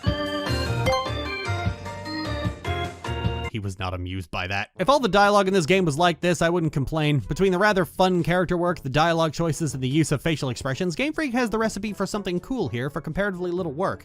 It's just a damn shame they never actually use it. Then we're introduced to Olivia, the kahuna for Akla Island, and the game's obligatory thirst trap gym leader. There's one in every generation, you can check. Later down the road, I find Lily looking at new clothes. You know, Lily, you could do with a new look, but apparently Nebby wants to go to the ruins. Lily tells him to get back in the bag, but Nebby wants to run free with the cosmos. But first, Lily wants to head up to the museum. So I follow after, and I'm stopped by Dexio and Sinnoh, who challenge me to a battle, which I refuse. I follow Lily inside, but she apparently got scared by Team Skull and missed her meeting. Lily, get your shit together. Well, looks like I have no choice but to battle Sinnoh, and it was during this battle I discovered Present has a chance to heal your opponent. What a cringe fail bird. For winning, they gave me a Zygarde cube. Wow, I am never going to use this. Trying to continue forward, the path is blocked by some dick in his Stoutland. This kind of roadblock is just fucking lazy. Arriving in the next town, which is just rocking the Texas look today, I am immediately intercepted by Hao, who wants a battle. After the battle, he runs off to the ranch. Oh, okay, just wham bam, thank you, Pancham. Damn, Hao, I thought we were friends. Up the road, I found Hao being beaten up by a member of the anime Hitler Youth, the game's court-mandated edgy white boy. He asked me if I'm Lily, to which I go, who? Turns out that his name is Gladian, who spends his time doing odd jobs for Team Skull, and then he wants to battle. Dude, what the hell are you doing? After I win, Gladian starts ranting about strength and seriousness and all that boring, edgy shit before being cursed out by Team Skull, grunts, and walking off. Then I continue on to Brooklet Hill, where Lana asks me to help them with some angry Pokemon in the water, and so gives me a Lapras to surf with. After beating 2 fish, then the trial starts. Okay. Luckily, the only real part of the trial is the immediate fight with the totem Pokemon. Unfortunately, I lost the first fight with the totem Pokemon because, and say it now with me, kids, damage values are unreasonably high. And when it's not high damage values, it's ally Pokemon that heal. You know what? This is going to be a running theme for the rest of this segment, so if this is going to bother you, skip now. This isn't fun. I've generally had an issue with the way the game arbitrarily inflates damage values to just one-shot you so they don't have to think up interesting move pools, but this 2 versus 1 enemy is already naturally powered up and gets a support on top of that is just fucking boring. This can be unreasonably hard at times, especially where the rest of the game is so brain dead easy, but it's hard in the way that the deck is so aggressively stacked against you for no reason. Pokemon's battle system is designed in such a way that you can make interesting tactical decisions, but they'd rather just nuke you because if players had to think for 5 seconds, YouTubers would cry about it. It's possible to work around all of this, but it's such an ordeal that it isn't worth it. This is why people just overlevel shit, because these fights aren't entertaining enough to want to figure out how they work. I would normally chalk it up to nostalgia, but I was playing the early generations just a few hours ago, and I remember them being more interesting than this. Well, actually, this isn't just an assumption, it's true. As I mentioned a few times now, when asked why the Battle Frontier wasn't included in the Generation 3 remakes, Junichi Masuda claimed it was because modern kids don't have the patience for difficult games. Now, you could, if you wanted to, chalk that up to him being old and stupid and terminally untalented, but I think that's only mostly the reason reason. The way the Generation 3 remakes had their story rewritten to have Archie and Maxie be less bumbling fools and more philosophical windbags, and the way the Delta episode after is largely having lore spewed in your face as you jump from place to place, makes it clear exactly what Masuda wants Pokemon to be, a typical JRPG with a waffling anime plot. And he has generally shown to have nothing but contempt for the game part of the game. A problem a lot of Japanese RPGs have, if we're being honest. Anyway, after getting past this mind-numbing waste of time, I get the water badge. After getting lost trying to find the next town, I ran into a Mudsdale and a little girl being bothered by Team Skull. These scoundrels are Pokemon thieves, and you're on familiar terms with them? Unfortunately, ma'am. After beating his head in, I'm told I ought to try out my hand at a battle royale, which seems like a suggestion, but knowing Game Freak, it probably isn't. Gladian is in front of the battle royale dome, wondering why he's doing this. Well, you see, Gladian, microtransactions are actually quite insidious, so instead of checking out the battle royale dome, I decided to head into the Mega Mart to see if I could find anything interesting. Pukamuku body pillows. Well, that technically qualifies as interesting. I mean, look, a Lopunny body pillow makes sense when you know that furries exist, but who the hell is getting horny for a Pokemon based off a Seacuke? Oh, I just got that. My Drifloon is so strong that I can just drift along without ever having to worry. Oh no. That's the face of a killer right there. Not wanting to be seen as an accessory to child murder, I run off to the Battle Royale Dome where I found Professor Kukui. So you managed to get your shirt off. I'm brought into a battle against my will, and how this works is it's a 4-on-4 free-for-all. No, that's it. That's the whole thing. You can attack anyone. There are no teams. Last one standing wins. And let me tell you, this is a frame rate nightmare. After the battle, someone walks up and tells me I was on fire. The name's Kiawe, the fire captain. Oh, really, sir? Wow, I never would have guessed the fire and smoke hairstyle was just too subtle. The Master Royal says he hopes our trials are going well, and Hao asks how he even knew we were doing the trial. Hao, I'm going to clock you upside the head. Heading north to Wella Volcano Park, I found a Salandit, which I immediately added to my party. And you know, between the Steenie, Butterfree, Maggie, and G, I'm really gathering the girl squad this time. Alright, let's go, lesbians. On my way to the trial, I ran into this NPC who made me instantly jealous. Why can't I wear a sweater tied around my waist? I mean, you have skirts, Game Freak, it clearly works. Why do the NPCs get all the good looks? Kiawe's trial is a memory matching game with a Marowak dance, and you have to guess what's different. And if you don't, you fight a Marowak on the first one, and on the second one... Oh gee, I wonder what's different. Okay, that's adorable. The totem Pokemon is a Salazzle, a really big Salazzle. These things are usually the size of a cat. Unfortunately, I was running into the usual problem of a Pokemon game in that if you confuse the enemy, they'll only hurt themselves once in a blue moon, meaning I was setting myself up... Oh, okay. Just as I was about to get ready to accept the futility of defeat, G gets a crit on that bitch and knocks her into next Tuesday. I was not expecting shit like that until she evolved. Getting past the barricade, I run into... Oh, shit. Oh, no. No Team Plasma on this island. I say no, sir. After getting away and doing my best to avoid eye contact with this girl in particular, don't give me that look, most of my Pokemon were fainted. I ended up at a Pokemon Center right outside the next trial. Man, I am just knocking these out of the park. Inside the lush jungle, Mallow tells me to gather ingredients for something. After hunting around with Stoutland and getting attacked by way too many Fomantis, I get all of them and head back and we start making soup to lure out the totem Pokemon. The Lurantis fight fucking sucks. Someone decided that in addition to inflated stats that Lurantis should have synthesis, and boy howdy was she determined to spam that shit like it was nobody's business. I eventually got caught in the loop. You know the one, getting smacked down to critical HP and healing every turn? That one. Whoever thought 2v1 fights were a good idea can eat my fucking ass. This is tedious, irritating, dragged out, and most importantly, it isn't fun. Sometimes these fights are piss easy if you get lucky, other times they're obnoxiously difficult because hitting the cross-section of difficult and fun is actually very hard to do, and at the time this game came out, the games industry just decided that getting one shot all the time was actually good game design for some reason. I tried for an hour to beat this fight a normal way before I honestly gave up, poisoned it, and then hexed it into the ground. I don't like that kind of strategy, honestly. While I talked before about how Reflect and Calm Mind is extremely powerful, I don't actually like strategies like that.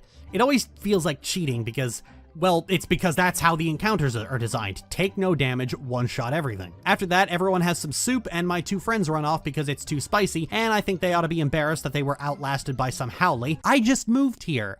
From Kanto. Flying back to Hiya City, I run into Lily, who has been inspired by me and Hao to become a Pokemon trainer. It's like they've thrown open some door that I always thought was closed. Or just awakened bisexuality. Possibly cracked an egg. How are your trials? It must be quite trying to do 3 in a row. Whoever thought 2v1 fights were a good idea can eat my fucking ass. This is tedious, irritating, dragged out, and most importantly, it isn't fun. It was no problem. It was piss easy. I'm the best. Then me and Lily head inside into the Dimensional Research Lab, which is apparently a thing Alola just has sitting there, and we're introduced to Professor Burnett, Kukui's wife. You're Lily, right? Lily told me about you. She said you were a reliable sort. Thanks. You know, your husband is moonlighting as a luchador. Burnett then tells me about the Ultra Wormhole, a portal to another dimension through which strange eldritch Pokemon called Ultra Beasts come through, which are different from legendaries because they are called something else. Lily then tells me about how she met Burnett and vaguely hints that she doesn't have a real mother. Oh dear, I wonder what the twist is, mysterious blonde girl. Then I step outside and see a mysterious space vagina form in the sky before vanishing, and then I have to go through Diglett's cave to meet the island Kahuna. I find her inside and she says it's about time I had some fun with her. You know, this game is really bad for my juvenile sense of humor. Further down the cave, I find members of the Aether Foundation who are committed to Pokemon conservation. Ah, fuck. I said no Team Plasma. Look, Masudi, you just gotta let some things go. At Olivia's shop, she gives me a letter telling me to meet her past Memorial Hill, but at Memorial Hill, I find Team Skull trying to steal a Slowpoke. What the hell are you gonna do with that? After defeating them, I ran into Aria Blazing. I keep Team Skull together. I'm like a big sister to these numbskulls. Aw, you remind me of my sister. She's an unpleasant crackhead too. After beating Plumeria, I'm interrupted by Lily and Burnett saying that Lily got lost and couldn't even find her way to the hotel. Lily, the city is one street. Then she leaves, insisting she has a Masked Royal match to get to. The Masked Royal? What do you think he looks like under that mask? Are you fucking serious? You'd better be fucking with me. I know you two fuck with the mask on. Then Olivia challenges me, and I can tell Game Freak really liked animating this one.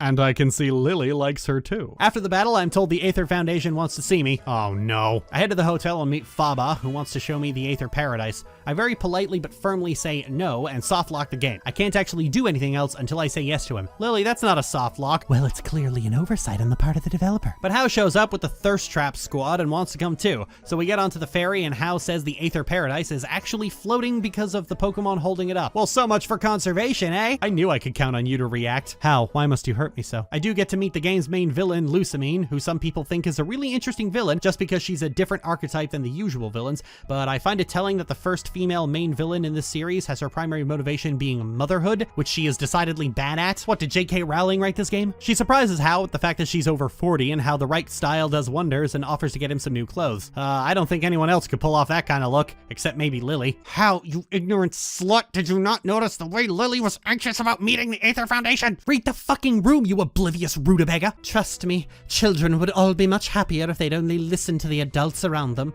Oh great, we've killed Lily. The portal opens up and the most horrible, unexpected thing happens. The player makes a facial expression. Oh, also a jellyfish pops out. Then it attacks. Once I beat it, it flees, and Lusamine says she needs it, and then makes this face. That is definitely a trustworthy face. We're then sent off on the next island in the challenge, Yula Yula Island. Once we get there, Hal wants to have a battle because it's literally all day with this kid. In Mali City, Hal wants me to look around the garden for a place that sells tea. When we find the tea shop, we run into the professor, and he tells us something I mashed right past. I'm sure it wasn't important. Hey, Lily, did you know? Please don't do that. I haven't even finished the question yet. He tells me about an observatory up on a mountain whose name can fuck off, and he apparently has no idea what observatories do. God, look at that boy. That boy's the embodiment of no thoughts, head empty. Out on the street, I run into Lily just standing in the middle of the road. She wants to take Nebby to the ruins and asks me to meet her at the library. Actually, before we go, you want to know a fun fact? If you spin the analog stick, your character will do a pirouette. Skirt goes spinny. I find Lily at the library and she apparently bought an outfit she would never have the guts to wear. Ooh, someone got a little spicy, did she? Inside, a Hex Maniac helps us find the book, and it tells the tale of Lunala, a mythical Pokemon of the moon, which is definitely not Nebby. It's totally not Nebby at all. Along the next route, I find some Team Skull grunts viciously attacking this poor innocent bus stop. So clearly someone has to do something about such an injustice and battle them one at a time. Why isn't this a double battle? After the bus stop is clear, we can head up to the observatory at the top of Mount Fuck Off, where Kukui points out an even bigger mountain in the distance, where he is preparing Alola's first Pokemon League. Inside, I find the trial captain, a kid named Socrates, who asks if I like the festival plaza. Fuck no. He then starts up a machine to summon the totem Pokemon, but it unfortunately shorts out and we have to wander around in the dark answering audio quizzes and getting attacked by batteries. After 3 wild Pokemon, I can finally fight the totem Pokemon, a Vikavolt, whose stat bonuses are 50% to everything. Vikavolt turned out to be more of the same, so I decided to Toxic Stall and that was it. Oh yeah, speaking of which, Pokemon Me is back in this game, but now as Pokemon Refresh, with an all-new feature. At the end of some battles, you can choose to care for your Pokemon if they got hit with certain moves or got status effects to tend to them. It's very cute. You can give your Pokemon a bath if they got all dirty in a fight. I don't know why, but that just makes me happy. Maybe it's because I can just imagine G being very cross sitting in a kiddie pool while I'm hosing her down. Heading back to Mally City Gardens, I see the professor being held up by Team Skull. But unfortunately, Kukui is just like, bring it on, bitch. I'll wipe you in 4 turns. But then Team Skull's leader shows up and is like, I accept that. Turns out Guzma really doesn't like the old traditions and power structures between the captains and the kahunas. Oh, god damn it, I thought we were done with the ham-fisted philosophy. Then Kukui talks about what the strongest Pokemon moves are and how it's a dance between trainer and the Pokemon, and how he wanted to create a Pokemon League to give every trainer the chance to find the perfect move. Right, Lily? Don't you agree? Say what now? Lily and her Gardevoir can unleash some real powerful moves. What are we talking about? Kukui then decides that Guzma should fight me. Oh, you fucking coward. And then Guzma asks what the point of the island challenge is and why I even bother with it. I don't know, that's what I want to find out. You don't even know why you're doing it? Honestly, I just moved here and everyone was like, you should do the island challenge, and I've been dragged around by a whole posse the entire game and they won't let me out of their sight for a minute. I think I'm on suicide watch. Then I have to fight the professor's battles for him. Guzma was nothing special, just another damaged dope. Then he runs off overcompensating for his losses. Thank fuck, I was almost afraid we'd get another monologue. Lily comes back with the Hex Maniac who tells me where to find the next trial. If you get lost on your way, ask a police officer for directions. They're here to serve, right? I haven't got the heart to tell her. Later down the route, Hapu shows up to give me a Mudsdale and then says she meant to do it sooner, but she was just so taken aback by Lily and how lovely she was that it escaped her. Well, damn, Hapu, you're telling that to the wrong Lily. Go get that ghostly nervous wreck. Down the road, I run into Hao and Gladian, who talks about how he have to make sure Cosmog is safe. Okay, I draw the line at taking instructions from someone who buzzed his head except for the fringe. Grow your hair out to your waist like a real man. And put on a skirt, you're embarrassing yourself. I make it up to the Aether House where the next trial supposedly is and get waylaid by Hao once again. You see that face? That's the customer service smile. I'm gonna deck this kid. And then we get ambushed by small children. After the battle, Acerola shows up telling me she left Lily with Hapu. Oh, go for it, Hapu! This is the first time I've been invested in the story. Then Acerola tells me to head to an abandoned supermarket to do her trial. How far do I have to hike for this lady? But once I get outside, something horrible is happening. A Team Skull member is voguing, and also threatening to take Nebby from Lily. Not on my increasingly distracted watch. Oh, so we're following that script, are we? A trainer dashes forward to save the girl, huh? I'm not gonna let you be the hero in this scene. Oh, damn, he's genre savvy. I might be in over my head. Nah, I'm just kidding, I won. I make it to the abandoned Walmart and I'm told I have to play Ghost Hunter and catch a photo of the totem Pokemon. Well, alright, sounds easy enough. As I go through the bulk barn, things start moving on their own, so I take photos of them to fight the ghost possessing them, and then follow a Pikachu into the back room where there's a lot of posters of Pikachu hung up, like some kind of obsessive shrine, but the totem Pokemon's nowhere to be seen. Where did it go? I know I followed it. Oh, fuck! Bastard was right behind me. See me? Did you just speak? And the fight with the totem Pokemon was exactly the same as all the others, where he one-shots most of my team. I was fortunate enough, however, that because Serena was an in-game trade, she actually had 4 levels on Mimikyu and 10 on his ally, so that was mercifully painless. Good job, Serena. Once I make it back to the Aether House, I found that Plumeria is back and angry with me for some reason. Lady, I am just standing here. After the battle, my Salandit evolved into a Salazzle, who I quite like. She's like a little lizard cat. I could totally see her knocking my mugs off the table. Turns out Plumeria stole the kids' Pokemon and wants me to go to Po Town alone to get them back. But that's not fair. Yeah, not fair for them. On the way to Po Town, I run into what looks like Lolo's type of man. He makes me call a coin flip, and for winning, I get Sharpedo, who is different from Lapras because he can also break rocks. At Po Town, we get a little more insight onto how Team Skull works. They're trainers who gave up on the island challenge and were therefore exiled from society. I may be editorializing a little bit there. Then Nanu, the island kahuna, shows up and asks me if I've thought through going into Po Town. You really think you're ready for that? Sir, let me make one thing clear. Whenever there is a cowardly piece of shit cop, I will be there to emasculate him into an early grave. Go find Looker and see what I did to him. I guess everyone has their own reasons. If you don't make it, I'll make sure your remains at least get back home. Dude, they're kids with hamsters. Unfortunately, in Po Town, I am faced with an unstoppable foe, a chest-high wall. Thankfully, my magnificent brain concocted the genius idea of going around it. Inside the mansion, I have to grab 3 passwords before I can get in to see Guzma, because this game is padded like a menstruating fire hose. Once I have them, that's apparently not enough, because I have to know how Team Skull works and learn about the organization. This game isn't just padded, it's fractally padded. It turns out the solution is to answer no to the last question, because one of the notes says a Team Skull member always answers no. Okay, I'll admit, yeah, it was clever, Game Freak, you got me. You win this one. The hated boss who beats you down and never lets up. I don't really get you, kid, but at least this is a change of pace. You know, Guzma, after talking to your grunts, I have come to the conclusion you are a sad little bitch. You're not even worth beating up, I just want the rat. You're one messed up kid. Says the guy who flunked out of Little League Soccer and hasn't let go of it his entire life. You're less of a gang leader and more of a Reddit mod. You're the kind of person who's mad that Disney isn't doing classic villains anymore. After beating him, he is very angry and demands the rat be returned to me. Upon making it outside, I have an uncomfortable staring contest with Nanu as I let the reality of how fucking useless he is wash over him. What a lot of hassle. Then Acerola comes up and it turns out Nanu is her uncle. Oh, that's why you think the police are here to serve. Okay, you know what? I won't kick your ass. Family guilt's a hell of a shrug. You know, some people accuse me of inserting my politics into my videos, but honestly, I don't see it. Abolish the police. So we bring the rat back to the brat and find the prat in a spat and his cheerful smile's flat. Soon's out Plumeria came by as soon as we left, and to protect everyone, Lily went willingly with them. So I can't leave you people alone, can I? Gladian barges in and angrily calls us all weaklings for letting Nebby get taken and then challenges me to a fight. Gladian, please, explain literally anything at any time. After kicking his ass, Gladian says he's going to the Aether Foundation to save Lily and Cosmog and asks if I'm coming. What kind of a question is that? Lily's the closest thing to a main character any Pokemon game has ever had. I'm just her shadow duplicate who does all the gameplay for some inexplicable reason. I am basically Giona. Of course I'm coming, you edgy prick. At the dock, Nanu shows up lamenting the Team Skull had the nerve to leave Po-Town and make him get up from watching his stories, and then challenges me to a Why? I've got a tech startup to invade. I need G at her freshest. And even in Nanu's battle, he's basically half asleep. He's napping at the start and lazily throws the ball out. That is a man who is 2 days from retirement. After the battle, which was fucking tedious, might I add, Hal runs up ready to rescue Lily. Only problem is we don't know where she's gone. It couldn't have been Po-Town. Lily was there the whole time. You're not so much dumb as you are naive. Hey, Gladian, fuck off. Nobody gives Hal shit except me. No, instead we're going to the Aether Paradise on Gladian's personal boat. Dude, you have a personal boat, but you don't have a personality? Why would Lily be here? She just will be.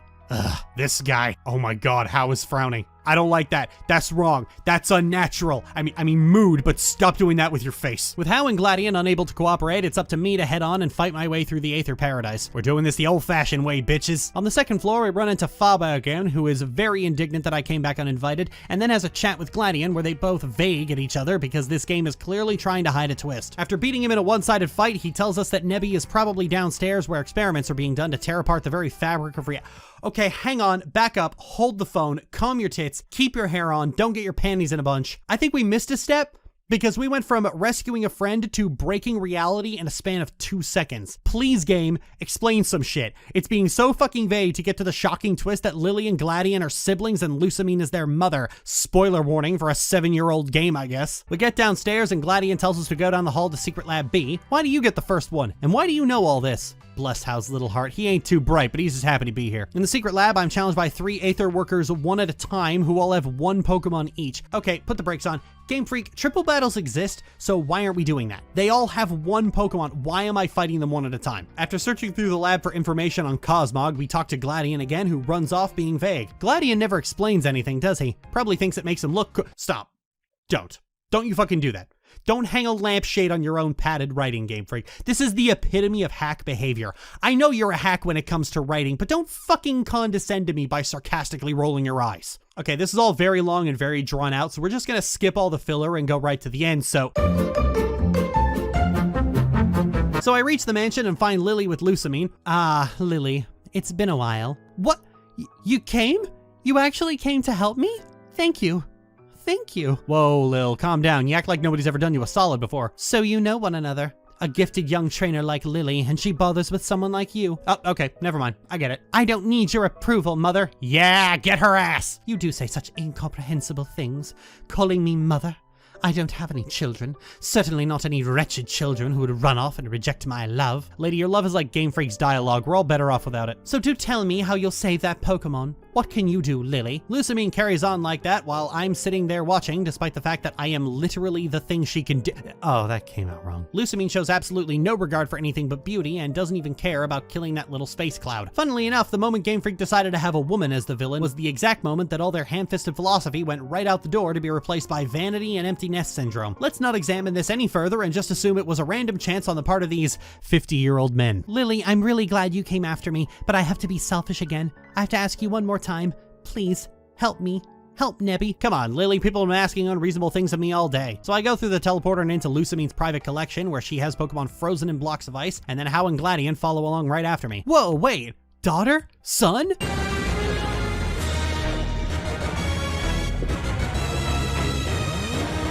Bless you, How. He's not very bright, but he's doing his best. Then Lusamine uses Nebby to open a portal to the realm of darkness and lets the Heartless, the Ultra Beasts, invade the Alola region. Everyone is concerned, except for me. I took 40 Benadryls when I got here. Gladion runs forward saying he'll stop the beast and tells me to stop the president, while Lily tells me to get Nebby back. One thing at a time. So I'm challenged by Lusamine, and I win. How can you be so awful? It actually takes no effort. I once made someone go on a multi-video rant about me just by standing there. All that I want is my precious beast. I don't care about any of the rest of you. This lady gives monster fuckers a bad name. Unfortunately for her, the jellyfish is going to disappear back into the sky Gina, and Lusamine follows in after her. Then Lily approaches Nebby, wondering if it's okay. Everyone looks worried at how Nebby isn't moving.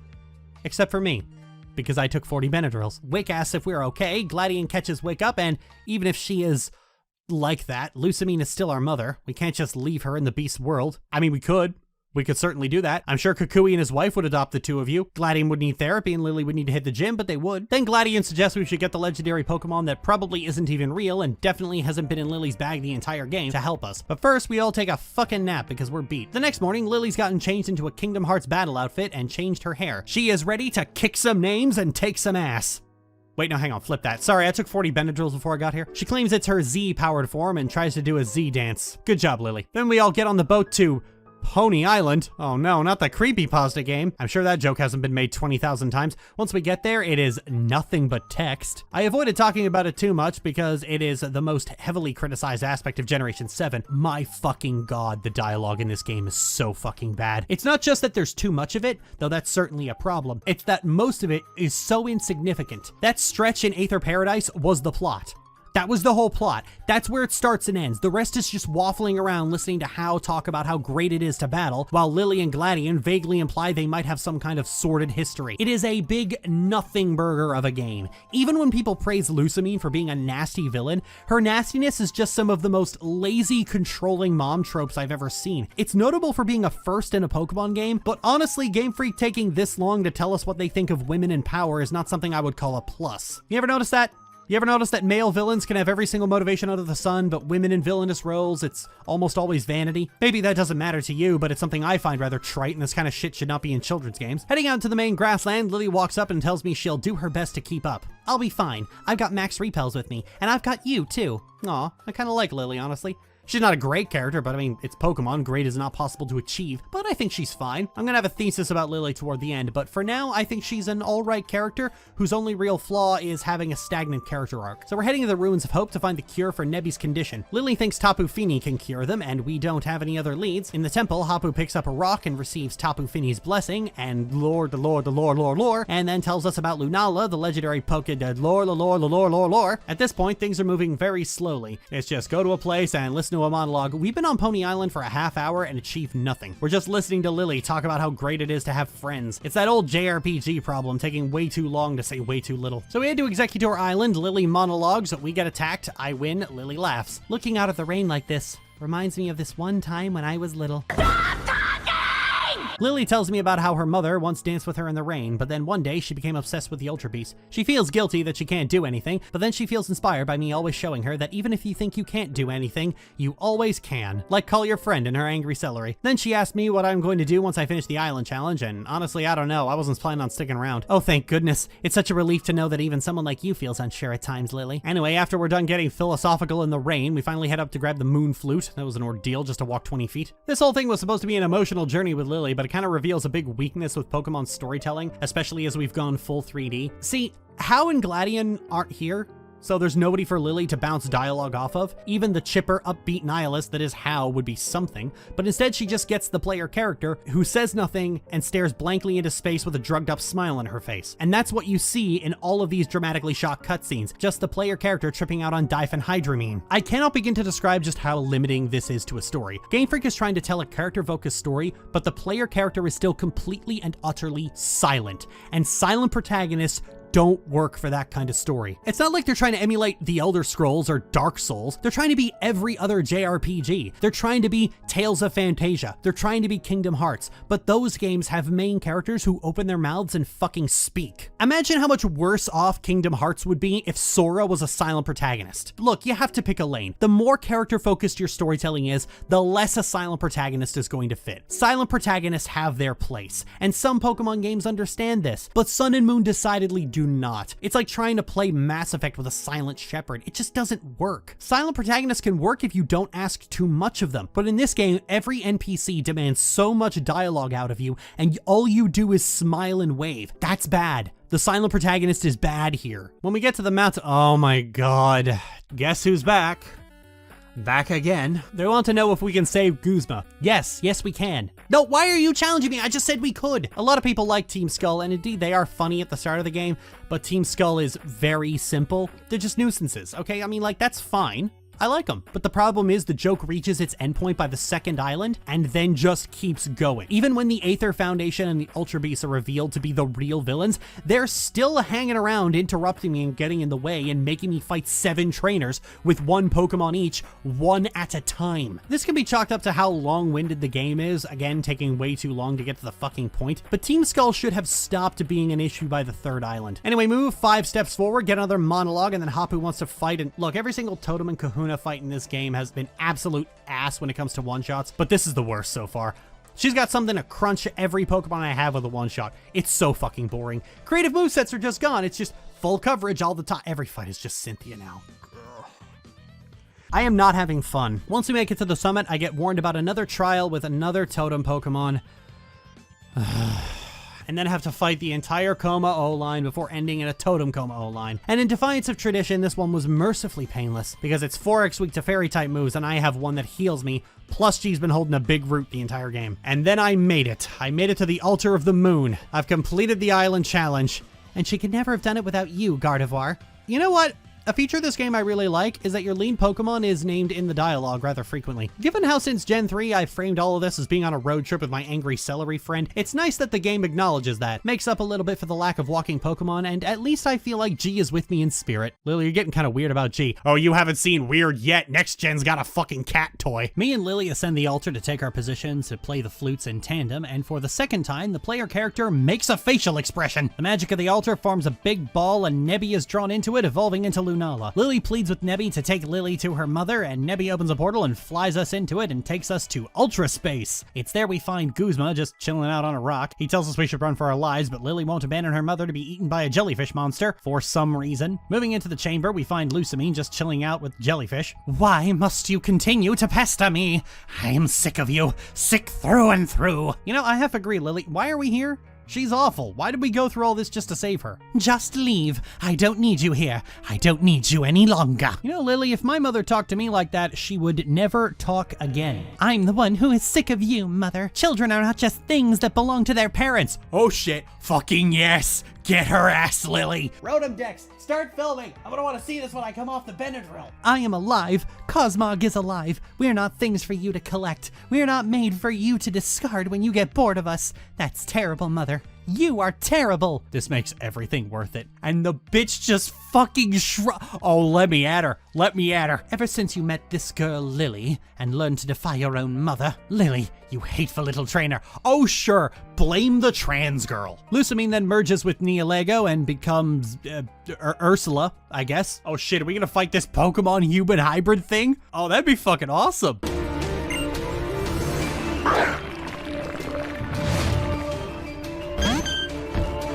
Oh. Well, that's fine too, I guess. I started out by just stacking Calm Mind while Clefable was out because they all have Totem Auras and I'm officially done with that shit.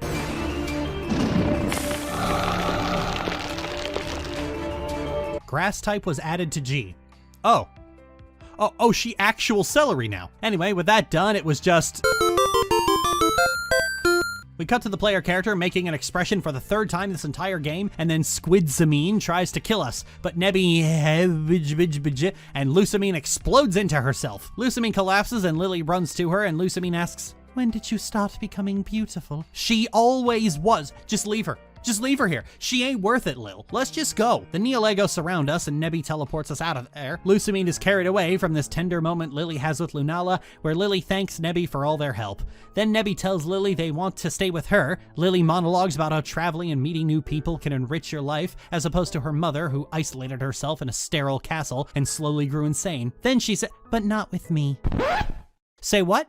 I'm not a trainer, Nebby. I can't take you on the adventures you want. I can't give you the fierce battles you want. You could become one? Then I'm the one expected to catch What? So then I have to battle and catch Nebby. Okay, but why though? Nebby, you belong with Lily now. No, they don't. Just like any parent raises their child, she will be your mother now. I'm good on kids, Lil. Bonnie's already enough of a handful. I may not have been able to do anything for you, Nebby. What are you talking about? You saved their life, brought them up here, got the flutes. I just did all the fighting. Somebody please remind Lily that she's the actual main character here. And I will go to my mother. I need to see for myself that she'll be all right. What? And then she just leaves. That's it, she's not in the game anymore. What the fuck was that? I'm the one that gets Nebby, despite the fact that Nebby was on this adventure with Lily the whole time. Lily's the one who saves Nebby, brings them home, and finds the way to empower them. Nebby should be with her. This is the most nakedly transparent way to stick to the tradition of the box legendary being a freebie for the player. This should not be how this works. Lily is the real main character of the fucking game. The player is here out of obligation so the players can project themselves onto her, which is something I think the games industry really needs to grow up and get over. Like, Lily's entire character arc is completely and utterly hamstrung by having to drag the player around with her. And then she just walks out of her own damn game before the ending. Like, damn, that is actually disappointing. I know I shouldn't be disappointed, it's Game Freak's writing, but like, you know, overbloated dialogue aside, I kinda liked Lily. And I'm a little pissed that her arc just screeches to a halt just because I have to be here. Like, damn. Bye, Lil. So with that abrupt ending, I'm heading back to Mount Fuck Off and run into Gladian, who thanks me for solving all their family drama and decides to show his thanks by attacking me. How sweet? I really don't like this guy, honestly. He's nothing as a character, and all he does is angst and brood and not explain anything. He's such a nothing burger. After a brisk climb up a frozen mountain in a miniskirt, I run into Hao, who tells me he finished his trials and that's why he wasn't on the mountain with us. Then he challenges me again. Ugh. Gotta be honest, I don't like Hao. He's super cheerful and super nice and super boring. He doesn't really do anything, and in a Pokemon game, that's a problem because he's still here taking up space and dialogue. Well, sure he can talk, but is he saying anything? No, not really. No. You know, at this point, I hate the dialogue in Pokemon games. I hate how long it is, how much of a focus it is, and I hate how Game Freak is so fixated on the story, yet they have not improved a lick on their writing in almost 30 years. So to have a character whose only notable contribution to the game is just taking up more of your time with even more interruptions is just such a wear on my patience. Him and Gladian are both like this. I mean, Lily may have more dialogue than an anime adaptation of Marcel Proust's À la recherche du temps perdu, but at the very least she has some degree of agency in the story. It's not good and it ends on an unsatisfying note, but at least it's there. I can talk about it. It gave me an interesting thesis for the game that I can't wait to share with you. I can't talk about Hao because there's nothing about him to talk about. At the top of the mountain, I run into Kukui, talks about his dream of a Pokemon League, yada yada yada, and once more into the breach. First up, Hala. His Pokemon are fighting type, which means they largely pose no issue. As for strategy, I don't know what you were expecting. They hit really hard. That's about it. That's all anyone does in this game. If it's not piss baby easy, they just fucking crunch your health. Next up, Olivia. Everything Olivia uses is rock type, but at this point, I'd finally learned Reflect, so it was over.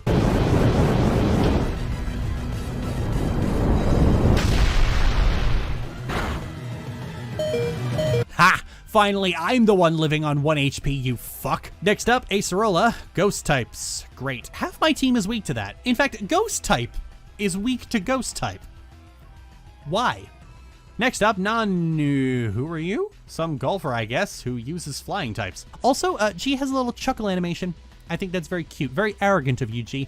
After I get the last one, the central platform opens up to the Champions Arena, where the champion is not here, apparently. Okay, I guess I'll just sit here and wait then. Kukui arrives and goes, oh yeah, now you're the league champion. Oh. Bit anticlimactic, really. Anyway, that's Gen 7. Remember to like, comment, and no, there's one more tedious ordeal, and that's Kukui. And his battle theme opens with the original Pokemon theme. That's pretty neat.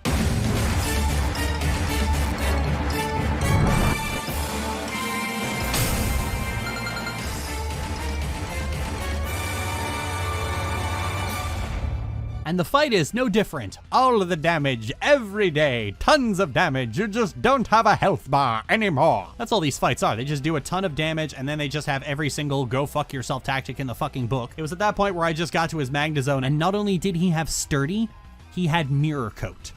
So I left, I grinded to about level 65, and then I came back and won. Kukui congratulates me for becoming the champion twice and records me as Alola's first ever champion, and that is Generation oh, wait, hang on. We head back to Icky Town to have a little celebration of everyone miming that goes on, like everything else in this game, for way too fucking long. Lily congratulates me on becoming the champion of a nation I just moved to 4 days ago, and then asks if we can sneak out to the ruins of conflict. And at this point, Lily's the only character in this game I don't want to bludgeon with a rock, and so she takes me back up to the bridge to reminisce on how all of this started, and now she can actually walk across the bridge. You know what that is? Growth. Lily wonders why Tapu Koko helped us that day, still not able to comprehend what the phrase guardian deity means, and thanks Tapu Koko on Lunala's behalf. Then Tapu Koko appears before me and says, "It is time." And we're fighting. Okay, I knocked Tapu Koko out, and it faded away. I believe I have just desecrated a sacred temple. Me and Lily head back down to the party and hope nobody is witness to the absolute crime I just committed while they're all having a 4-way battle, and then there's more mime shenanigans. Why is this so long? Lily tells me her mother has been getting better and just needed someone to scold her. I'm curious how sincere she is about that. Lily, I'm going to... Lily, why did you step closer? Tell me this is...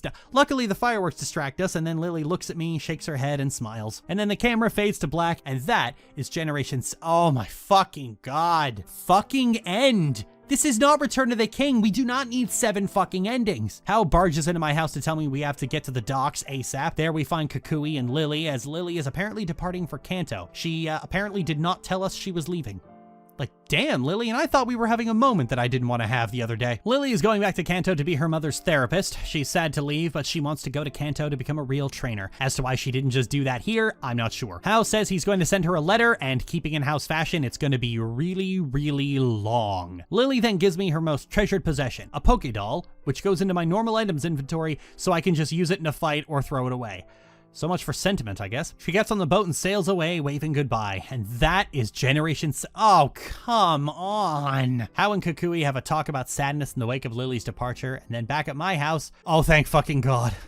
As the credits roll, my mother's cat welcomes me home, and I look up at her with my dead-eyed, unfeeling Benadryl high face, and that is Generation 7. Oh my fucking God. Where do I begin? Sun and Moon is a miserable experience. Gameplay-wise, it's the same as it's always been, except the difficulty curve wavers up and down like my panties at a bar. Trainers on the road and Team Skull usually only have one Pokemon and battle you one at a time, but once you hit the totem Pokemon, your rivals and the kahunas, suddenly they all brought out the insta-kill moves. This is a problem because when a game is easy 70% of the time, you tend to zone out, but when it suddenly snaps back, you're unprepared for it. I was going through revives at quite a clip toward the end there. It's the same problem X and Y had, but even worse because it continued even when G was fully evolved. The damage scaling is just so fucking high for no goddamn reason. The number of times I'd be insta-killed by something that always managed to survive on 1 HP was fucking madness. I say damage scaling, but the actual problem is just the usual RPG power creep. Back in Generation 1, there were like 3 moves with a base power of 100, and nowadays you're practically tripping over 100 and 120 base power moves, and there's more TMs than there are atoms in the universe. But Pokemon's stats have stayed exactly where they've always been since Generation 2, so G has Gen 3's HP while going up against Gen 7 power creep. I guess it depends on how you view brick wall difficulty. I've always considered we just took 90% of your health away to be the laziest way to make something challenging, unless your healing is equally spiky. I don't like sweeping the enemy either, so both extremes this game lives on are equally not fun for me. I didn't even mention the Z moves at all, because all they do is take an attacking move and make it do even more damage with a special animation to it. I can't stress how little that is as a mechanic. It's more damage on top of a game that already focuses way too much on doing tons of damage. It's so fucking boring. At least Mega Evolution had new abilities and types, and most importantly, designs, and had the added bonus of being limited to certain Pokemon. Z moves are just Hyper Beam. I think at this point you guys know that I don't like it when the story imposes on you, so I think we can all accept that's the framework I'm using when I say that the story is a fucking garbage fire. The actual main plot of Sun and Moon, the conflict between Lily and Lusamine, only happens between the end of the 3rd island to Pony Island. It is a comparatively small piece of the game. This is the part that people will tell me with a straight face is an amazing piece of writing, and it's fine.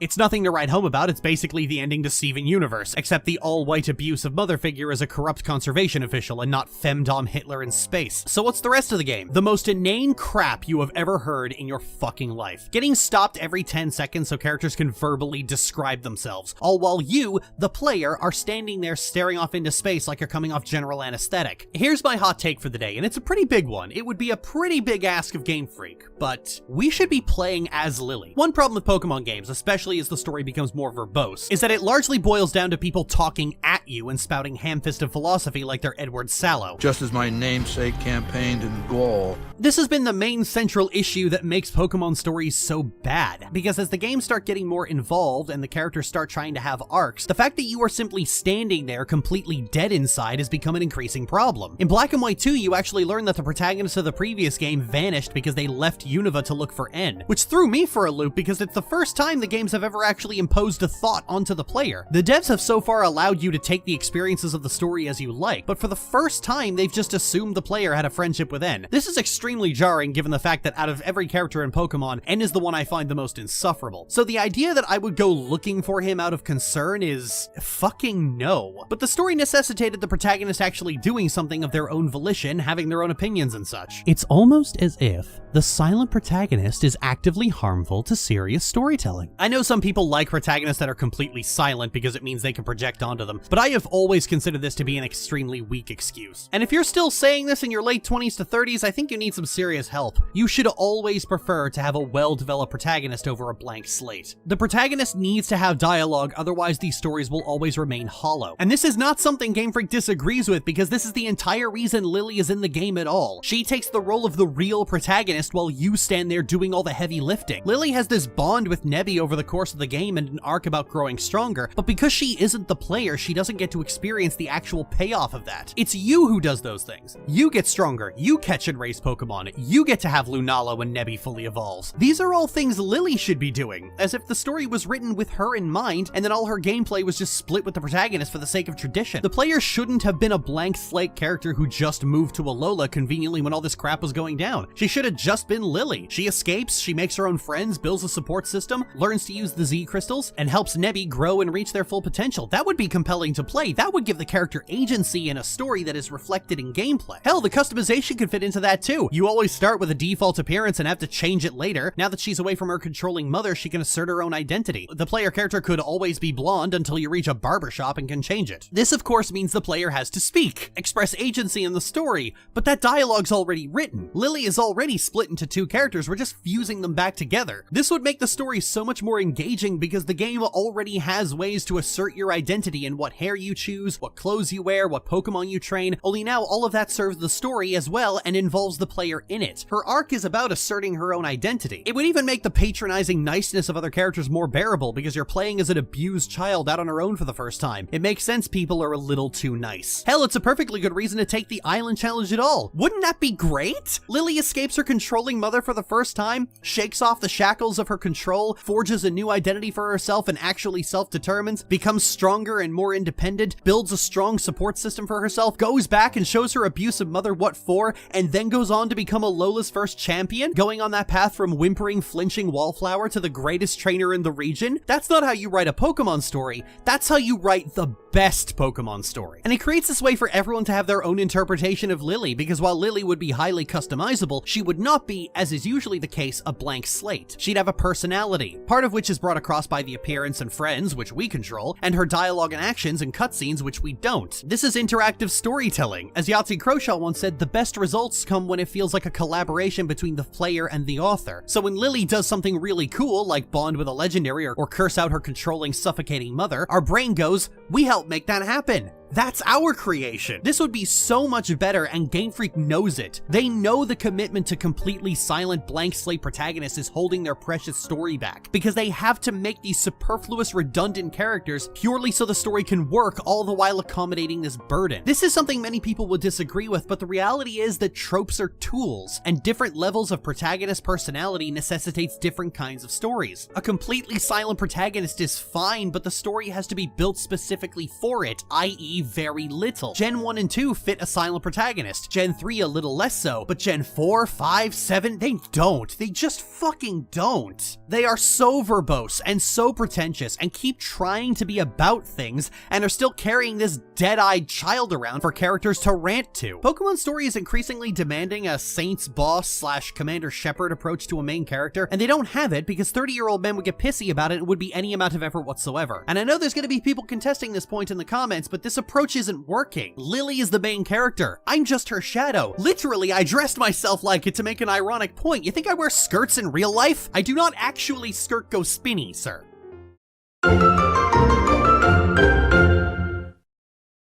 Oh, fuck me. Here we go. Generation 8. Finally getting away from dual screen hell for the first time in 13 years. Pokemon Sword and Shield were a turbulent time for Game Freak. Say what you will about Sun and Moon. And I did for over an hour. Out of every game in the franchise, they were the most ambitious. They really tried to make Pokemon be the JRPG they always wanted it to be. And it almost feels like after that, they just kind of gave up. I mean, for all my bitching about the story, I have enjoyed the stories in some Pokemon games because they're usually the ones that know when to shut their fucking mouths. But in Generation 8, we went back to the excuse plot. And I do mean excuse plot. So let's dive right in. We opened with Chairman Rose introducing a stadium of soccer hooligans to the world of Pokemon in the region of Galar, which is based off of Great Britain. Oh, sorry, Great Britain. And this time, everything is beautifully animated, right down to the lip syncing, except they still don't have voice acting for some fucking reason. Cut to my house, where some kid just barges in and tells me I'm watching the game wrong, and then tells me to grab my bag and come with him. Alright, Lord Lamplight and fuck you're needy. Before heading out, I take a look at the options menu, like I'm channeling the spirit of John Bane. Someone call an exorcist! Alongside the usual fare, you can actually choose how you send Pokemon to the box, to disable being asked to give your Pokemon a nickname. Oh, an autosave, that's fancy. Casual controls, which makes the game easier to play with one hand. Why would I need this? And then there's skip movies. Oh my god. Oh my god, is this the long-dreamed cutscene skip? No, it isn't. It only skips pre-rendered cinematics, which are more elegantly animated. If you have to press A to advance the dialogue, it will not skip it. And that's 90% of the cutscenes. Leave it to Game Freak to finally introduce a cutscene skip, but like in a passive-aggressive way. Hop tells me to meet him down at his house. Turns out we're supposed to meet the champion, who is his older brother. But he's not here yet, so we head down to Wedgehurst to meet him. Leon already knows who I am because Hop has told him everything about me. Haha, already getting the bad vibes that it's only 9 in the morning. Back up at Hop's place, Leon has a present for us in the form of our choice of 3 Pokemon: Grookey, Scorbunny, and Sobble. What, no Ralts, Lily? I'm playing this one on actual hardware, so I can't change the starters. Leon gives me the first choice, and I pick Grookey. Because it's correct. The next day, Leon gives us a pep talk about working hard, and Hop gets a chip on his shoulder over his brother, thinking I'm a worthy potential challenger and wants to fight. Hop insists he knows exactly what to do to win, but unfortunately for him, picking the Pokemon that isn't weak to mine was apparently not something he figured out. And mine came armed with a stick and jabbed his eyes out. Did you already know about type advantages?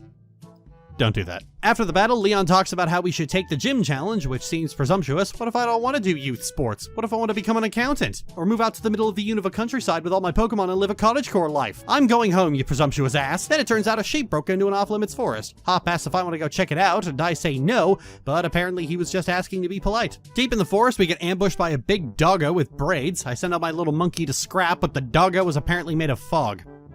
Foggo. We eventually collapse and wake up hours later to see that Leon's already retrieved the sheep, so we've just proved ourselves to be completely fucking useless. Back home, I tell my mother that I've been drafted into a lifelong career of competitive dogfighting. She gives me some money and wishes me luck on the crimes I'm about to commit. On Route 1, I catch a Squovet, not because I want one, but because if you have caught a Pokemon, the game doesn't make you sit through a catching tutorial. Meeting Leon at the research lab, we head inside to meet the professor's assistant, Sonia, who installs a Pokedex on my phone. Now, I know what you're thinking. Well, Lily, since you're playing this on official hardware, you have no choice but to play the game with the real starter, and if you want a Ralts, you'll have to catch it the proper way. Yes, viewer, I could hypothetically do that. Heading up to Route 2, and it's amazing just how ominous Hop standing in the distance truly is. They always make sure you have a clear view of him just standing there waiting for you. On the route, Leon rushes up to teach me how to catch Pokemon, but upon realizing I already have 2, he just gives me 24 balls and runs off like I've hurt his feelings. Further down the route, I reach the house of Professor Magnolia, who tells me about Dynamaxing, the new battle gimmick for Generation 8, which is different from Mega Evolution because it's called something else. Then me and Top have to fight in order to be endorsed for the gym challenge, because he can't play in Little League Soccer without a sponsorship. Ever since conservatives started getting sniffy about participation trophies, they've sought to ruin fun for children everywhere. After I beat Hop's head in with his own frog, Leon decides to give us a letter of endorsement so we can play Pokemon in front of a crowd. Then all of a sudden, a pair of rocks fall out of the sky and land conveniently in the field right beside us, and me and Hop each take one. These rocks let our Pokemon Dynamax, giving us both the power of main character. I wonder which one of us is the real main character. With his new shiny space rock, Hop incessantly cheers that he will be the greatest trainer.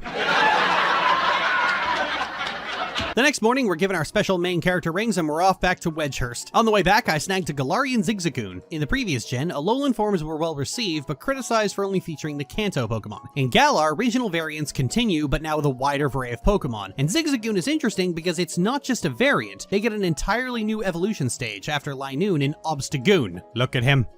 Bask in his glory! At the train station, our parents meet us to give us some camping gear so me and G don't have to sleep in the grass like we've clearly been doing in the last several games. Wow, G, now you can have your own sleeping bag and we don't have to share.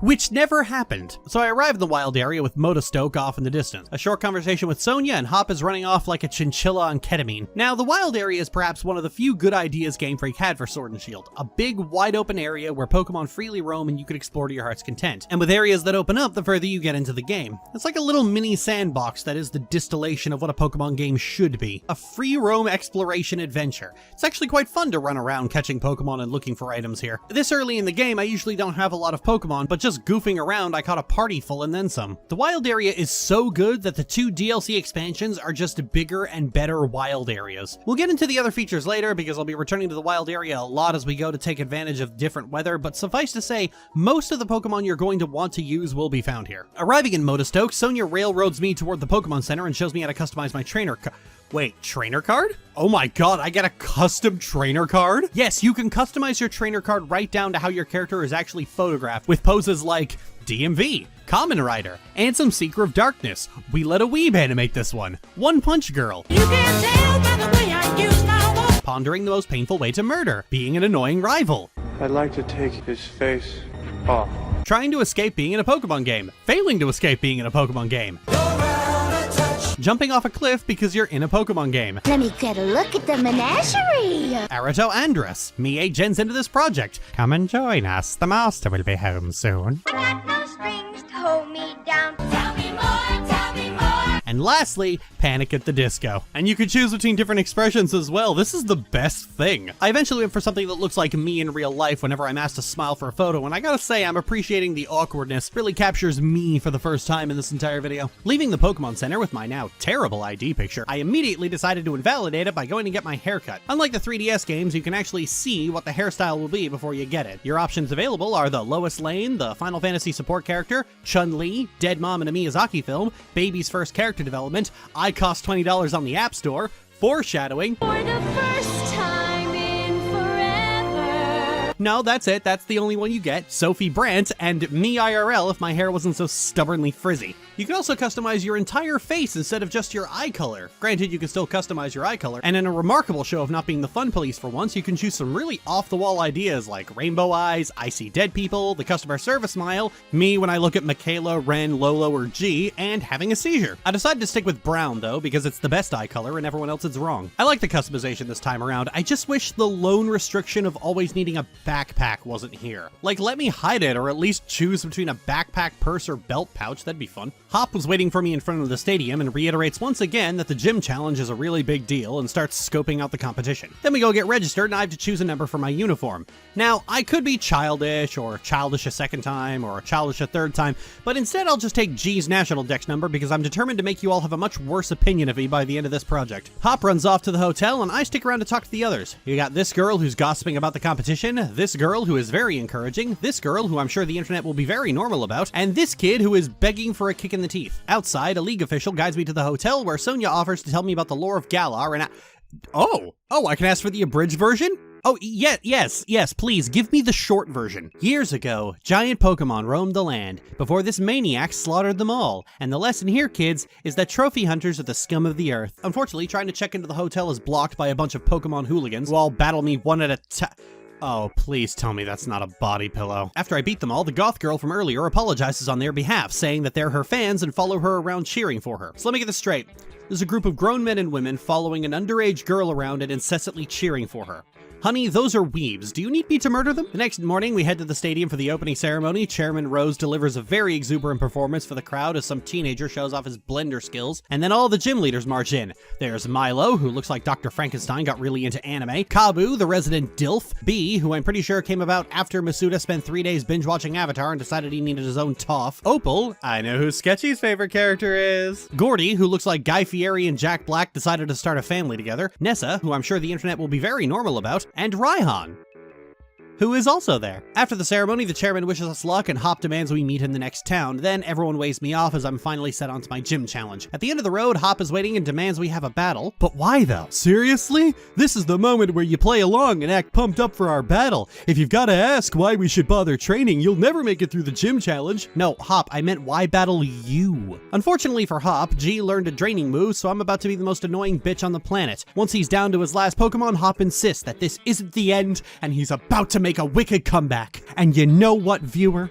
He actually didn't. Was that really good training? Looks like I'd better keep my guard up. Maybe stop jinxing yourself with insistence that you're going to win. Out on the route, I run into Sonia, who congratulates me for looking great in the opening ceremony. She asks me where Hop has gone, and how the fuck am I supposed to know that? He's probably at the end of the route practicing exactly how he's going to ambush me. Then she shows me a coal plant run by Chairman Rose, and I think it's interesting that Hoenn decided to tap into infinite energy as an energy source, while Galar's still using fossil fuels. That's what happens when you leave the Pokemon League, I guess. Then she gives me an escape rope as thanks for having, chinwag? Tell me that's not what the British actually say. Please, my respect for that country as a sovereign nation could not be any lower. Do not diminish it further. Turns out the escape rope is a key item now, which is quite nice. Never understood why I was just leaving a perfectly good rope. Unfortunately, I can't actually think of any place where it would be appropriate to use it. There isn't a single dungeon that isn't a straight-up tunnel in this game. Actually, I'm not sure the few dungeons I found can even qualify as dungeons. Then I pass into Galar's coal mine, complete with Minecraft tracks. Remember when caves were unexplored places that I was venturing into as a child? Now I'm just walking down an established road. Side note, why is it standard operating procedure for children to walk through a coal mine? What is this, Frostpunk? I do not yearn for the mines, sir. At the end of the mine, I run into that kid from earlier who says any kid with a wishing star is in for a beating from him. Splendid. Bring it on. He insists that being sponsored by the chairman makes him automatically better than me, and I'm about to teach this ferret a lesson. On the first turn, I get a paralysis, and he immediately starts overcompensating. Then on his next Pokemon, the exact same thing happened. And when I beat him, he's like, I wasn't really trying that hard anyway. Run, bitch. Run before I have G bite your shins. Her teeth are really sharp, too. When I make it to Turf Field, Hop shows me where the stadium is. Thank goodness you were here, Hop. It was really hiding there. I met Sonia up on a hill who showed me a geoglyph that represents the Darkest Day, an event that has a connection to Dynamax, because it can't just be a fun new way to battle, it's gotta be some fucking lore. It's interesting how in Turf Field, there's huge sections of the city I'm just not allowed to explore. These ropes keep me limited to exactly one district of the town. In front of the stadium, Hop is waiting for me again. Take a look at this, Lily. The grass gym badge. I got it in one try. I reckon I'm just about the greatest when it comes to wrangling Wooloo. A weird flex, but okay, Hop. Inside the stadium, I find this guy. A guy with a ball on his head. His name is Ball Guy, and he gives me a friend ball as a sign of our friendship. Thanks, Ball Guy! Here is where you can also buy new uniform styles, but you can't change what uniform you wear in gym battles, so there's absolutely no fucking point to it. Good job, Game Freak. The gyms in Sword and Shield are like a combination of the gyms in the previous games and the Island Trials. You get a little mini-game to play, most of the time it's just fighting trainers, and then you have to fight the leader. Turfield's gym is about herding sheep and getting all 20 into the goal while avoiding the Yamper ruining your day. Or doing the puzzle for you, that too. Then I get into the stadium, meet Milo, cheered on by an entire crowd, and it's here that I can finally use Dynamax. Dynamax lets you recall your Pokemon and throw it back out where it becomes big. It can only be done in max raid battles, league matches, and 3 story fights. When you Dynamax, your stats are increased, your attacking moves are replaced with more powerful versions of them like Z moves, and all your non-attacking moves are replaced with Protect. And it lasts 3 turns. Yeah, so this mechanic is actually pretty shit. It takes the last ounce of strategy out of the game entirely by replacing all your moves with nukes and immunities. At least Mega Evolutions had fun new forms to go with them that lasted the entire battle, but here it's just, here's more damage. I will say they put a lot of effort into making Dynamaxing look more impressive than it actually is. There's all these flashy particle effects, your Pokemon breaks the ground when they emerge, they let out a bass boosted version of their cry, and the crowd goes fucking ape shit. Are we gonna see it? Are we gonna see it? Yes! We have seen it! They love Laugh the money off! I had my money on you! Well, I'm terribly sorry you lost it. After the battle's over, me and Milo shake hands for an uncomfortably long period of time. You can let go anytime, kid. Sorry, I'm just trying to figure out how Dr. Frankenstein made you. Stepping onto Route 5, Hey, no, you stay away! Oh god, no, why is he glowing? Oh god, there's two of them? Once I worked my way out of that, I found Team Yell further down the road harassing a poor medical worker. Oi, just hand over that bike already. We needed to cross this long bridge. You talk. Soccer hooligans are bad. Simp soccer hooligans are worse. Simp soccer hooligans too lazy to walk. This, sir, is where I stand up. After driving Team Yell off, the man gave me his bike anyway. Excellent.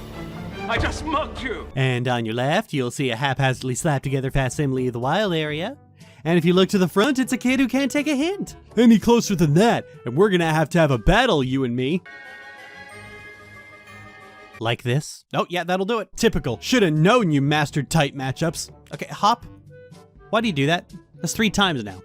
Just don't. Just stop. Making it to Hulbury, I see a strange woman speaking to a crowd of like 3 people and telling them not to bother the chairman, but the chairman appears like he wants to be bothered and apparently can't remember the name of the trainer he sponsored. Yet he remembers me and offers to hold a celebration if I beat Nessa. Sir, I feel like your priorities are out of whack. Heading to the gym, I'm told Nessa's out at the lighthouse. Well, why is she out there? She's got a job to do. Found her out by the lighthouse and she's apparently already heard of me and gives me her league card before heading back to the gym. And just for fun, let's see what this league card is. Jesus! How'd you even get your leg up there? I mean, Pokemon has had its fair share of thirst trap gym leaders in the past, but Nessa's just the most. Actually, shit, now that I think about it, in Generation 3, there was an Aqua admin named Shelly who just kind of looked like a pirate first mate. But in the remakes, they redesigned her and her entire aesthetic is very similar to Nessa. Same color scheme, same water motif, same blue streak in the hair. The clothes imposing on this one are a lot hornier than the original. And then there's Marlin, who also has a lot of the same design aspects that these two have. So someone at Game Freak definitely has a type. And that type is water. Inside the gym, I meet Ball Guy again. If you managed to catch a Pokemon using your fishing rod, it's time to use that lure ball. That's great and all, but why are you hip thrusting in my face? As I went to enter the challenge, I noticed the entry girl is dressed up exactly like Nessa, and from the look on her face is entirely unhappy about it. My eyes are up here, I will fucking stab you. The challenge in this gym is a maze with locked paths, so you have to keep backtracking to open the actual way through. No, that's it. The fight with Nessa was pretty straightforward because my Linoon had Seed Bomb, and it was pretty much over from there at...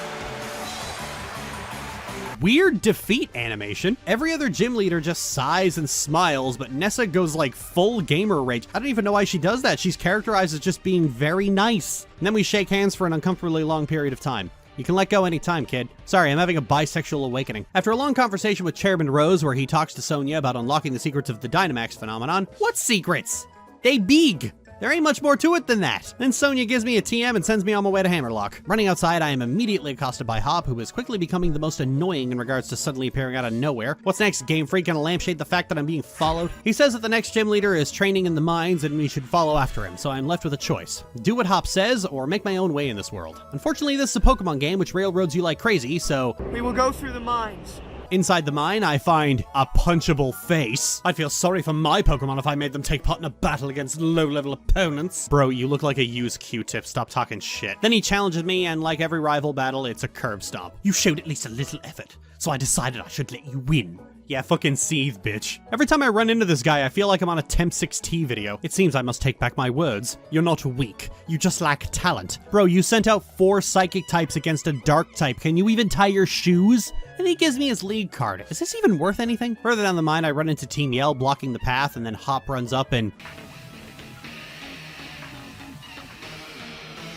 I'm the only sane woman in this room of clowns. After the battle, my Farfetch'd evolved into Sirfetch'd, giving her a cute little sword and she... Oh, I get it. Further into the mine, I find the exact same Team Yell grunts bothering this Dilf, but apparently he already beat them and they all run off. Arriving back in Motostoke, I stop at the inn because the game told me to, and there I run into Marnie, who asked me for a battle to test herself. And during the battle, she has Team Yell members cheering her on the entire time. You know, it's rather dark of Game Freak to have just admitted, yeah, we know what the internet is going to do with her. After the battle, she resigns herself to a defeat and goes up to her hotel room to cry about it. Night, Marnie, lock the door. The next day, she gives me Kabu's league card, which is fucking hell. Wow, Sword and Shield, how come Game Freak lets you have 2 thirst trap gym leaders? Heading up to the gym, Hop is once again waiting for me outside to brag about how he got the badge already.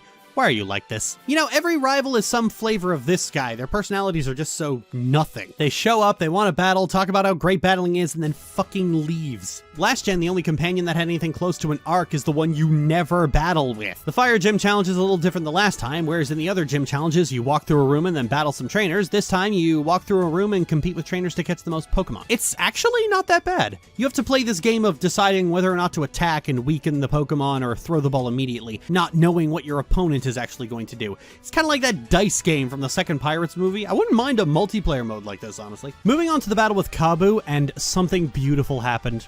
I led with G and traced his Ninetales Flash Fire, which rendered all of his fire-type moves completely worthless and cutting off a huge portion of what makes him deadly. And when he loses, he just collapses right to the ground. I win the Fire Badge and we shake hands for an uncomfortably long period of time. You can let go anytime, kid. Sorry, I'm having the other half of a bisexual awakening. Thanks to the Dynamax phenomenon, our Pokemon battles have become a part of the Galar region's culture. Bro, Pokemon comes from Japan. What's more British than that? Oh, you got me there. Stepping outside, I silently follow Hop to the entrance of the wild area and hurry it up, Lily! Bro, I am right behind you. Take a fucking Benadryl and calm down. Then Kabu comes up after us, and Hop tells he can bet Kabu can tell he'll be the next champion. Then Milo and Nessa show up out of nowhere to congratulate us as well. I swear, all of this was planned. And I like how they keep portraying Kabu as some kind of brick wall in the gym challenge because I made an absolute joke out of him. Then he offers me a cheer. Oh God. This is the most profitable franchise in human history, and this is what they have to show for it. Anyway, our next step is Hammerlock, but as we enter the wild area, Bede shows up and taunts us for not being able to make it through the gym challenge. My father and I have a bet, you see. Then he and Hop get into a dick measuring contest by using me as a ruler, and then Bede walks off and Hop goes after him. Boys, please, you're both pretty. At the end of the wild area, I run into Bede a second time, and it turns out he completely wiped the floor with Hop. While I'm in Hammerlock, I guess it's time to talk about Pokejobs, because nothing new to unpack and talk about has come up in a while. Pokejobs let you experience grind your Pokemon while you're not playing. That's it. Sometimes they come back with items, but not all the time. It's interesting to look at how Sword and Shield are almost terrified you'll be underleveled. The EXP share is mandatory, unlike the last two gens where you could turn it off. In the wild area, doing max raid battles will net you experience candy, and now you have this, where every Pokemon in your box can just be leveled up automatically. It's almost like they don't want you to have a core team anymore. They want you to have like 30 Pokemon that you don't get too attached to. I'm not suggesting this attitude of disposable Pokemon came about to psychologically pummel people into getting used to no more national decks, but I'm not saying it. I imagine this would be good for Nuzlocke though, unless Nuzlocke's banned it. In front of Hammerlock Gym, I find Bede talking to the chairman. Mr. Chairman, I've been collecting both wishing stars and gym badges as fast as I can. Good work, Bede. I'm glad you haven't forgotten that it was the chairman who endorsed you. Oh, have they mentioned that yet? The chairman endorsed Bede. He's been endorsed by the chairman. Everybody got that? Also, why would he forget? Also, why does the chairman always look like a Let's Game It Out character? Flying in from Rise of Ages, we got Johnny Hotbody. The chairman starts talking about doing something for the good of the Galar region, which means he wants to upset the status quo, and that makes him the villain, because it always does. Inside the stadium, Rose tells me about a power plant that is apparently going to be powered by wishing stars to provide clean and renewable energy to the entire region. Okay, what's the catch, Rose? Are we going to be going all Pinkertons on some coal miners? Is the plant going to require a human sacrifice? Is your child going to run up and beg me to keep a little wishing star baby safe while we have weird sapphic tension? There's always a catch. What is it? On the road, I ran into Leon, who asked if Hop is all right. He's fine, Leon. He just got his ass beat by a twink. It happens to the best of us. Well, not me, but I am a human god. Then I'm told to head to the vault, where the Galar region keeps all kinds of historical Hey, wait a minute. Is this the British Museum? If I see one Alolan artifact, I'm gonna have G trash the place. Inside the vault, Sonia tells me about the legend of the Kingdom of Galar. One day, two boys saw a tornado. Then it became a storm and people got really mad. But then they found big weapons and became kings. And the moral of the story is that might makes right. Say, young gym challenger, what sticks out to you most about them? The fact that they are clearly gay, ma'am. That appears to be good enough as she hands me 2 revives and sends me on my way. On the next road, I find Team Yell blocking the route again because silly Cobra is sleeping and they don't want to wake it. If I promise not to wake the Pokemon, can I pass through? Of course, it'd be our pleasure. Oh, okay, so they're just dicks to me, I guess. Probably because I'm competing against their favorite anime girl. Oh, hey, Lily, you're heading to Stow-on-Side, right? Stow-on-Side? The town is called Stow-on-Side? You British are ridiculous people. Team Yell won't let us through because we're too loud. Your name is Team Yell. Well, whatever, I guess I'm doing this the hard way. After the battle, they run away and Hop tells me that I'm really good at dogfighting. See, Bede really wiped the floor with me the last time we battled. Were you talking about type matchups again? He said I was dragging Lee's good name through the mud, being so rubbish like I was. And I just can't get those words out of my head. If I'm weak, then people will think Lee's weak too. Okay, Feed was clearly fucking with you. He's a boarding school prat. That's just what he does. Didn't you read those racist wizard books as a kid? Those and a phone booth are the only cultural exports this miserable country has. Then he leaves, insisting he has to preserve his brother's good name, and the silly Cobra wakes up too. Then I'm approached by the Queen, who gives me her card and leaves. That was weird. I need a shower to wash the stink of monarchy off me. I found a spot in the desert that looked like a good place to set up camp. The camp is what they have in place of Pokémon Ami and Pokémon Refresh, where you get to sit on the edge of a yard watching your Pokémon run around and play like that creepy guy at the playground. You can also bring out a cat toy that makes them all very angry and attack you, or a ball to play fetch with them. Oh, look at Trubbies run! Oh, I love that garbage baby so much. Then you can actually cook and make curry using different food that you've picked up throughout the game, along with 8 berries. And depending on how well you made the soup, you'll heal your Pokemon and make them friendlier. The happiness mechanic Pokemon has had for the longest time has not been much to write home about. It affects the power of 2 moves and makes some Pokemon evolve. But in Generation 8, it's a lot bigger because the affection mechanic from Generation 6 has been baked into happiness. So if you want your Pokemon to endure attacks and throw off paralysis, getting your Pokemon's happiness up is crucial. Overall, Pokemon Camp is a far less creative Pokemon Ami, and seemingly only existing for the sake of being different. Mega Evolution Z moves aren't in Generation 8 either, because Game Freak has this strange notion that mechanics should be unique to that generation. And I'd be on board with that if their new mechanics weren't just the old ones with the serial numbers filed off. Stowe on Side is a small residential area with street vendors, Diglett playing in an alleyway, and a small child about to be crushed by a Bronzong. Look at that, not a cell phone in sight, just people living in the moment. Approaching the gym, Hop is waiting outside for me like he always does. Now he's conflicted because he's still letting some kid who is clearly going through pre-egg cracking rage get to him. So he wants to get stronger through the technique of random bullshit go. It does not work. Hop seems to be invigorated by the crushing defeat and runs off determined to train even harder. Not entirely sure what I did, but oh god, Opal, don't do that. Heading into the gym, and I didn't mention it last time, but Ball Guy is in every gym and gives you a Johto Pokeball of a different type. Just the one though, so if you want to coordinate the balls of your Pokemon, you're gonna have to either be very careful or hack the game like I've been doing up to this point. The challenge for the gym is one of those Plinko games where you have to rotate your pod to make it to the bottom without touching the edge. It's monotonous, but fun. At the actual stadium, B's team is mostly fighting types, and I brought G.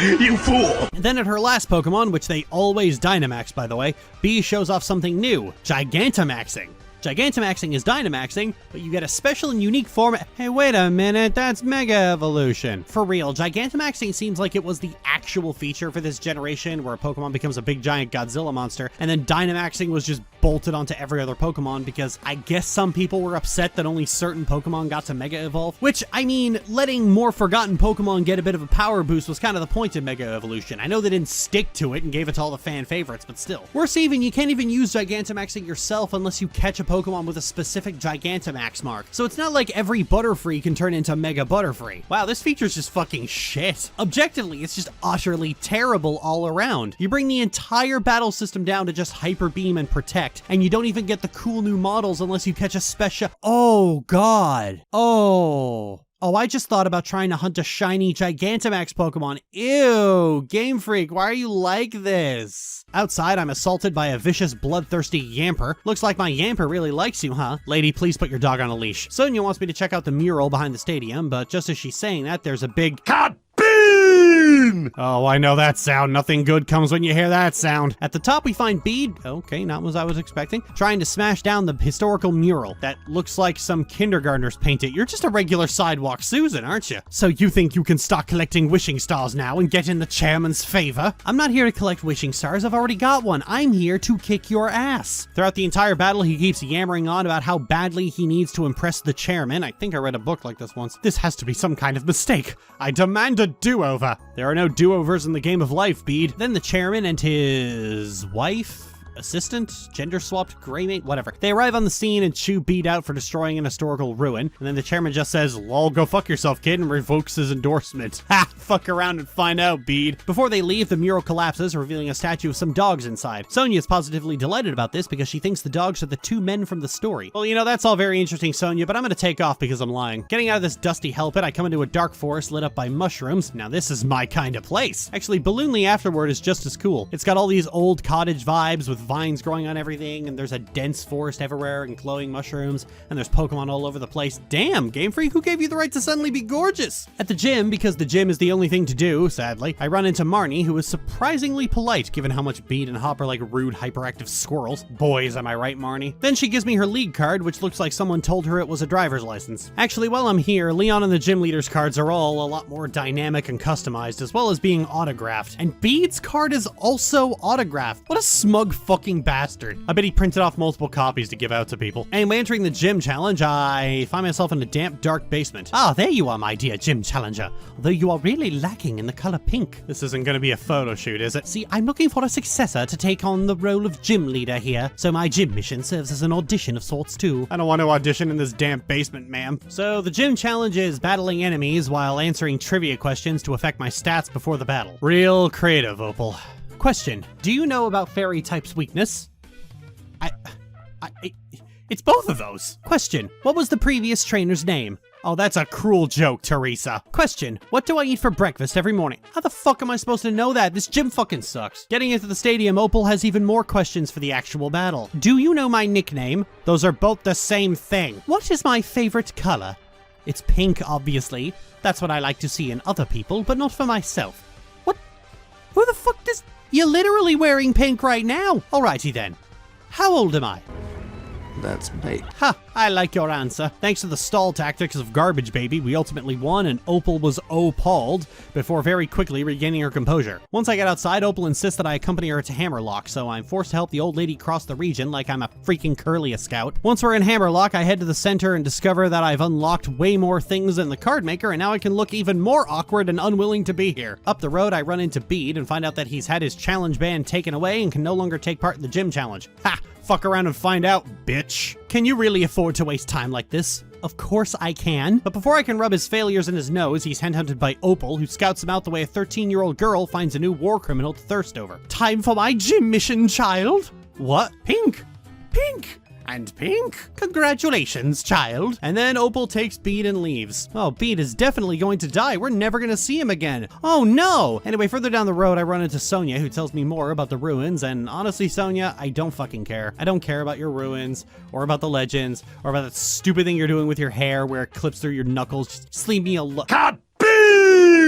Oh, for fuck's sake, Bede! Turns out it was just an explosion from Chairman Rose's power plant, but it needs to be, you should leave the investigation on the quaking to the adults.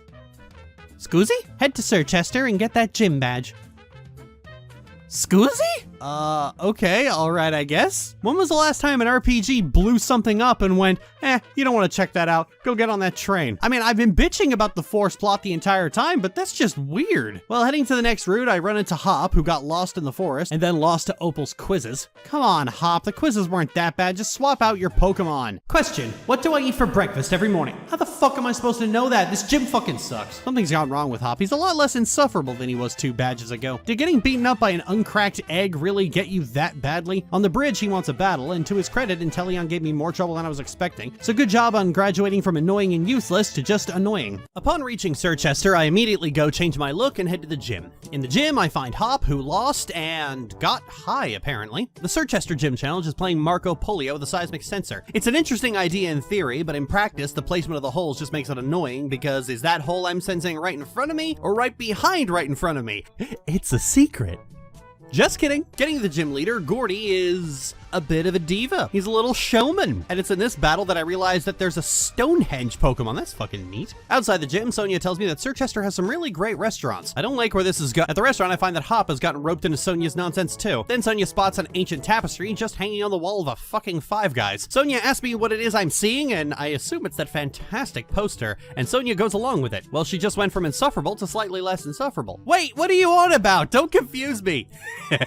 Eat shit, Sonia. Hop mentions a legendary Pokemon we saw in the Weald, and Sonia doesn't believe him. So being a true friend and pal to Hop, I bravely gaslit him. Unfortunately, Sonia does believe him now and demands to discuss it over lunch. Then once we're done, she wants to check out the hero's bath. I don't like where this is going. She brings us to a giant outdoor bath that was used by the heroes, but nowadays is only used by Pokemon. Clearly, this is because it's a sacred place to Pokemon, and not because of a brain-eating amoeba. It's definitely not because of a brain-eating amoeba. Hop gets it into his head that we can apparently solve the mystery by fighting. Can you go back to being depressed? I liked you better that way. After the battle, Sonia says she's heading for the Slumbering Wheel. Hop is going after the badge again, and I'm apparently heading to Spikemouth. On Route 9, I found Team Yell harassing a doctor and his turtle, trying to stop people from reaching Spikemouth for their gym challenge. After chasing them off, the doctor gives me an upgrade for my bike, which I completely forgot I had, and that lets me cross water. Oh, this is precarious. I don't like this. Just give me surf. After reaching Spikemouth, it turns out that it's locked.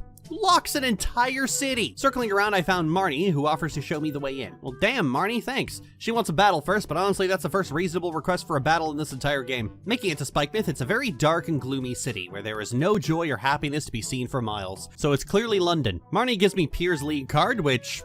Bro, you gotta get some fucking sleep. And then the gym mission starts very suddenly, and the gym mission is battling a bunch of Team Yell members. Really determined to be as underwhelming as possible, eh, Game Freak? Reaching the stadium in the back of an alley, I find Piers putting on a rock show for an army of clones. Hey, why are you so friendly with the people who stalk your sister? I'm really not a great gym leader. Figured that was why nobody was coming to challenge me. Bro, you sealed up the city. Then we fight, but there's a problem. Piers' Pokemon are all dark type. G's a fairy type. Once again, she denies you victory. The funny part is I was recording on stream while Lola was in the call, and she was just soaking herself the entire time, and I don't get it. He's out here looking like Tim Burton's Edward Cullen. Then Piers tells Marnie he wants her to lead the gym at Spikemouth, but Marnie says no because she plans to become the champion instead. Aw, poor girl doesn't know what's coming for her. Then all of a sudden, someone rushes in to say something bad is happening on Route 9. Even the champion is here to sort things out. Despite the champion being on the case, I'm being deputized to help anyway. But once I get there, Leon tells me to just get back to my gym Oh, come on! At least tell me what it is! Whatever, flying back to Hammerlock, I immediately head right into the final gym. These gyms are just flying by me. Unfortunately, the gym leader isn't here. He went to go deal with the wild Dynamax Pokemon. Okay then, guess I'm going there. Once I reach the tunnel, Hop bothers me and tells me there was a huge explosion and every Pokemon started getting big. But it's apparently already dealt with, so I should go back to Hammerlock. Great. I make it back to Hammerlock to find that everyone is gushing over Leon and how great and special he is, and really, he's just so cool, you guys. Apparently, Pokemon are Dynamaxing without a power spot, and that's what's been causing all those explosions. Supposedly, there's a big red light that makes Pokemon angry, and it's apparently connected to the darkest day. Me and Hop offer to help, but Leon tells us to worry about that. Oh, shut the fuck up, Leon. The gym challenge is fucking boring. I've complained about the story being shoved down my throat when it isn't wanted, but now something cool is happening, and the game is like, just for once in your life, don't smash. So I head to Hammerlock Stadium to get this over with, and Raihan's challenge is defeat 3 trainers. It's like they ran out of ideas 5 gyms in. They don't even have all dragon Pokemon. You had one job. As was expected, the actual fight with Raihan was also a double battle, so I decided to have G cleave opponents and then Dynamax Trubbish to drop ooze on everything. It all worked pretty well until a Max Steel Spike insta-killed G, but that's what we have Surfetched for. And that's the last badge. You can let go anytime, kid. Yes, so could you! Once I make it outside, Sonia and her grandmother are there. Oh great, what the fuck do you want now? Sonia tells me about how the light was just like the darkest day and lore, and then her grandmother gives Sonia her lab coat and Sonia tells me not to worry about the end of the world and just go to the fucking Pokemon League. This almost feels like spite, like Game Freak got mad at people who didn't want to read their overly verbose dialogue, so they were determined to make the story happen in the background. Look, Game Freak, we don't mind your story. What we mind is you taking 17 text boxes where one would suffice. Well, with the impending apocalypse in the hands of the grown-ups, I have to head to Hammerlock Station to go fight in the Pokemon League, and everyone's cheering me on as I go. For all my mockery of the way the gym challenge is organized like youth soccer, this is very close to how the cartoon does it. Inside the stadium, I get stopped by Hop again, who beat Raihan after he stopped doubting himself, and you never stop nattering on through the entire battle. Oh my god, finally someone else said it. Did he compliment you on your type matchups? Because he keeps doing that with me. I reckon I'm still the favorite to win. No, you're not. But that doesn't stop him from talking the entire train ride about how our match is going to be the best. Once we make it to Winden, it's a huge city. The biggest city that ever citied. No, in all seriousness, I actually quite like the scale of Winden. Pokemon cities were always kind of compact and barren, taking that RPG approach of only having the essential buildings and letting your imagination do the rest. It's the abstraction. But Winden is satisfyingly big. Once I'm done being ADD about the city, I head to the stadium and me and Hop get registered for the tournament. This time, instead of the Elite Four, you have an actual tournament where you're matched against the other gym challengers. So instead of the Elite Four, it's more rival battles. Yay. First up is Marnie, which means it's all downhill from here. Oh wow, what a cool looking Gigantamax. Oh, it's dead. Next up is Hop, who starts getting really melancholy about the start of our journey. Okay, you know what's weird? Some people praise Hop for having a character arc, but like, he really doesn't. He's cocky and overconfident, gets completely stomped, then he's depressed, and then he's back to being cocky and overconfident. And it all happens off screen. The only time I get to see this guy is when he's determined to be as annoying as possible. Credit where it's due, Hal was a nothing burger of a character, but they didn't try to pretend there was a totally deep and interesting character arc that you just missed 5 minutes ago. No, really, it was a totally interesting story. Everyone had their spritzies out. Then I beat him and he honestly looked like he was about to scream for a minute there. Then we get back to the hotel and I'm asked for an interview. How does it feel to have beaten your rival? It feels good because I don't like him. If you wanted to tell Challenger Hop something right now, what would it be? I would tell him not to give up on his dreams, because if he did, I wouldn't have the satisfaction of crushing them. Level with me, kiddo. Your honest thoughts here. Think you can win the finals too? Well, ma'am, Leon is packing an overrated and overexposed fan favorite Pokemon.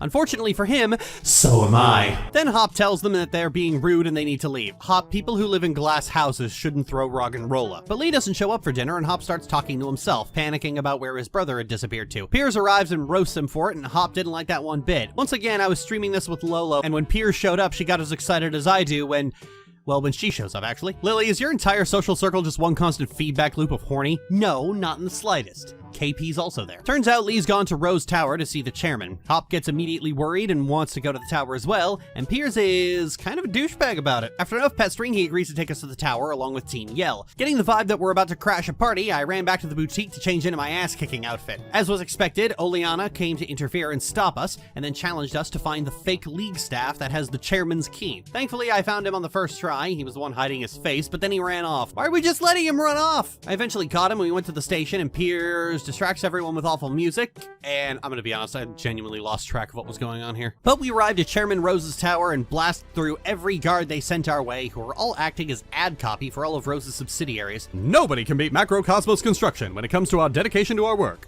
Okay, man, geez, and I thought America had terrible corporate culture. I'm from MC Insurance. Do you have a life insurance policy? If I say yes, will you back down to avoid having to pay it out? After making it to the... Whoa. Okay, this is just excessive. Who the fuck makes themselves a giant glass dome in the sky and then doesn't use it for anything? Welcome to Chairman Rose's exclusive space. I've heard of minimalism, but this is just absurd. I'm afraid it's now time for you to go home. Because...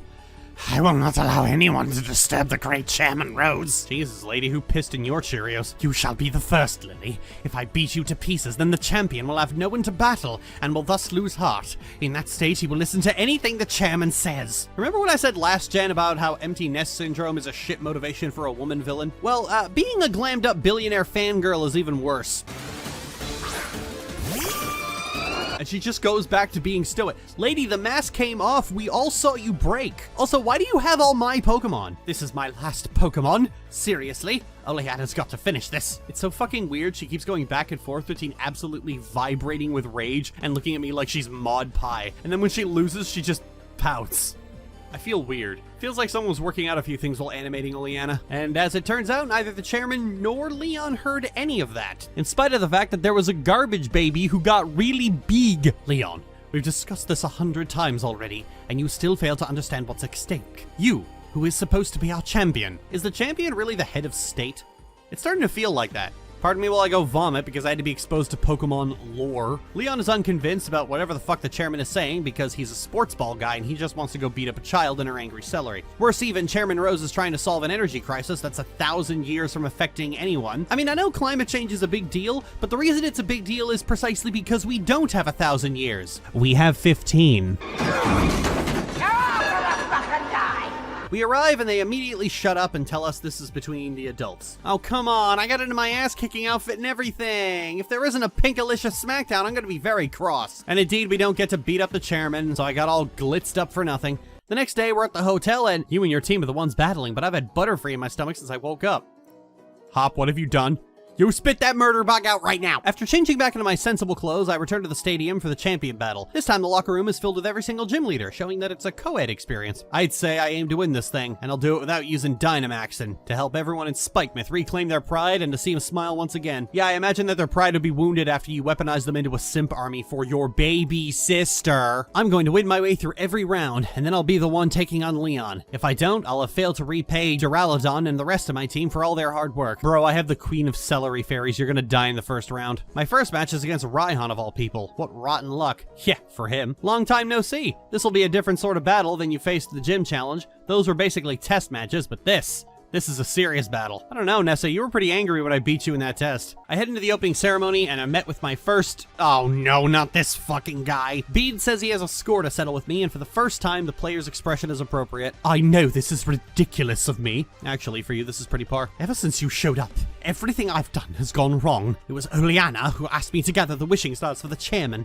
but then the chairman himself disowned me, and that strange old lady comes out of nowhere and drags me into boot camp on fairy-type Pokemon. Do you have any idea what I've been through? Covered in pink, dealing with quiz battles with fairy-type Pokemon all day, and here I am pouring my heart out to you when I've never lost my cool before. You know, people were telling me Bede goes through an arc, but it looks like he's just been completely and utterly humiliated and has come back looking for revenge. I mean, it's certainly funny and I adore it, fuck Bede, but what were the rest of you guys seeing? Dude spent the entire game trying to earn the affection of the chairman, and he's just angry that it failed. Did y'all just see the trans flag colors on a white guy and shut your brains off? Who am I kidding? That's exactly what you did. And now we have Dynamax G versus Dynamax Hatterene, which is an image I did not want to have in the video, but now it's there. You always thought you were better than me. I am better than you. After the match, the audience is surprisingly wowed by Bede and wants him to restart his career. Even if I lost, I was going to use retiring as an excuse to get away from that old lady. You just keep messing up my plans. Bro, it's not my fault the audience likes you. I agree with you. They're fucking idiots who wouldn't know good taste if it bit them on the ass. You talk about the stadium or the fan base, Lil?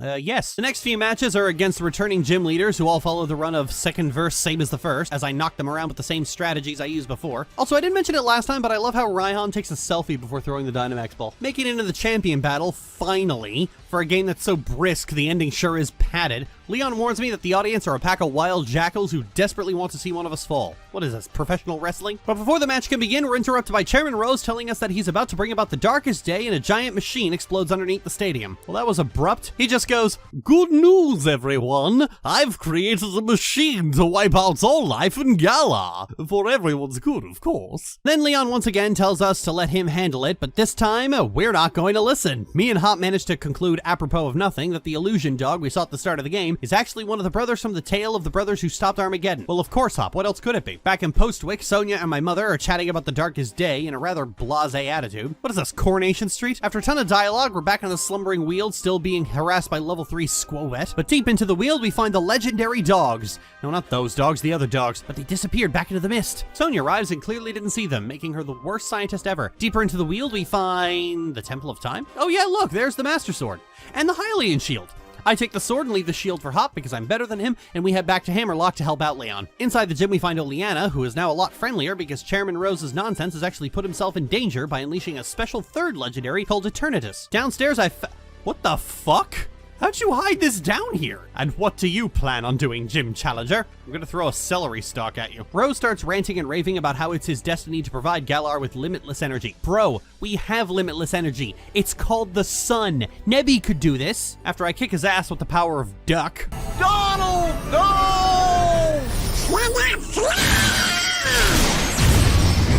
He starts rambling on about how it all couldn't be helped and yada yada yada. We head upstairs to find Leon in the middle of a pitched battle with some fusion of Porygon and Rayquaza, and Leon actually tries to capture Satan in a tiny ball, but surprise surprise, it didn't work. I mean, use an Ultra Ball at least, Leon. So it's on to me to fight whatever the fuck that is, but luckily most of its moves are Dragon type, and so G got a free kill. But once he goes down, he flies up into the sky and turns into the Master Hand! Unfortunately, a strange energy won't let us attack, so we decide to go with prison rules and pull out those rusty weapons. Fine, we'll shank you ourselves. That proved to be all the dogs needed to join us, and now it's officially a max raid battle where 2 legendaries do most of the work. I'm not joking, it's literally an auto battle, and then you get a free capture on the legendary, proving that Leon is a weak little bitch who can't handle a 100% catch rate. The next day, things are all back to normal, with Lee insisting on having that championship match. No rest for the weary, I guess. Come on, G, one more round. His first Pokemon is Aegislash.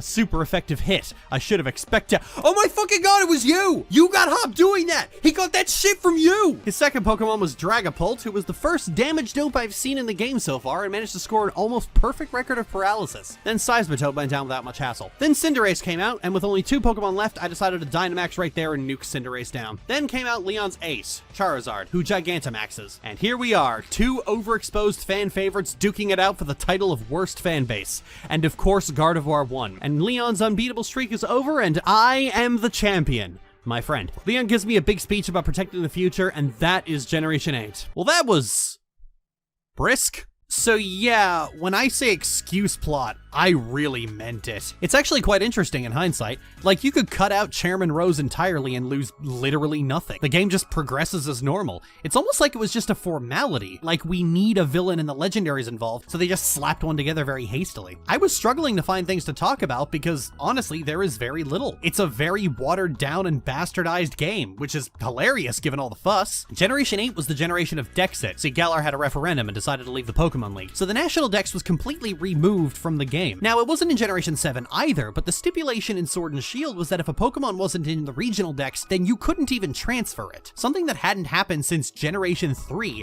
where changing architecture made transferring Pokemon impossible. Dexit was a huge argument about Sword and Shield, and rightfully so. Pokemon's central gimmick is the Pokemon, and everyone has an ace. That Pokemon that is just always on their team. I mean, that's the central gimmick of the cartoon. Ash always takes Pikachu to every new region. I've literally done the same thing in this video. And with Dexit, half the roster was cut. Just Pokemon snapped out of existence. That meant people's favorites were going to get cut, and no doubt this also fueled the anger towards which Pokemon were spared execution, because the champion's ace is a fucking Charizard, who is uncatchable in the game but gets his own Gigantamax form. Why does Charizard get special treatment? Now, it's not like there haven't been champions with out-of-region aces before, and it's not like Charizard is the only fan-favorite Pokemon to get a disproportionate amount of exposure. I've already said that Charizard, Lucario, and Gardevoir are the worst offenders here, but to see Charizard get center billing immediately after losing half of people's favorites sure bred way more resentment. I imagine if Dexit had happened in X and Y, the same resentment would be bubbling over Diantha's Gardevoir. Furthermore, this is only compounded by the fact that Game Freak said the reason for Dexit was to both focus on game balance and touch up the models and animations of every Pokemon. And the problem there is they fucking lied. Generation 8 was not balanced. This is a generation that brought in Mega Evolution, but you can only use Hyper Beam to turn the game into a one-shots bonanza. A tool so broken and so brain-dead that it was banned in almost every tier by the most popular competitive Pokemon battling community. As for the models, some Pokemon got 1 or 2 new animations, but the models were the same from Generation 6. Because why wouldn't they be? Pokemon's art style is flat colors and big anime Bambi eyes. The models didn't need an update. Hell, this tree became a meme precisely because Game Freak promised better graphics and then just didn't bother. That is hilariously bad. I'm pretty sure you can get free bark textures online. This normally wouldn't matter, but when you show your ass the way Masuda and Omori did, people are going to point and laugh. No, the real reason for Dexit was simple. In order to import every single Pokemon and make sure they cooperate with the engine, another year of development time would have had to have been added. Indeed, Pokemon games do operate on very short development times for the kind of games they are. They're all relatively open world games with plenty of features and interlocking systems, and as they go full 3D, they require exponentially more work. Indeed, that work was there. Just look at the player character. In Sun and Moon, she was dead-eyed and coming off general anesthetic, but in Sword and Shield, she's a lot more expressive, reacting to things, emoting, having way more animations this time around. The work's certainly been done, but it needed more time. People have been saying this for years, and I was going to say this for Generation 9,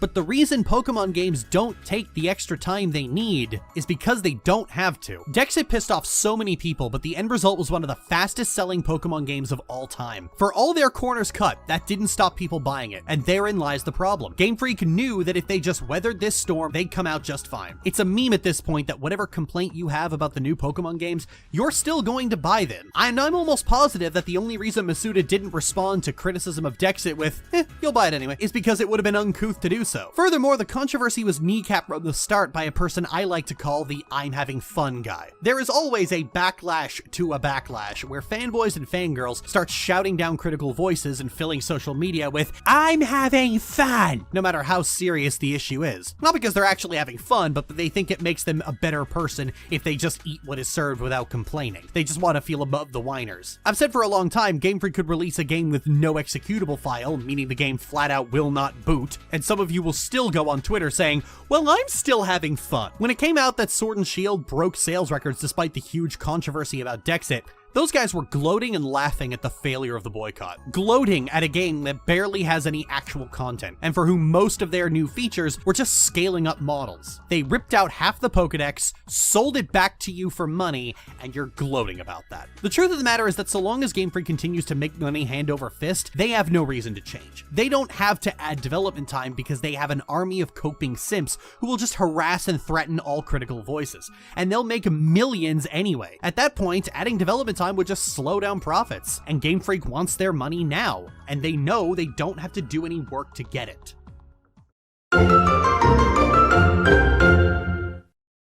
So for Generation 9, I'm not doing Legends Arceus, fuck you! Game Freak finally dropped its damn skirt and went fully open world, or rather went back to an open world. Scarlet and Violet was billed as a go-anywhere game, and that came with a lot of inherent positives. The nature of open world games means you have to go specifically to the trigger zone before dialogue can happen, which means the issue Sun and Moon had of just burying you in text for 2 hours straight just can't happen anymore. That already alleviates one of the worst aspects of the Pokemon games. Even Legends Arceus, which was sort of open world, didn't hesitate to bury you in dialogue the instant you return to that one town. Before its release, Scarlet and Violet was plagued by Game Freak's usual crap, making a big open world and then only giving it the dev time of a Nintendo DS game, which we established already is just not something Game Freak is gonna stop doing until they're forced to. And indeed, when Scarvo came out, it was plagued by bugs, bad graphics, worse performance, and in general, the kind of half-finished game you'd expect to see from Digital Homicide. I actually refused to even look at this game until I reached this gen in the project. I didn't even buy it for me. I got it for my nephew for Christmas, recorded the stuff I needed months prior,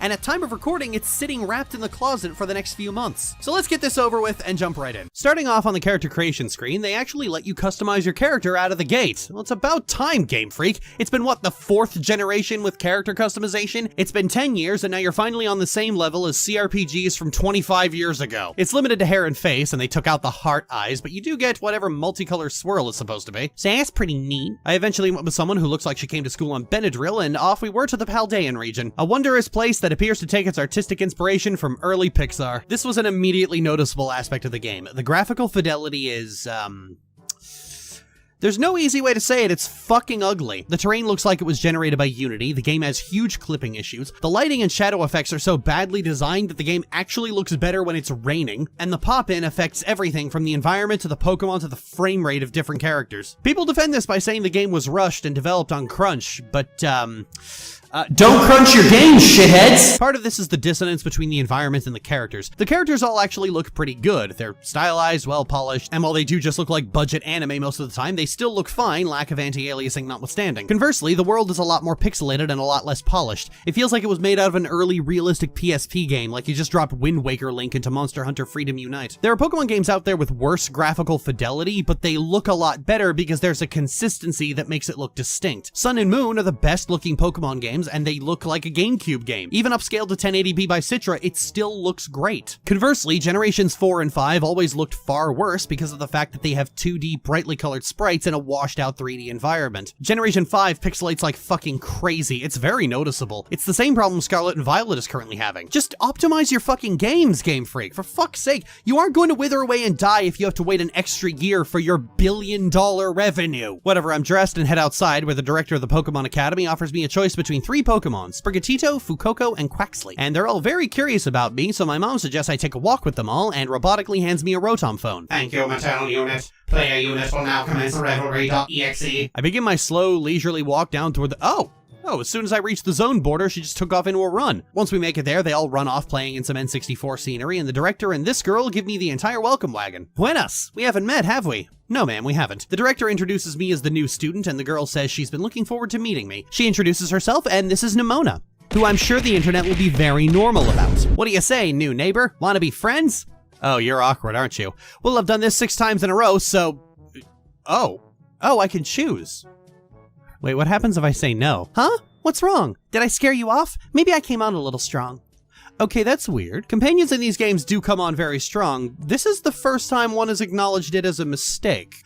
Okay, Game Freak, where are you going with this? Turns out Nimona is actually the region champion. Fucking hell. Then she challenges me to a fight. Lady, you're the champion. I haven't even started yet. We're gonna be neighbors and classmates. Nice, we'll be able to battle all we want. Oh, you're a special case, aren't you? I get to pick my Pokemon, and I pick Sprigatito. Because it's correct. The director then gives me the usual spiel about the basics of Pokemon care while everyone's eyes roll into the back of their heads at having to listen to this for the 10th goddamn time. This is Patrick Stewart. How are you liking the program so far? Then Nemona says that choosing Sprigatito was the perfect choice. Yeah, I know, Nemona, I just said it was correct. Nemona then decides to choose her own Pokemon because she just feels like raising a new party alongside me. She chooses the Pokemon weak to mine, but given that she's a champion, I think she's just up for the scrap. Then she says we have to battle now that we're on equal footing. Okay, that's a little better. As you may have noticed, Miss Nemona is a tad overly fond of Pokemon battling. Oh really? That haven't come across. I decide to join Nemona in the ring for the battle, and she has to be reminded that I'm new. She was gonna throw out a max evolved Pokemon at me too. You're a little scatterbrained, aren't you? I win, and she wants to go again, but the director has to once again pump the brakes, and Nemona apologizes. Okay, here's the thing. Rivals for the last few generations, with the exception of Kalos, have always been, how do I put it, insufferably rude. It's always funny when the likes of Barry and Hop get put into nice rivals, because they are some of the most rude motherfuckers on the planet, but the game just doesn't acknowledge it because it clearly wasn't intended because Pokemon's writers are shit. But here, Nemona's a fucking weird kid? But it's acknowledged. She's called on it multiple times and even apologizes. Are you trying to be in on the joke, Game Freak? Today I saw a balloon.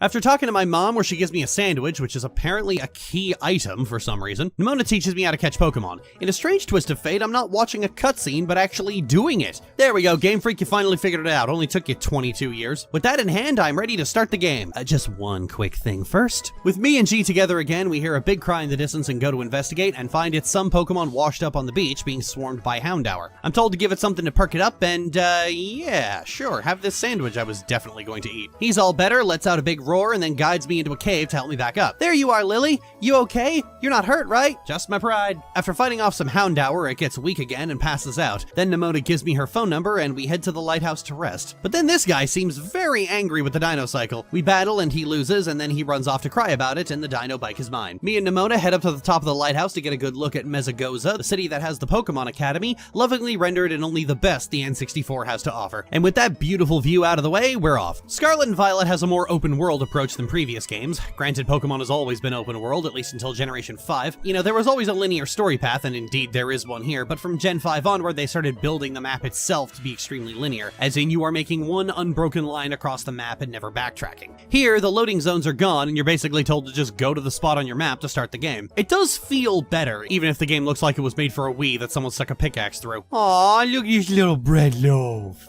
Oh, Pokemon's designs are still cute as ever. Making it up to the village, Nemona shows me the new Pokemon Center, which looks like a kiosk/gas station. The only thing new about this is the technical machine, yes, that's what it's called, where you can craft your own TMs using league points and materials you collect after battling and catching Pokemon. Like slime from a Wooper to make Mud Slap, and disarming voices made out of Ralts dust.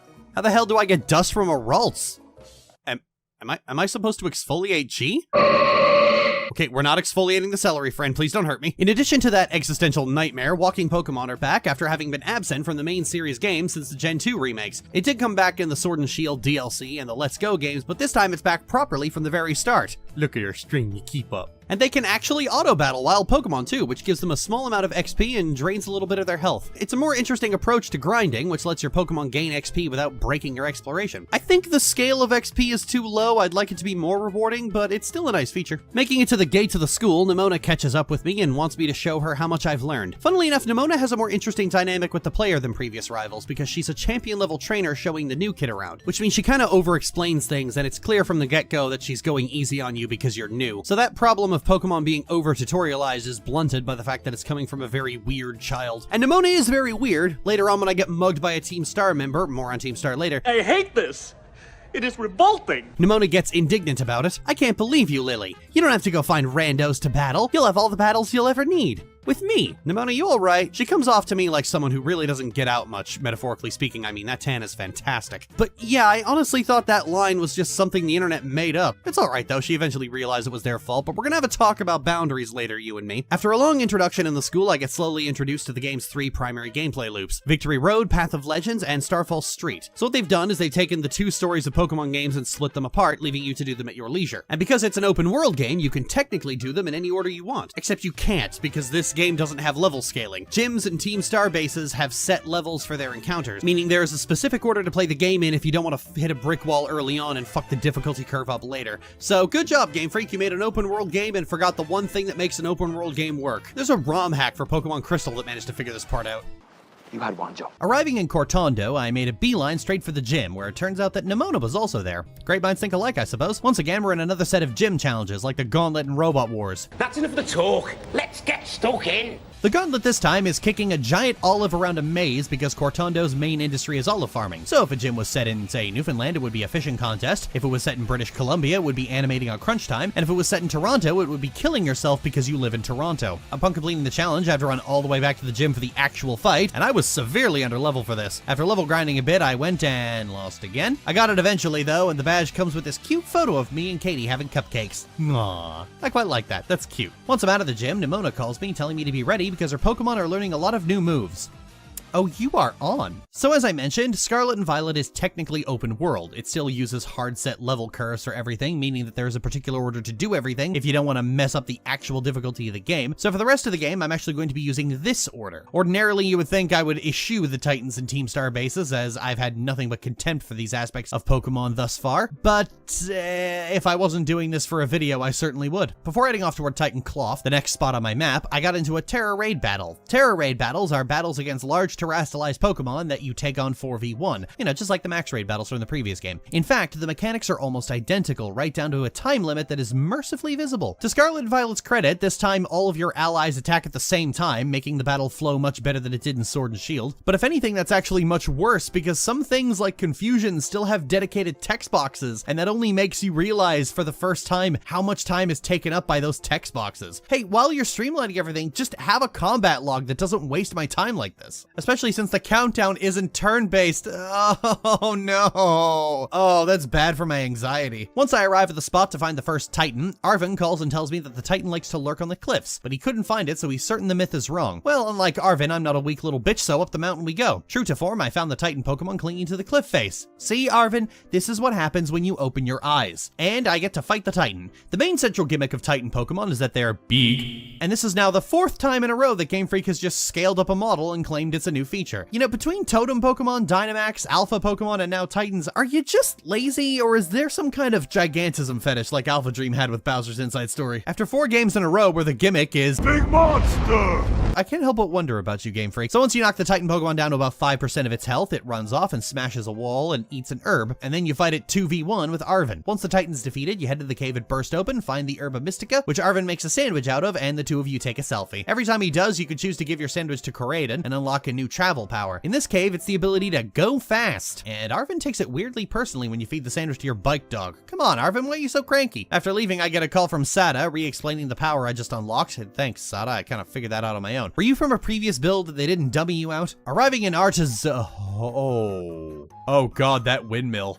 Someone fix that windmill. Is that a clock? Anyway, I head into the gym where I find Nimona was there as well. It's so wild. We ended up randomly visiting the same gym at the same time. Again. What a weird coincidence. Nimona, do you want to travel with me? It's okay, I'm not gonna think you're weirder than usual. I swear, I'm not just sneaking ahead of you so I can lie awake and go, oh wow, weird, might as well battle now that you're here. I mean, I wasn't thinking you were, but that was oddly specific, so I'm certainly thinking that now. Do you want to battle, Nimona? No, seriously. Look, to prove it, I won't even challenge you to a battle this time.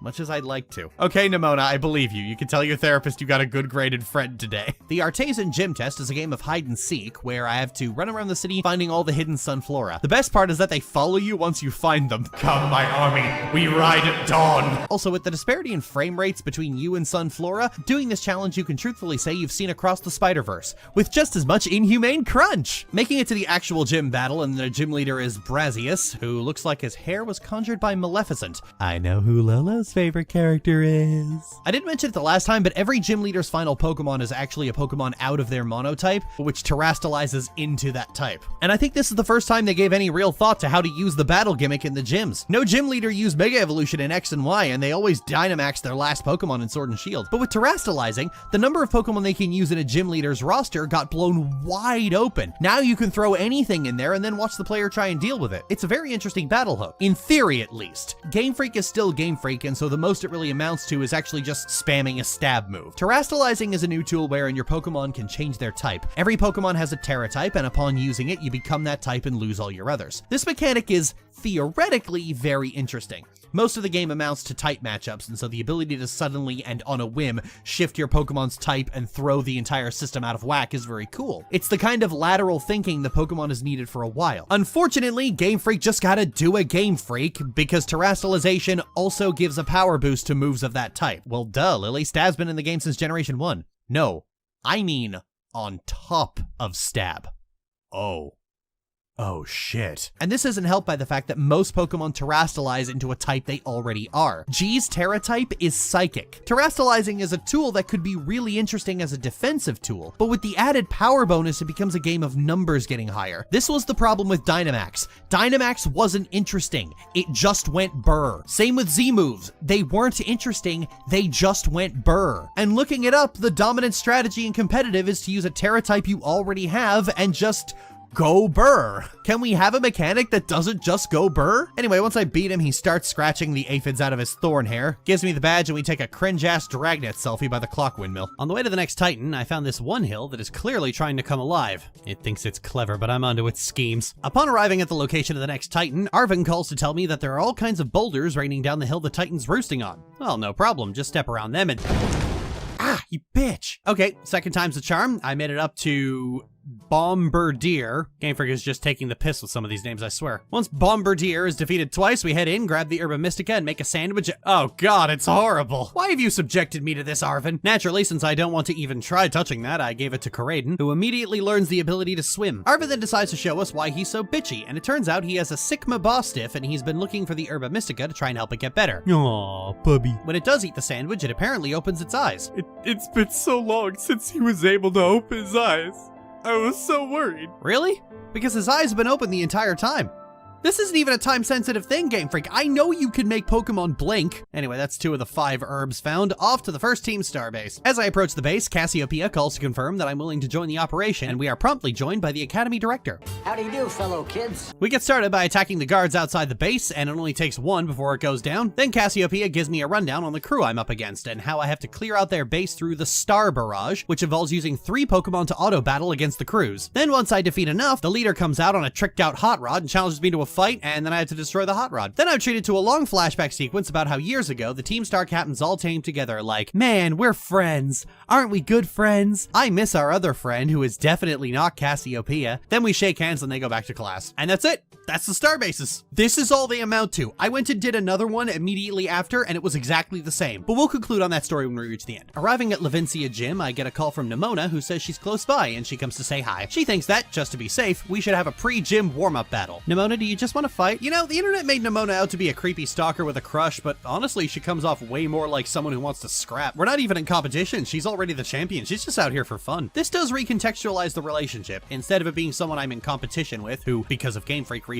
can't hold a candle to me, here Nimona is always stated to be holding back. But I could already tell she doesn't want to. Like, her entire driving motivation is, please see this through, I am so bored. I guess when you're the best trainer in the region, it's hard to find someone on your level. I challenge you again literally right now, but champions have to be understanding. So I'll hang back and respect your time. Thank you!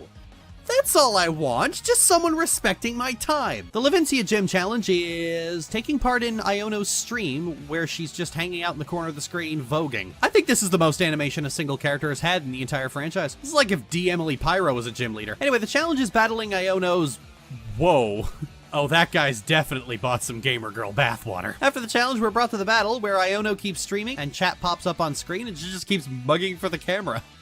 This is so fucking cute. How are you feeling about this battle, Lily? Like I can't lose. Oh, hey, we got a lively one here. You'd make a gnarly influencer, friendo. Well, that's good, because that's what I do for a living. This is genuinely delightful. She's the goofiest gym leader we've had in a decade. Fitting with the other guys, her last Pokemon is off her type, and it's a Maggie. Oh, we're in for a smackdown today. To her credit, Ms. Maggie has put up a good fight, but was no match for the power of the Glitter Banshee. And even Iono's defeat animation's goofy. After all that, we vogue together for the camera.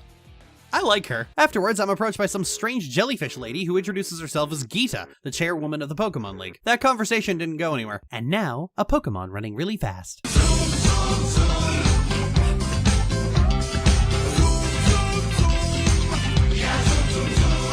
Next up is the Titan, a big earthworm that burrows into the ground, forcing me to chase it. When I actually catch it, we lock eyes, stare at each other, and he's like, "Swords, not words!" Earthworm. Great job at naming, guys. After battling it twice, we acquire an herb that improves muscle strength and cook it into a sandwich, and my character is looking way more impressed than I am. Then Karaden wants my sandwich again, because of course he does, and learns the ability to jump higher. That's weak. Arvin feeds his sandwich to Mabostiff, who tries in vain to stand up. Well, congratulations, Arvin. Now I'm gonna go because I don't actually want to be here. Arriving in Cascarafa, good lord, this game is displaying a 360p. Oh, she just started running around me. And then she fell asleep right on the pavement. Me and the bestie. I'm getting sleepy. Wish we could stop for a bit. Arriving at the gym, I was unfortunate enough to catch the leader just as he was speeding off for something important, but his assistant asked me to bring him his wallet because the damn himbo forgot it. But this will apparently count as my gym challenge, so that works. Arriving in the next town, I am impeded in my task by his other assistant, who insists on battling me before he'll let me talk to— Oh, come on, man. After I win, Kofu comes up to get his wallet and reveals he came to place a bid on some really expensive coral, so he tasked me with bidding on it as part of my gym challenge. Hey, wait, I thought bringing you your wallet was the gym challenge. Whatever, I stalled out the other bidders and won with 5,000 left to keep for myself. Returning to the gym, I'm greeted by 2 of the Elite Four, including this fabulous-looking lady named Rika. I know who McKay's favorite character is. Oh no, wait, there's a Gilf later. Okay, yeah, I definitely know who her favorite character is. Anyway, I head down to the arena for the gym battle. Kofu's a lot more serious about the whole thing than the last one, that's a shame. And the battle was just a straight sweep, which was also a shame. But we got to take this goofy little perspective shot. Afterward, Nimona comes to congratulate me and says she wants to challenge me to a battle right away, but she's going to have to wait because she's built her team for the gym leader, so it isn't optimal for going against me. Ooh, we're getting fancy today. And then she runs off yelling, "Forgive me!" Oh, come on, Nimona, you're too hard on yourself. You and the VTuber are the only good things in this game. Arriving in Medley, I made a beeline right for the gym. Isn't it interesting that the cities are home to the gyms and nothing else related to progression? Once I get there, Hey, bestie! I saw you going into the gym and came running. Listen, I'm really sorry I couldn't battle you last time we ran into each other. Wait, don't get me wrong, I didn't chase you down just to battle you. Then again, I guess I wouldn't mind a battle or anything if you wanted to. What do you say? Hey, I didn't start this war, but it's on. Yes, battle time! You and me, Lily.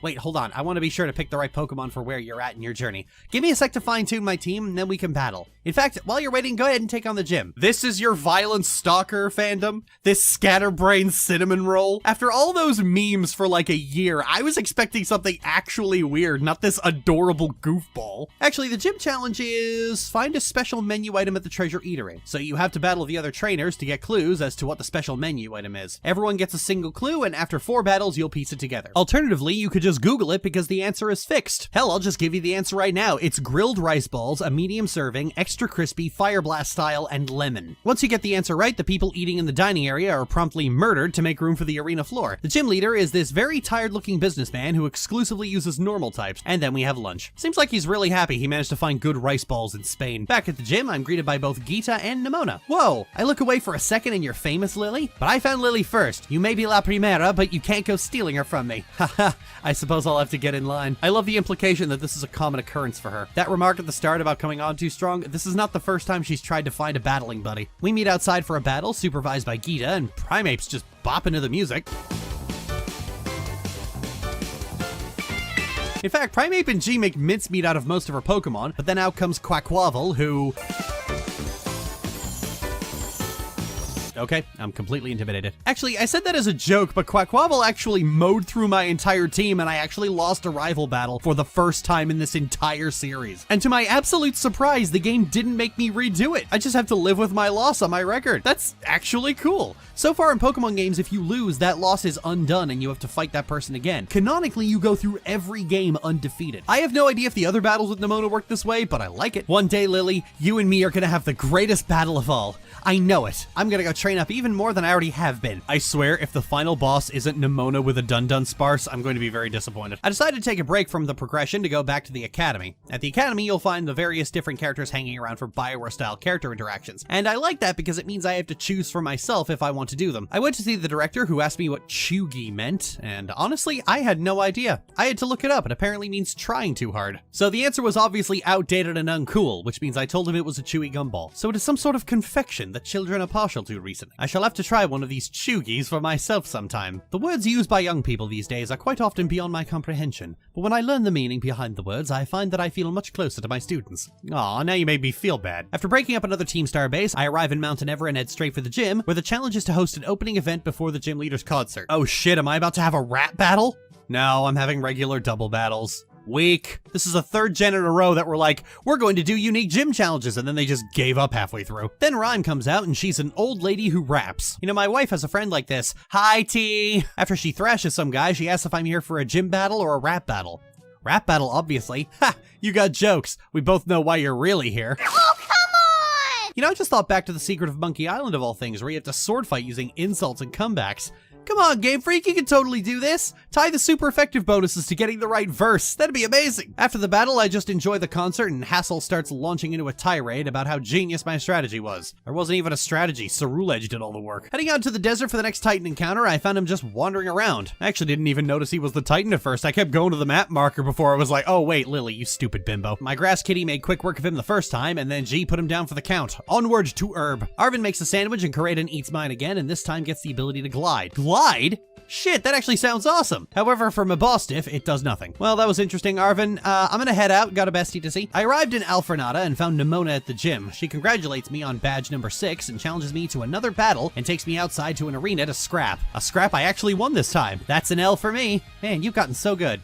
Thanks, Nem. The gym challenge itself is playing Simon Says with emotions, where me and G have to mimic what they're doing. And I like this one, solely because I get to see the player and G making the goofiest faces. Then we have to have a trainer battle before doing another round, this time in the rain. Then we have the gym battle with Tulip, some kind of supermodel who uses psychic types. And is that a giraffe rig that got vored by its own tail? After the battle, we do a little yoga and I leave with the 7th badge. Rika meets me at the gym and introduces me to this adorable little baby with just the worst name. Who names a child Poppy? I think the Pokemon on Team Poppy are really strong too. Which of you is stronger, do you think? Well, I'm one of the Elite Four, so I'm more amazing. This is a baby. How is she one of the Elite Four? You've got a socially isolated gym rat running around trying in vain to make friends, and this is one of the Elite Four? That's weird, I'm off to the last gym. The final gym mission is a buggy sledding challenge. Well, that was painless. The gym leader is Grusha, who looks like Kenny's been on the estrogen. Good job, Grusha, nice to see you got away from those toxic friends. Unfortunately, that's not going to stop G from melting you. Then she gets embarrassed when I ask for a photo to commemorate the win, which, mood, I hate having my photo taken too, but I love the cheeky look on her face. Like, yes, I can get people to do anything I want. Back at the gym, I run into Geeta and the bestie again, and she's really happy that I have all 8 badges, which means it's time to take on the league. After I get the other things done, but I'll be there. Nimona runs off to prepare for the match of a lifetime, and Geeta says she's never seen Nimona this excited before. Really, Geeta? This is kind of normal for her. She must be really happy that she finally has a friend who can keep pace with her own talents. Oh God. You're crying over Pokemon? The joy of finding love in the most unlikely places got to me, alright? Oh god, that punched me in the heart. After finishing the last 2 Team Star bases, Cassiopeia tells me that Team Star was a group of bullied kids that banded together to stand up to their bullies, and because united they were unstoppable, the bullies dropped out of school. And Team Star ended up the villains of the story. Scoozy? What fucking nonsense is that? You're not the villains because your bullies were such babies about consequences they dropped out. What fucking lunatic told you that? After the last one, she actually confessed to being the big boss of Team Star, implying this is all some penance walk for crimes she didn't commit, and tells me to come back to the school to fight her for realsies. This is the final mission for Starfall Street, but instead of going there, I'm going to do the last Titan first. Arriving at the last Titan, I find the Tatsugiri by the shore, which summons Titan Dondozo. After beating it twice, as usual, we head it back inside and find the last Herba Mystica. This one gives Karaden the ability to climb walls, and finally makes Arvin's dog stand up, which he gets really teary-eyed about. With Mabostiff cured, Professor Sada calls and asks us to come to her lab at Poco Path. Arriving at the lab, we find it completely empty, but the computers suddenly reactivate and Sada tells us she needs our help. She's apparently at the deepest part of the crater and needs our help carrying out the final step of her research. To do it, we have to bring the Scarlet Book to her. The only problem is that Area Zero is a dangerous place with very brutal Pokemon, and we are 2 kids, a dog, and some celery, so we need help. Arvin figures we need someone with champion rank skills in battling and someone who's good with tech. Let's see, dangerous Pokemon, certainty of death, small chance of success. I know someone who'd love to come. The student council girl? Yeah, she'd be perfect for the job, but I doubt she'd give us the time of day unless one of us was on her level, as in champion rank level. Oh, come on, Arvin, Nimona's my bestie. She'll help. He is right, though. You can't go into Area Zero until you've completed all 3 story paths for the game. Area Zero is where the final boss is, so the idea that these were optional is a joke. Overall, Path of the Titans is fine. It doesn't overstay its welcome the way a lot of features in Pokemon does, and the rewards you get for them are more freedom to travel. It's basically one big HM gate. Arvin as a character is Galar's fine. He's nothing to write home about, honestly. He's another sad boy, of which we've had our fair share. Maybe if I wasn't already oversaturated with characters like him, I'd be more interested. I mean, there's a pupper. I like the pupper, but Arven himself is just kind of okay. Deciding to save the best for last and get the worst over with quickly, I headed up to the school to fight Cassiopeia. Clive is there and finally decides to reveal himself and takes off his disguise. In truth, the boy you know as Clive was none other than the director of Naranj Academy, Mr. Clavel. Oh my God, I can't believe it! He then claims to have been Cassiopeia the entire time, sure dude, and challenges me to a battle. The battle wasn't anything noteworthy, but I do want to share something fun. One of my Pokemon was Mousehold, who has an ability that hits up to 10 times, and I gave him a King's Rock.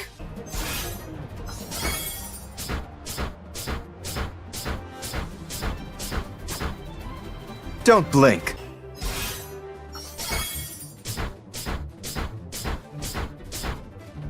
You're powerless.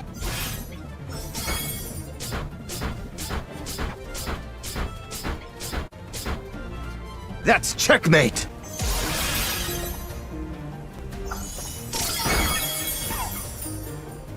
Is this the end of your journey? No family of mice is complete without some quality cheese. After I win, he confesses to not actually having been Cassiopeia, but he can hazard a guess as to who she is. But just as things are about to get wordy, a lady named Time comes out and chastises the director for battling children on school grounds. Oh, spare me. Your excuses reek worse than a stunky's behind. You'll write a letter of apology to the students and faculty at once, and I'll be reporting this to the chairwoman of the school board, make no mistake. Ooh, director, you're in trouble. According to the wiki, Time is actually the older sister of Rhyme, the rapping gym leader. Oh, Rhyme time. Oh, that's cute. Later that night, I headed out into the school grounds to meet Cassiopeia, who reveals herself to have been Penny the entire time. That is brand new information! She reveals that me making quick work of those Team Star grunts meant that I was the perfect foil to betray her friends and send them to the Shadow Realm. Then she demands a battle because if she isn't defeated, she might feel compelled to revive Team Star. After defeating her, she gives us a flashback to first breaking up the team because she felt guilty for making bullies cry. Then her friends all come back and have a big speech about friendship and gaudy outfits while a big melodious piano theme plays, just so that you're absolutely certain that this is supposed to be a sad scene. Then the director puts them to the task of making battle facilities or something, I don't know. That's Starfall Street. Gonna be honest, I hated this one. The entire premise is just another, the bullied has become the bully. And I fucking hate this trope. I despise it so fucking much. That every character is the same and once you beat them they get all moody is even worse. And what really puts the stake through its heart is that it has 5 times more dialogue than it needs to. At the end of the day, this is a story about a bullied girl believing she has become a villain. And not once are we allowed to say, no you're fucking not. So yeah, fuck Starfall Street. Oh, by the way, Penny tracks your phone, so, if there's anything to apologize for, that could be it. Arriving at the Pokemon League, Rika sits me down to give an interview before I can fight the Elite Four. How did you get here today? I walked, ma'am. Please tell me the name of the school you are enrolled in. Naranj Academy. So what brings you to the Pokemon League today? Become champion, why else? Now, what do you intend to do if and when you become a champion? You know, this is honestly getting kind of... Oh, one of the options is I want to battle Nemona. Oh... Do you like Pokemon, Lily? You know, after doing this entire project, I'm not entirely sure, but I figure that's not the answer you want. After passing the interview, I get to fight the Elite Four. First is Rika, who is packing Ground-type Pokemon. Unfortunately, not only does G have Energy Ball, but I have a Trash Cat. Next up is Poppy, and still, what kind of name is Poppy? That's what a Newfoundlander calls their grandfather. She specializes in Steel types, and I brought myself an edgy girl. The next one is Larry, who has apparently switched types to Flying, but she's got that no problem. Last is Hassel, who uses Dragon types. And a surprising twist of fate, a Dragon type actually knocked out G for the first time ever. It's alright though.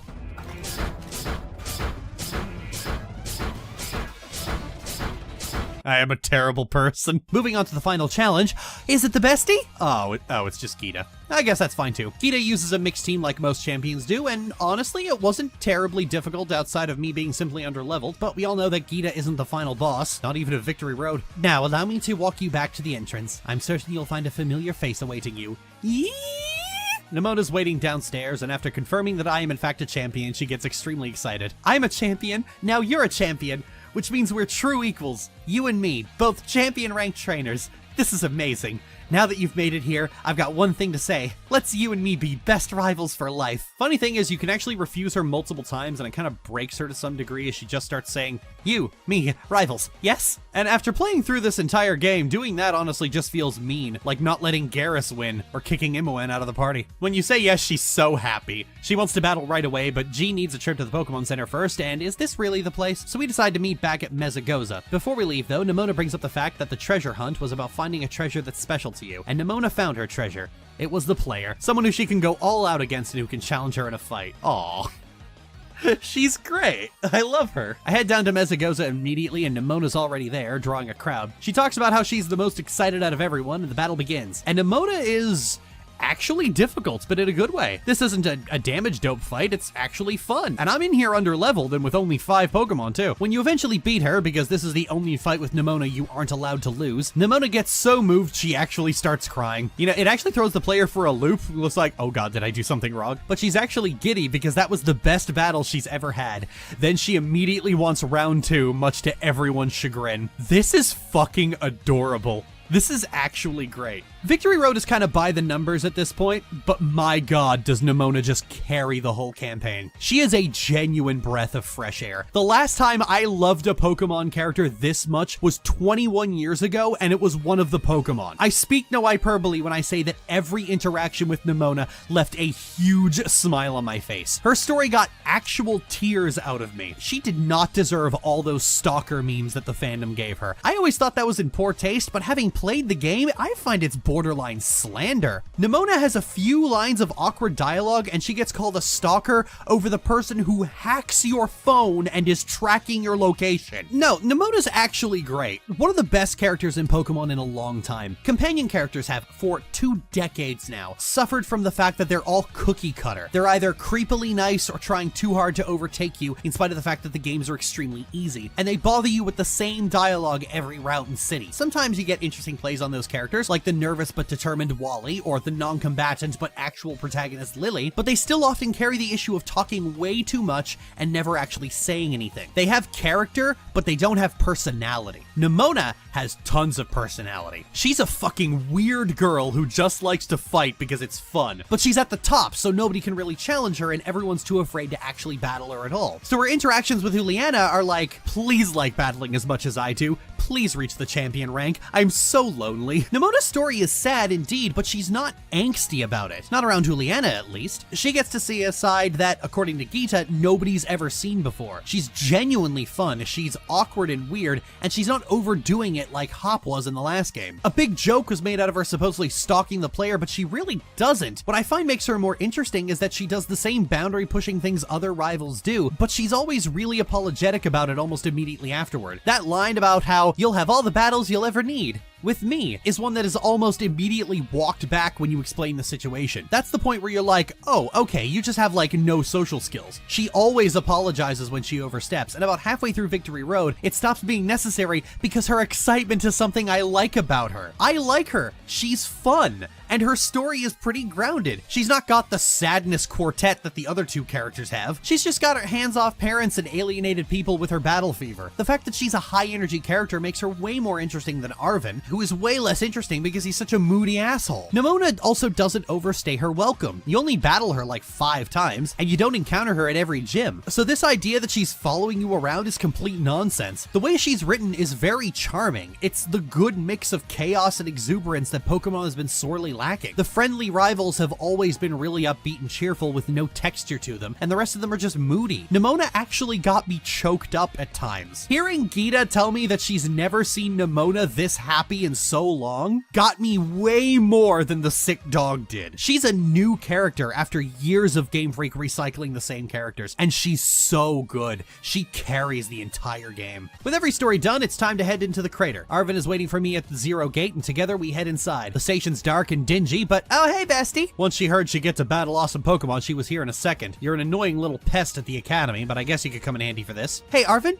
shut the fuck up. The lights suddenly turn on thanks to Penny, who hacked into the system controls. Nemona introduces herself and Penny chastises her for talking way too much. I gotta say, I am not liking the energy we're putting into the room. Sada then comes onto the comms and tells us to jump into a big hole. Oh no, it's pathologic again. Arvin, Nemona, and Penny all get onto Koraidon while I'm stuck hanging onto Arvin's hand. You know, he could have waited for me, guys. We plunge into the crater and we see the wonders of terrible lighting that would make digital homicide blush, and the four of us head deeper down. The entire way, the gang is bantering around like we're in Baldur's Gate. So Penny, how'd you wind up friends with Lily anyway, huh? I guess she just really came through for me when I needed her. Wow, so she helped you out while she was tackling all the gyms? That's awesome. What about you then, Nemona? Are we really doing this? Lily and I are classmates, neighbors back home too. Plus I said she should aim to be a champion, and she did. So now I've got a champion bud. You think you've got cool friendship origin stories with Lily? They're nothing compared to what me and her went through. Our friendship's on another level. Nobody asked you. Stop trying to flex on us. Guys, I'm right here and I only like one of you. Arvin tells us that Sada was a neglectful mother to him most of his life, only really sending emails, but those emails apparently stopped a few years ago. Oh, she definitely did. Nemona tells us about her parents, who are famous business people, but are really hands-off with Nemona herself. Then Penny tells us about her dad, who is clingy. He's the most annoying guy in the world, period. He's the worst. Penny, you don't even have the worst parents out of this group. We make it to the next lock station and get attacked by an ancient Dawn fan, and everyone is worried except Nemona. I fucking love her. Making it to the last lock station, Sada starts having a fit and has to reboot. Oh, she definitely did. With the last lock opened, we head down into the bottom of the crater. The lab is finally open to us, and I'd just like to take this moment to show you what Game Freak thinks screen space reflection means. This game made $1.3 billion. Opening the gate, another Koraidon comes out and starts growling at my Koraidon, scaring it, making it cower by Nemona for comfort. Aw, baby. Then a bunch of ancient Pokemon come running out. Me and Nemona team up to take down Donphan and two-shot it. Wow, they're strong. Now this is a worthwhile challenge. I'm glad you're on our side, but you're still really annoying when you say stuff like that. Hey, Penny? Shut the fuck up. Then she wants me to help her with the Amogus? What crap is this? The Pokemon runs off, and so Nemona and Penny go chasing after them, leaving me and Arvin to deal with Maggie. And with that done, I head inside. Sada is laying limp in her chair, clearly deactivating sleep mode. Oh god, it's Bicentennial Man. Sada says she's not the true Sada, and is instead a robot powered with her thoughts and memories. The real Sada is dead. No, really, she's actually dead. She was killed by wild Pokemon before the game started. Sada Mark II takes me down the elevator, where she explains that the professor was building a time machine to bring Pokemon back from the past. As you do. However, ancient Pokemon pose a serious ecological risk, and so the AI wants me to destroy the time machine for good, putting an end to the professor's dreams. So the theme of this game is love is good, ambition is evil, I guess. So I stick the book into the machine and it boots up, but Sada's programming means she's forced to defend it against her will. So she starts sending out Paradox Pokemon against me, who all crumbled because after 7 games, it's pretty clear at this point that G beats everything. You should know better than to interfere with me. The others run in and Nemona complains that I beat the bad guy without her, and Sada thanks us for putting a stop to the machine. But oh no, Sada had a contingency as a new defense protocol. And even the AI is shocked at the fact that the professor seemed to care about nothing but the time machine. All our Pokeballs except those that belong to Sada get locked as the AI gets completely overtaken and sends out Koraidon to fight. I threw out G and... Oh, that's right, all our balls are locked. Good night, everybody. So none of our Pokemon can come out. We can't even run. We might just have to start stabbing things. Or at least we would, but at this point, Koraidon can actually come out because his ball belonged to the professor. Oh, so that's why the AI gave him to me. Koraidon's now standing up on 2 legs, which means shit's getting real, and that was the most impressive part of the fight. It's a fight you can't lose because at some point he knocks you down to 1 HP, and that's when Koraidon can Terrastalize, giving him a super effective move that will one-shot his opponent instantly. Then there's a big dramatic speech where the AI realizes that as long as it's still there, the lab will keep trying to weaponize it to reboot the time machine, so it's going to trap itself in the past, but along with the fact that like the real Sada, it's dreamed of seeing the ancient past for itself, and so decides to depart on for a new adventure. It's trying to be epic and impressive and dramatic in a game that has so far been rather grounded. I mean, the stories so far have been bullying victims gaslighting themselves, getting medicine for a puppy, and being gay. Then it's like, oh no, the dead professor from beyond the grave is going to cause an ecological calamity. It's a lot like Chairman Rose. Even in a game that's grounded, Game Freak just seemingly can't help themselves. Once it's all over, we all agree to take the long road home, and that is Generation 9. So...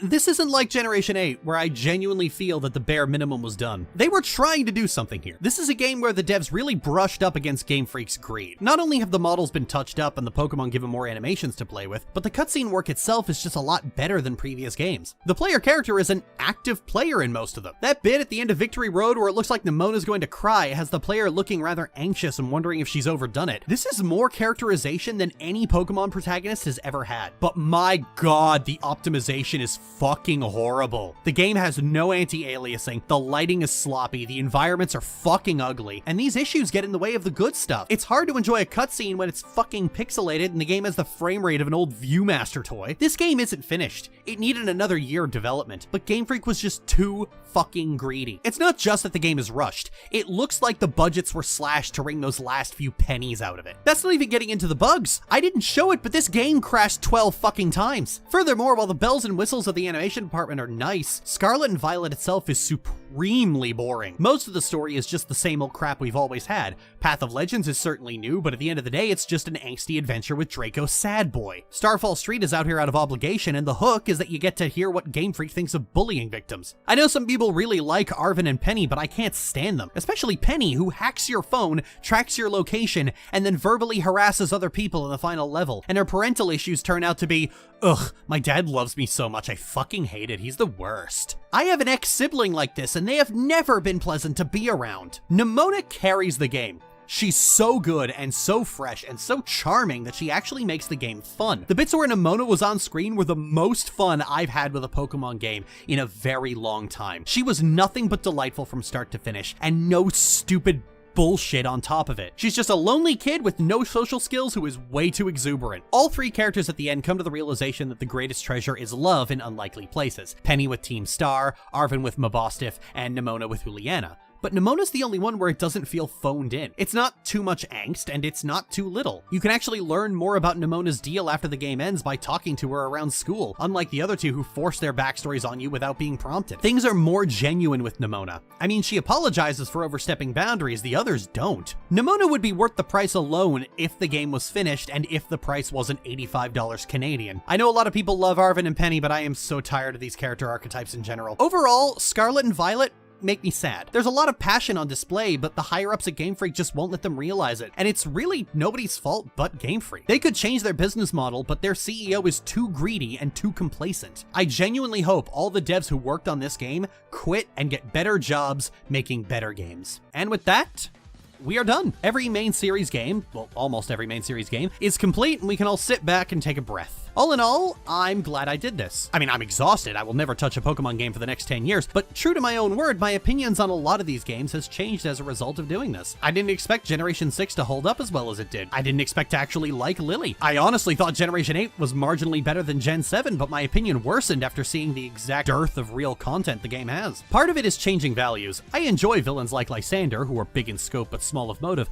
a lot more than I did when X and Y first came out. It's a game based on Saturday morning cartoons. I'm not expecting John Irenicus to jump out and monologue about birthrights. Some people do want Pokemon to have dark and complicated stories, but the kind of game Pokemon is tends to suit more grounded character drama at the most. I found this the most evident in Scarlet and Violet, where they have two characters who are doused in drama and a villain that has a big tear-jerking goodbye, yet the one that actually got a tear out of me was just the lonely kid who wants a friend. Everyone can relate to feeling socially isolated and wanting to connect with people, only for that over-eagerness to get in the way. If Pokemon wanted to do storytelling, it would need to drop the big epic anime plot and gear itself more toward emotional vulnerability. There's a series of cards that depict a young woman growing up with her Ralts, going from being a kid to her showing her Curlia, her daughter, who's wearing a little Ralt snuggie, to being an older woman with her Gardevoir knitting together. And while it's quiet and wholesome, it actually moved me because it depicts my relationship with this franchise, where it's just been a constant presence in my life ever since I was 6. Doubly so given my favorite Pokemon is Gardevoir. I think it's an interesting contrast between the stories that try really hard to get an emotional reaction out of you versus the ones that actually do. A similar thing happened in Baldur's Gate Siege of Dragonspear of all things. At the end of that game, Imoen runs into the player saying that she shouldn't have let you go to Dragonspear without her, and the first dialogue option is, "I missed you too, Imoen. More than you know." And it's a little meta, because if you love this series, it's been 15 years since you were on an adventure with Imoen, and she wasn't in the party for most of it. I really did miss her, and I wasn't prepared for how much I had. We're in a time where a glut of high energy, high stakes, high consequences stories with big personalities that try to beat every genre under the sun has caused a lot of audiences to look at quieter, lower stakes stories and go, boring! But I find it's where some franchises need to be if they want their stories to have any weight. Keyword being weight. I think doing this project, my opinion on every generation except 3, 4, and 5 has changed in some way. But before we get into the final ranking, let's talk about a few accolades that have to be handed out separately. First up, the final test of your skills at the end of every region, we have the best champion.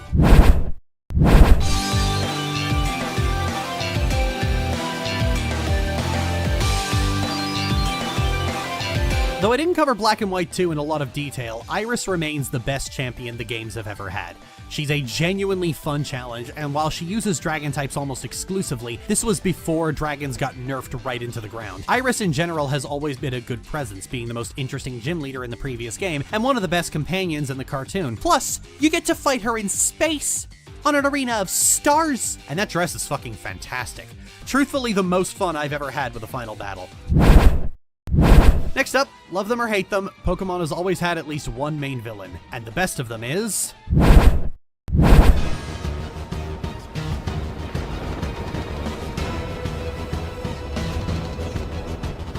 The only villains I have no notes for. Archie and Maxie strike a perfect balance between tense stakes and the kind of plot that suits Pokemon's general Saturday morning cartoon aesthetic. I especially love how their driving force isn't ambition or ideals, but the fact that they're just fucking stupid. The remakes attempted to get all philosophical about the fact that they were stuck in their ways and needed the new generation to open their eyes, but I have a special place in my heart for the dumbass who couldn't realize that causing a volcano to erupt wasn't going to benefit humanity. It was going to destroy it. Almost every other villain in the series has just been doing a pantomime of these guys, and they win just by virtue of being the most fun and knowing how much presence was enough. And last, before we get to the rankings, the adventuring buddies who will always travel with you, whether you like it or not. Here is the best companion.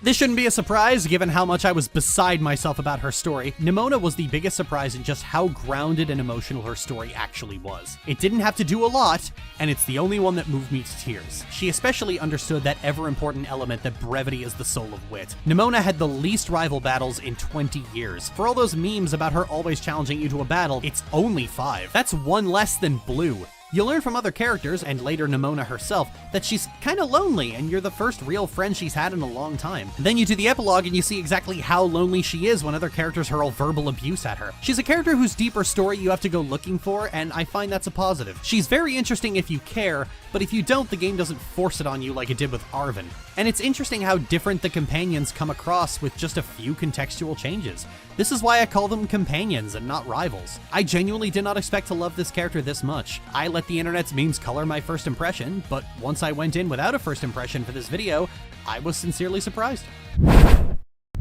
So, with all that stuff out of the way, let's get to ranking each generation from worst to best. The worst generation is, without a doubt, Sword and Shield. I can say a lot of negative things about most Pokemon gens, but the last thing I would call most of them is lazy. Even Scarlet and Violet tried to do something cool, and their only issue was the top staff at Game Freak being uncaring, money-hungry ghouls. Sun and Moon tried to tell a character-focused story that they really cared about. They failed, but that's not because of a lack of effort, just a lack of skill. Black and White tried to have a heavy theme, but it chickened out and greatly misjudged the wisdom of making a darker, more mature story in Pokemon at all. But Sword and Shield truly feels like a game where they put in absolutely no effort. They produced a minimum viable product, made cuts to the roster, lied about why they were doing it, and then sold that cut roster back to you for extra cash, and then double dipped on that with version-exclusive expansion passes. Such a little effort was made, the only effort was that the player now emotes, and that was it. Reused assets, reused animation, reused characters entirely, a story that doesn't ask you to participate until the last possible second.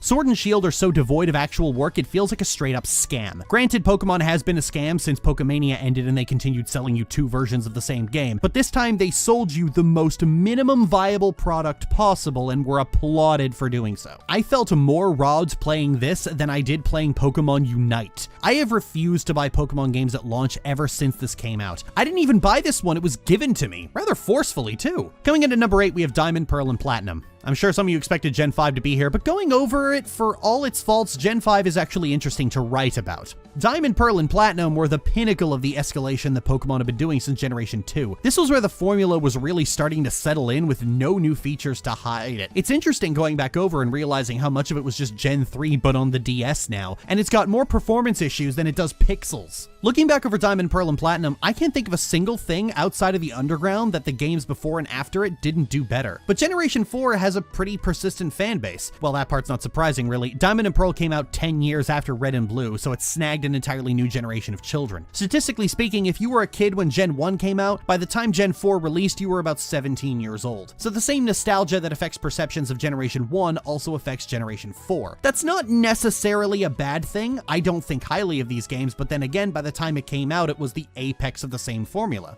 People have wonky memories of this, but the Pokemon villain formula basically ended here. So if this wasn't the first one, it was just another one. The rest of them, with the exception of X and Y, were all different enough to be interesting to write about. Coming in at number 7, we have Black and White and Black 2 and White 2. As much as I said it was interesting to write about, that doesn't translate into being very good. Black and White are a weird one because the story is simultaneously trying to be serious and about serious things, but is also doing its damnedest to make sure you come out of it thinking, I'm already doing the right thing. Black and White certainly had potential, but Game Freak's unwillingness to let the player be anything other than a silent bystander really killed that idea. The notion of Pokemon ethics is at least interesting enough as a thought experiment, and there are a lot of interesting arguments and even game mechanics to refute Team Plasma with, but the game won't let you. Very early, they go, Team Plasma doesn't actually care, they have ulterior motives, which is so philosophically lazy. If you're gonna make the villain ask an ethical question, at least stick to it, you coward. People claim this story is deep, but it really isn't, and it shouldn't try to be. Pokemon is not Fallout. Nobody wants to sit here and discuss the ethics of its own premise, especially if you're only pretending to do that. In truth, if Pokemon wants to be more of a story-based game, it should go the BioWare route, where the story is in the characters and their personal struggles, not necessarily the big all-encompassing grand stakes plot. I think back to Baldur's Gate 2, where the main villain is trying to siphon the Tree of Life and ascend to godhood, but the only reason you're there to stop him is because he hurt your friend and you want payback because you like your friend. That's about as complex as Pokemon can really be without running into the problem of, it's Pokemon, calm the fuck down. Coming in at number 6, we have Scarlet and Violet. I did not expect to rank this game this high, but that's a running theme from this point onward. Scarlet and Violet would have ranked a lot lower because it is quite dull and unfinished, but the freeform nature of the game leads the story to being way more hands-off than usual, combined with the fact that one of the characters is just fucking amazing kept it off the bottom. I think I've done enough gushing about Nemona, so I'll just say here that the last time I had this good of a first impression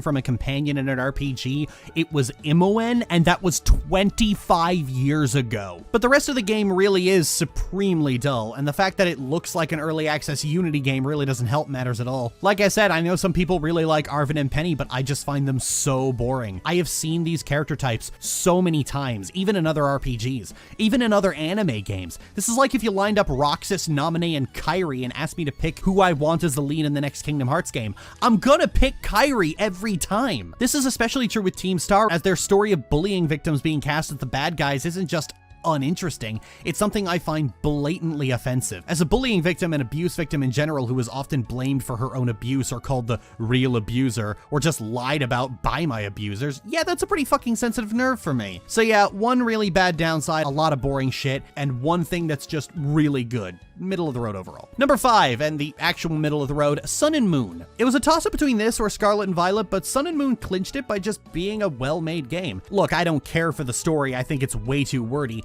but the fact that it's too wordy is really its only problem. It's still a character-focused story at the end of the day, and once it finally gets its ass in gear, it's actually quite engaging. Lily's an interesting character, verbosity notwithstanding, but the verbosity in general is just not unique to Pokemon. It's a problem most JRPGs have, where the writing is very much about quantity over quality. And the problem Lily has where her character is hamstrung by the fact that she isn't the player is a problem Pokemon will always have until they finally drop their skirt and ditch the silent protagonist. But if being buried in a 900-page soliloquy every 5 seconds doesn't sound like hell to you, then Sun and Moon is the best place to go. I would certainly suggest this be the model for future games if they want to tell a story. Character-focused drama is just always going to be more satisfying than some nebulous pie-in-the-sky theme. Character drama is just what Pokemon is best at. Not to beat a dead horse, but the best story Pokemon ever told was about a little girl who missed her mom and dad. Coming in number 4, we have Gold, Silver, and Crystal. This is about as open as an open world game can get, and really does stick to the point of personal adventure. Pretty much every little mini-story is its own self-contained thing, amazing, and if it weren't for the grind and the MMO daily chores aspect of the game, I dare say it would be perfect. I didn't cover it because it was post-game content, but there's an entire second region in this game to explore, and there's fun things to see in there. The remake continues to be the best Pokemon game ever made for taking the base game and completely polishing it, and the ROM hacks Sacred Gold and Storm Silver are damn near perfect. Coming in number 3, we have Red, Blue, and Yellow. At the start of this video, I said Generation 1 ought to be at the middle,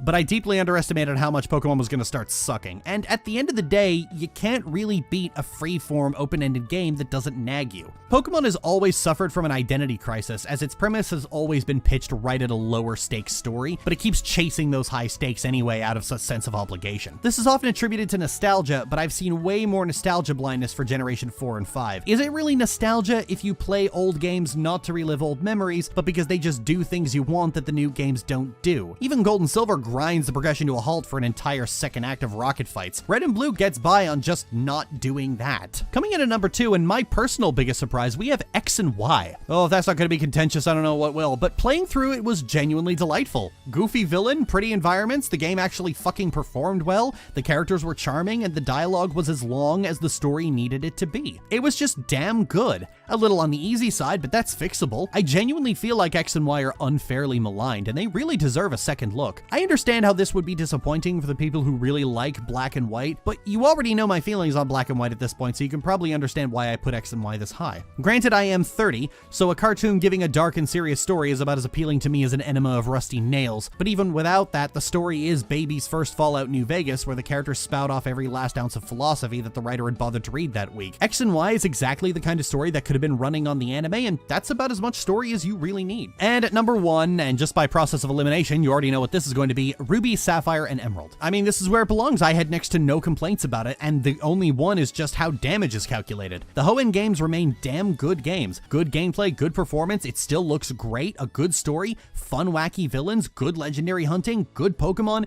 It really is just the full package. There is literally nothing about Generation 3 that is bad, except maybe the water. Part of that is because it's been so recycled. This is the game that Game Freak kept repackaging for the next several generations, and so it was always going to be pretty strong compared to most of them. It's only Generation 7 and 9 that are substantially different, and those are bogged down by much bigger issues. Generation 3 games are the best you could ask for. The only games better than this are Heart Gold and Soul Silver. And with that, we are done. You know, done. I thank you very much for joining me on this project. It was certainly interesting to do, even if it took fucking forever, and it was a surprise just how much my own opinions on these games shifted. I don't normally do this. No, seriously, I actually have a policy against it. But if you like this video, it would really mean a lot to me if you would share it around. This is how I provide for my wife, and I took a big risk in doing this project. Even if I trashed on your favorite Pokemon game, and I truly am sorry, I'm not out here to make anyone feel bad for liking anything, I would like to hear why I'm wrong. A lot of people will just be outraged at the audacity to say that, like, Gen 5 is bad. I don't want to hear that. Just please tell me why it's actually good. That's way more interesting and constructive to hear. What did you see in a Pokemon generation I trashed that I apparently missed? Thank you for joining me on this monster of a video. I hope you'll tune in next time.